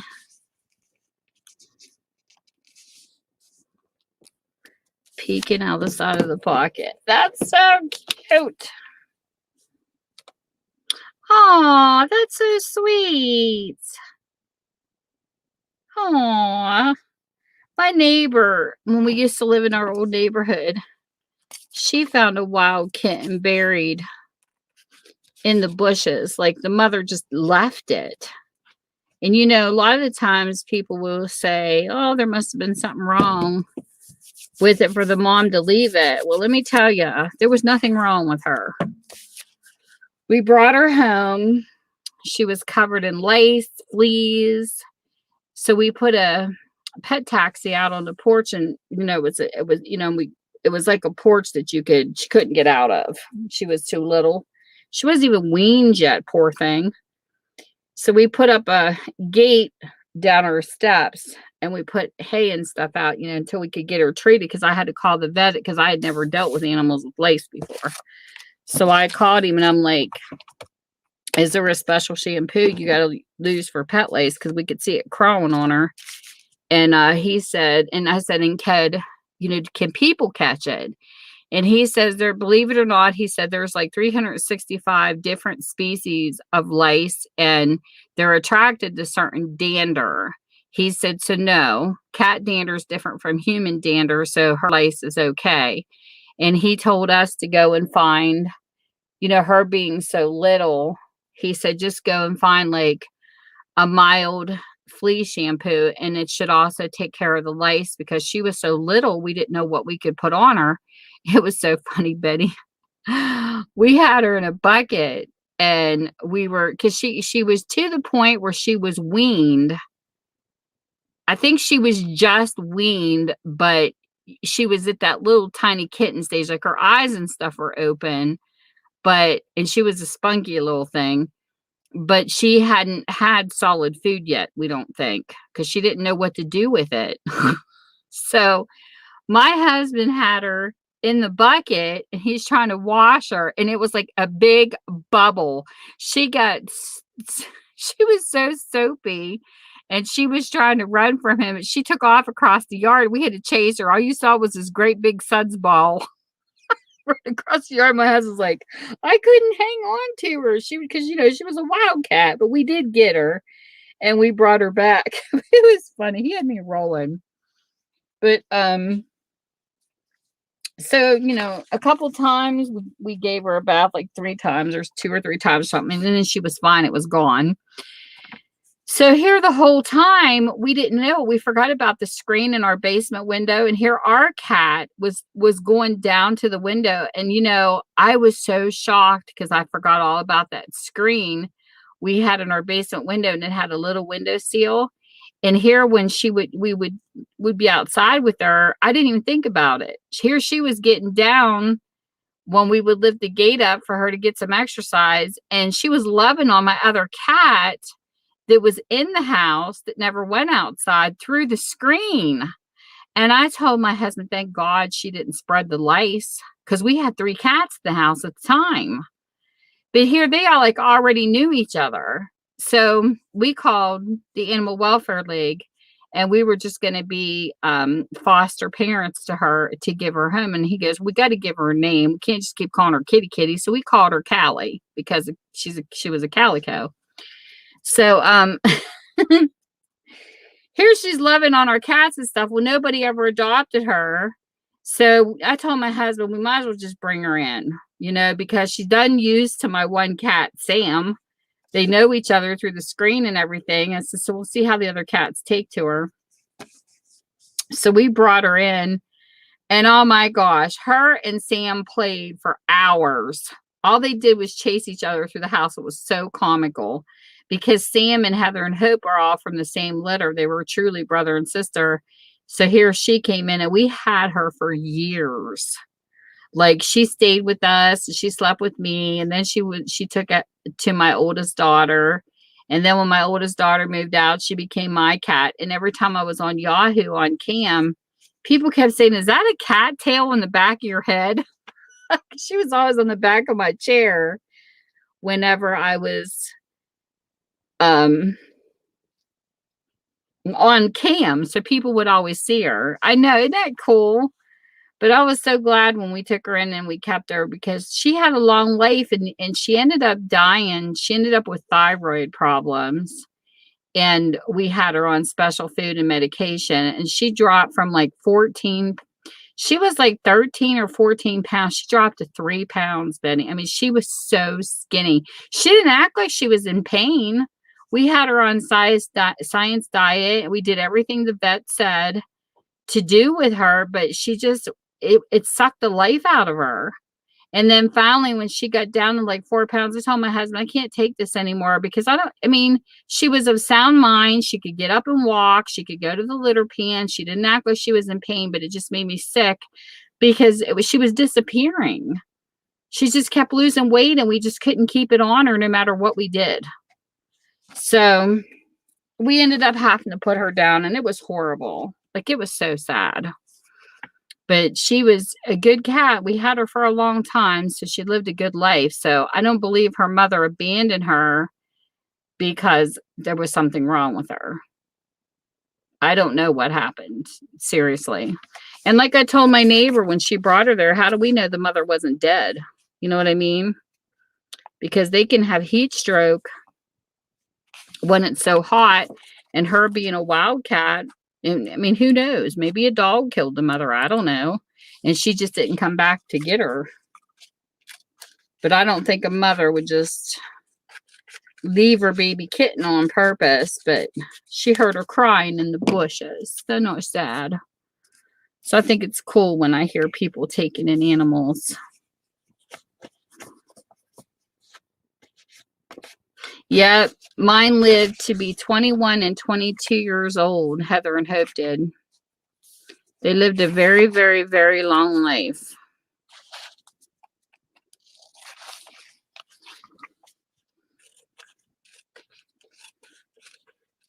I miss my little kitties.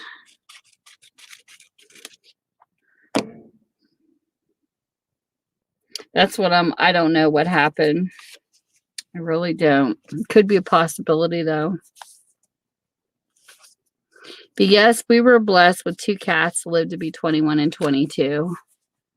But one of ours was having kidney failure, which is like an old age thing with cats, and the other one, she got the thyroid problem, and the same thing started to happen to her. But when I looked up stuff and talked to the vets, they say that that's the common age thing with cats. But Heather, like when they got older, we bought a clothes basket at the dollar store, and my husband taped boxes to it to make steps for them to be able to get up and crawl in bed with us, because they couldn't jump on the bed anymore because they were up there. But Heather got to a point where she was literally sleeping in the litter pan because her kidney failure, she couldn't tell if she was going to the bathroom or not.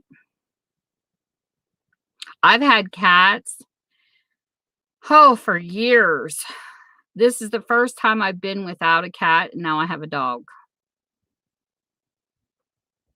Like, we've had dogs and cats together, but I've never not had a cat as long as I can remember. Since like 1988.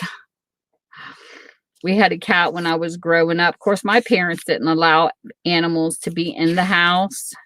So my very first cat was a cat named Midnight.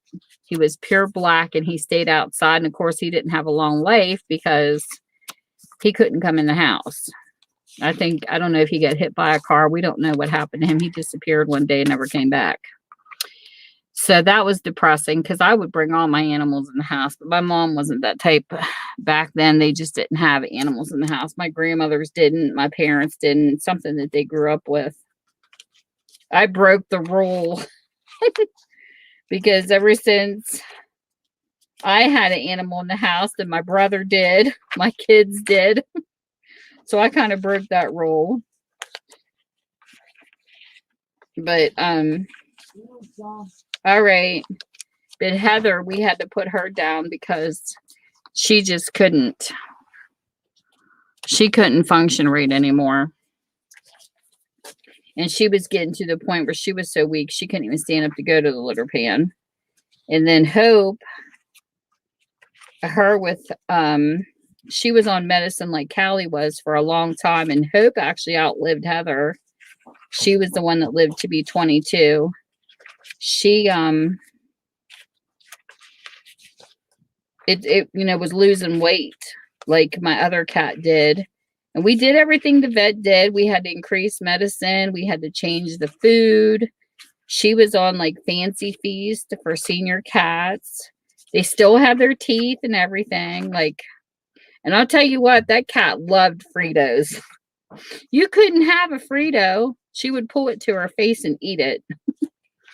But they lived on Meow Mix for most of their life. She ate chocolate ice cream, barbecue chips, Fritos, and that cat lived to be 22. So nobody can tell me that giving them scraps and stuff hurts them, because she sure wasn't hurt. Now, dogs, I know you can't feed ice cream to, like the chocolate ice cream is bad for them. But my cat, she loved it. But she started losing weight. And then she was having a hard time, like getting up and down too. And I just watched it sucking the life out of her. And when she hit a certain weight, I had to put her to sleep too, because she just kept losing. There was nothing we could do to keep it on her. That thyroid is a pain in the butt. She did good at first. They both did. We put them on the medicine and then they pick back up, and then they would do fine for like months at a time, and then it would start happening again where the weight would drop.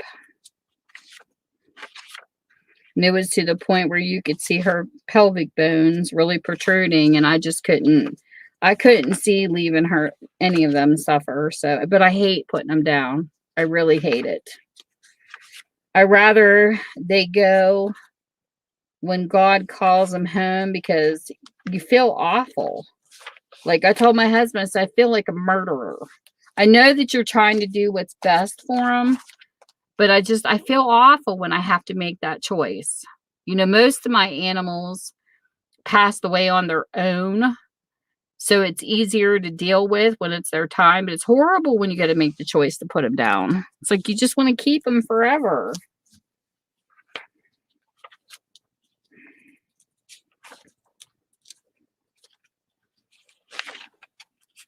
It's crazy.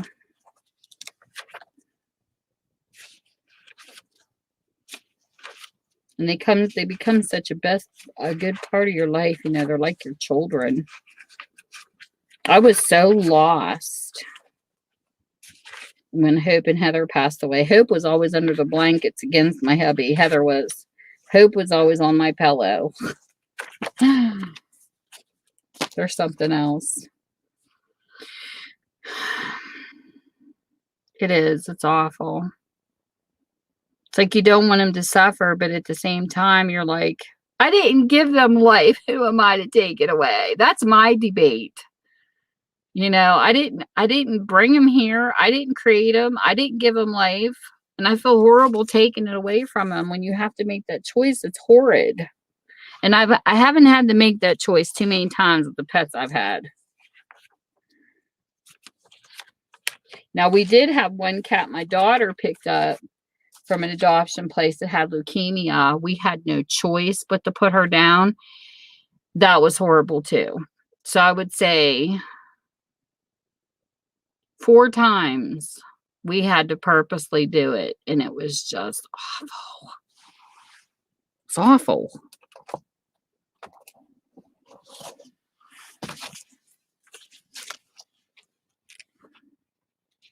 Terrible, terrible, terrible. Do you know when we were growing up, though, I don't know if it was the same for you, but like my mom and dad would always take out leftovers. Like they were raised on a farm and stuff too, like my mom was. So they would take out leftovers from the table, like chicken dinners, turkey dinners for the holidays, and they would give them to the animals as leftovers. And I come to find that was such a horrible thing to do. I did not know that dogs could not eat onions, that it could literally, or garlic, or any of that kind of stuff, because it can actually kill them. I didn't know that. My mom and dad had an animal for like years, and they threw all that stuff out because they always cook with onions in their stuffing, like with turkey and all that. And that dog lived forever and never went into shock. So I think it's interesting going into Google and looking up some of the stuff that your animals are allowed to have. And I didn't have a clue they weren't allowed to have that kind of stuff. I knew about the chocolate ice cream because there's an ingredient that they're not supposed to have in dogs, but I never knew that about onions and garlic. And my mom her dog was acting funny here recently.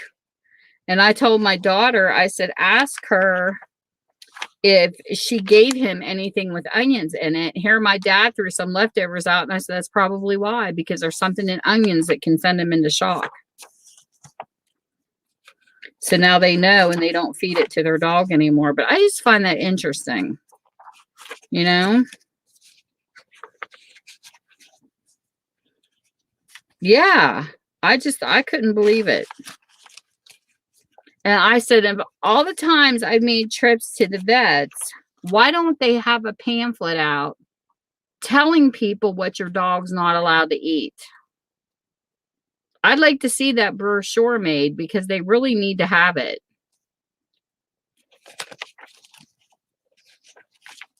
Then they had a debate too where you have to be really careful with a lot of the homemade food that people make their animals, because too many people were trying to humanize their dogs.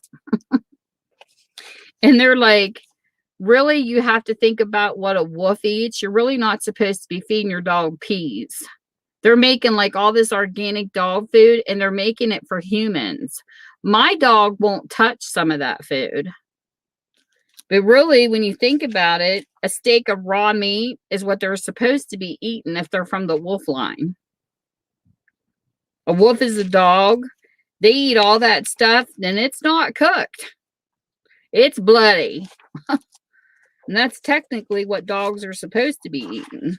I can't stand it though. I could never see myself feeding my dog a raw steak. But she probably would enjoy it.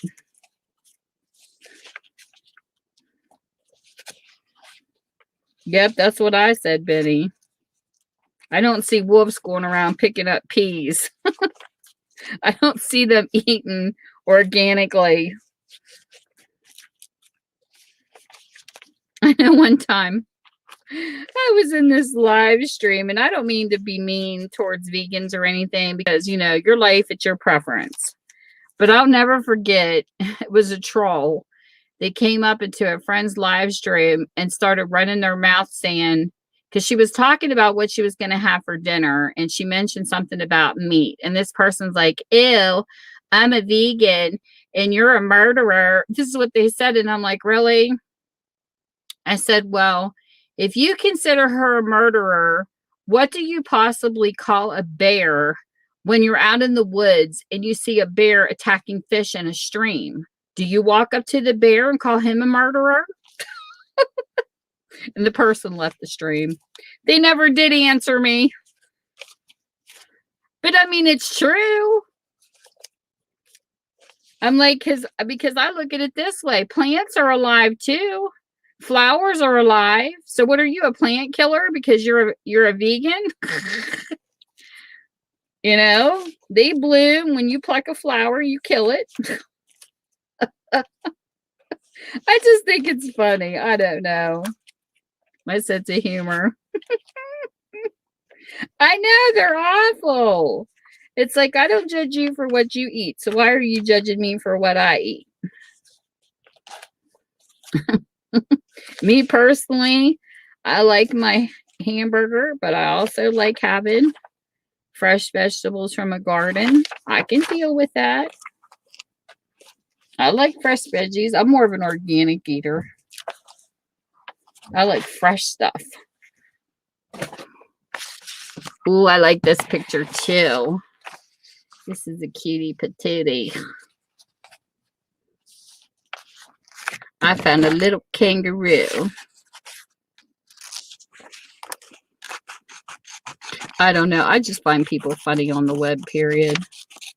When they're picking on other people, it's like, please. If you paid as much attention to your life instead of everybody else's. My actually dentist, when I was eating more organic foods, when your dentist comes out and tells you how good your teeth look, oh, with your gums, because you're eating better, you know you're doing something right.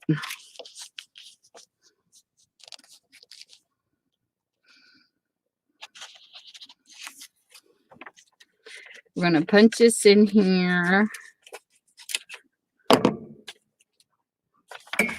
I'm coming, Michael. Just give me a minute. I hear my hubby up there pacing. Like, where's my wife at?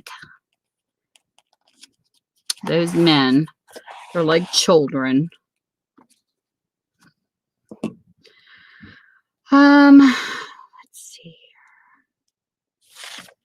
Take a little bit off of this.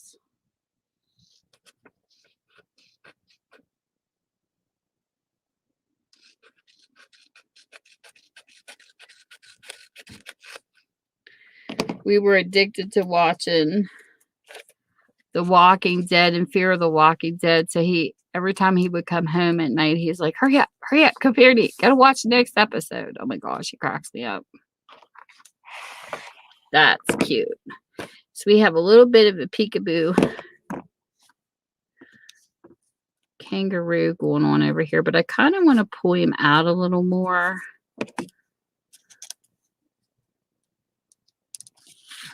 So I think I'm gonna cut right here.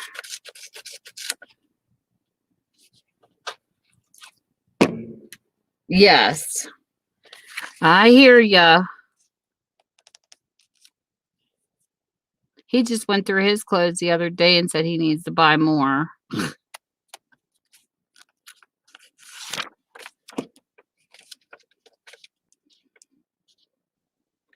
Mine needs a new clothes haul. I think it's funny when he says I never feed him, Benny, but yet he has a pappy gun on him like the Grinch. Oh my God, if you would see his pappy gut. I'm like, yeah, you look like you're starving, dude. I gotta pick on him. You're married for so many years, you just gotta.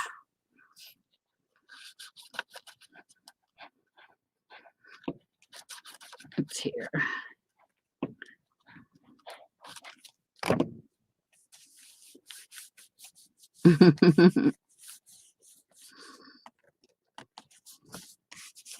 There we go. We have a peekaboo kangaroo.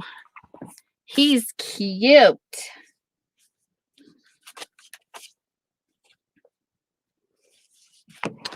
And I think the purple fits this one because the kangaroo almost has a little bit of a purple hue.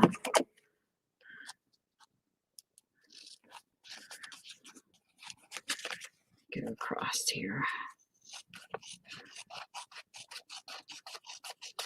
So we'll put this here.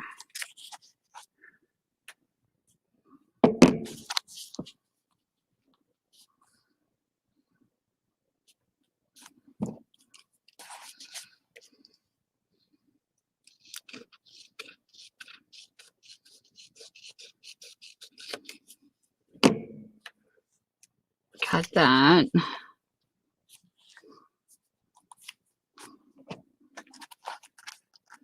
A little bit more on this.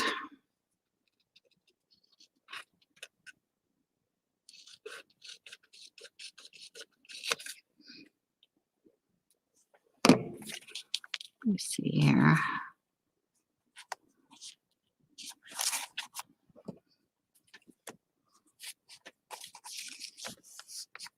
It's always this back part.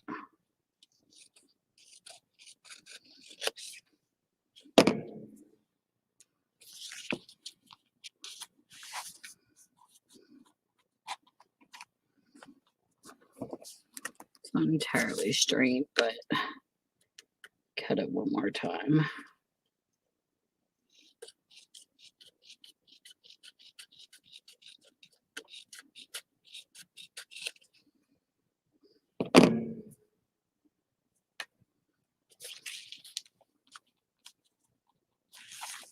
That looks better. So we shall put that there.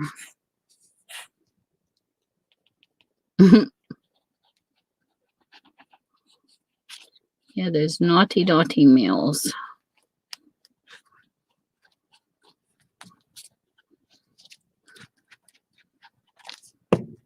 Sandy's gonna be happy. I got more done.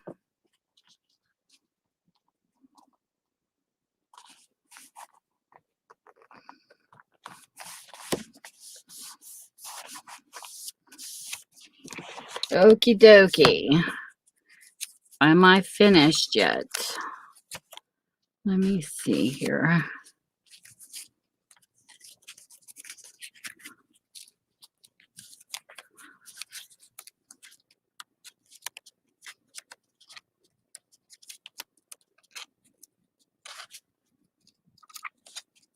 Oops. That might have been the last page. I hope.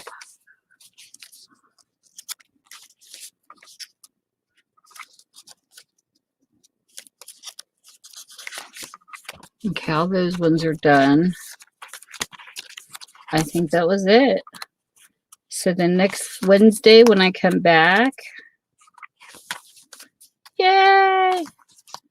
It'll be for decoration purposes. Yay! And I could break out my Big Shot and do some things I want to do with it. And this book should be done. Next Wednesday should be the last day. This one took forever to finish, literally forever. But see, it's not that big of a gator mouth, so I won't add a lot. There's all my altered paper clips that look so cute. Here's all of my tuck spots with journaling cards. Coolness. So all I got to do is do a few more things and this will be finished. How did that get bent? Really?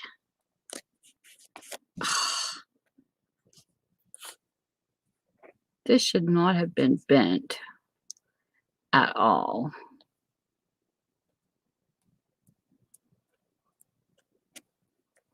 We're going to gloss this up a little bit.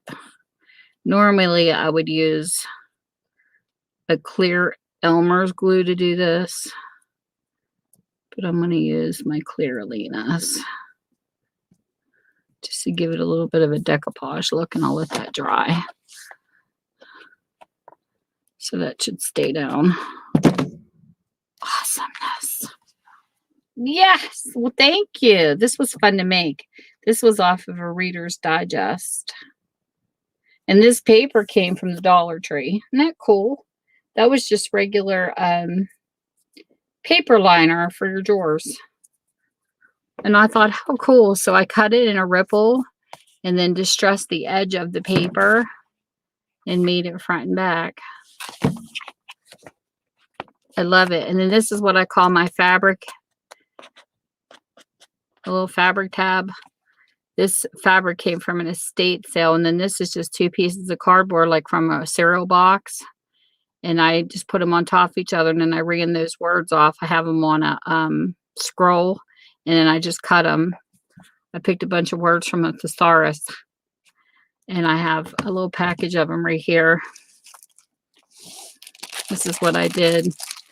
I made some of these and sold in one of my live sales, but they're so cute. This one says faith. This one says history. I was trying to think of everything you would stick in a journal. Secrets, your life, your journal, your memoir, your recollections, and then my story. And these could be put on front of journals.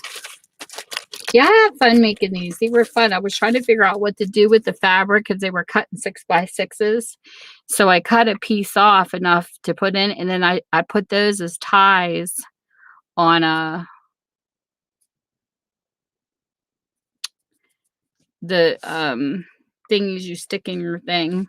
I can't think tonight. I'm tired. The little not journaling cards, but oh my gosh, Benny, the things we stick in the tucks. And I used them for those tags, like those little tags. So that's what I did with the extra piece that come off of these little pieces. Just something different, random, playing around. But anyways, hubby's up there waiting. I want to thank everybody that come in to visit me tonight because this was fun. And I am going to go up and pick on him, eat, watch some TV, and then snore away because I'm tired. Today was a long, rainy day. Made me sleepy. I know. I got to go to bed. So good night, everybody, and have sweet dreams. And I'll see you soon. Bye.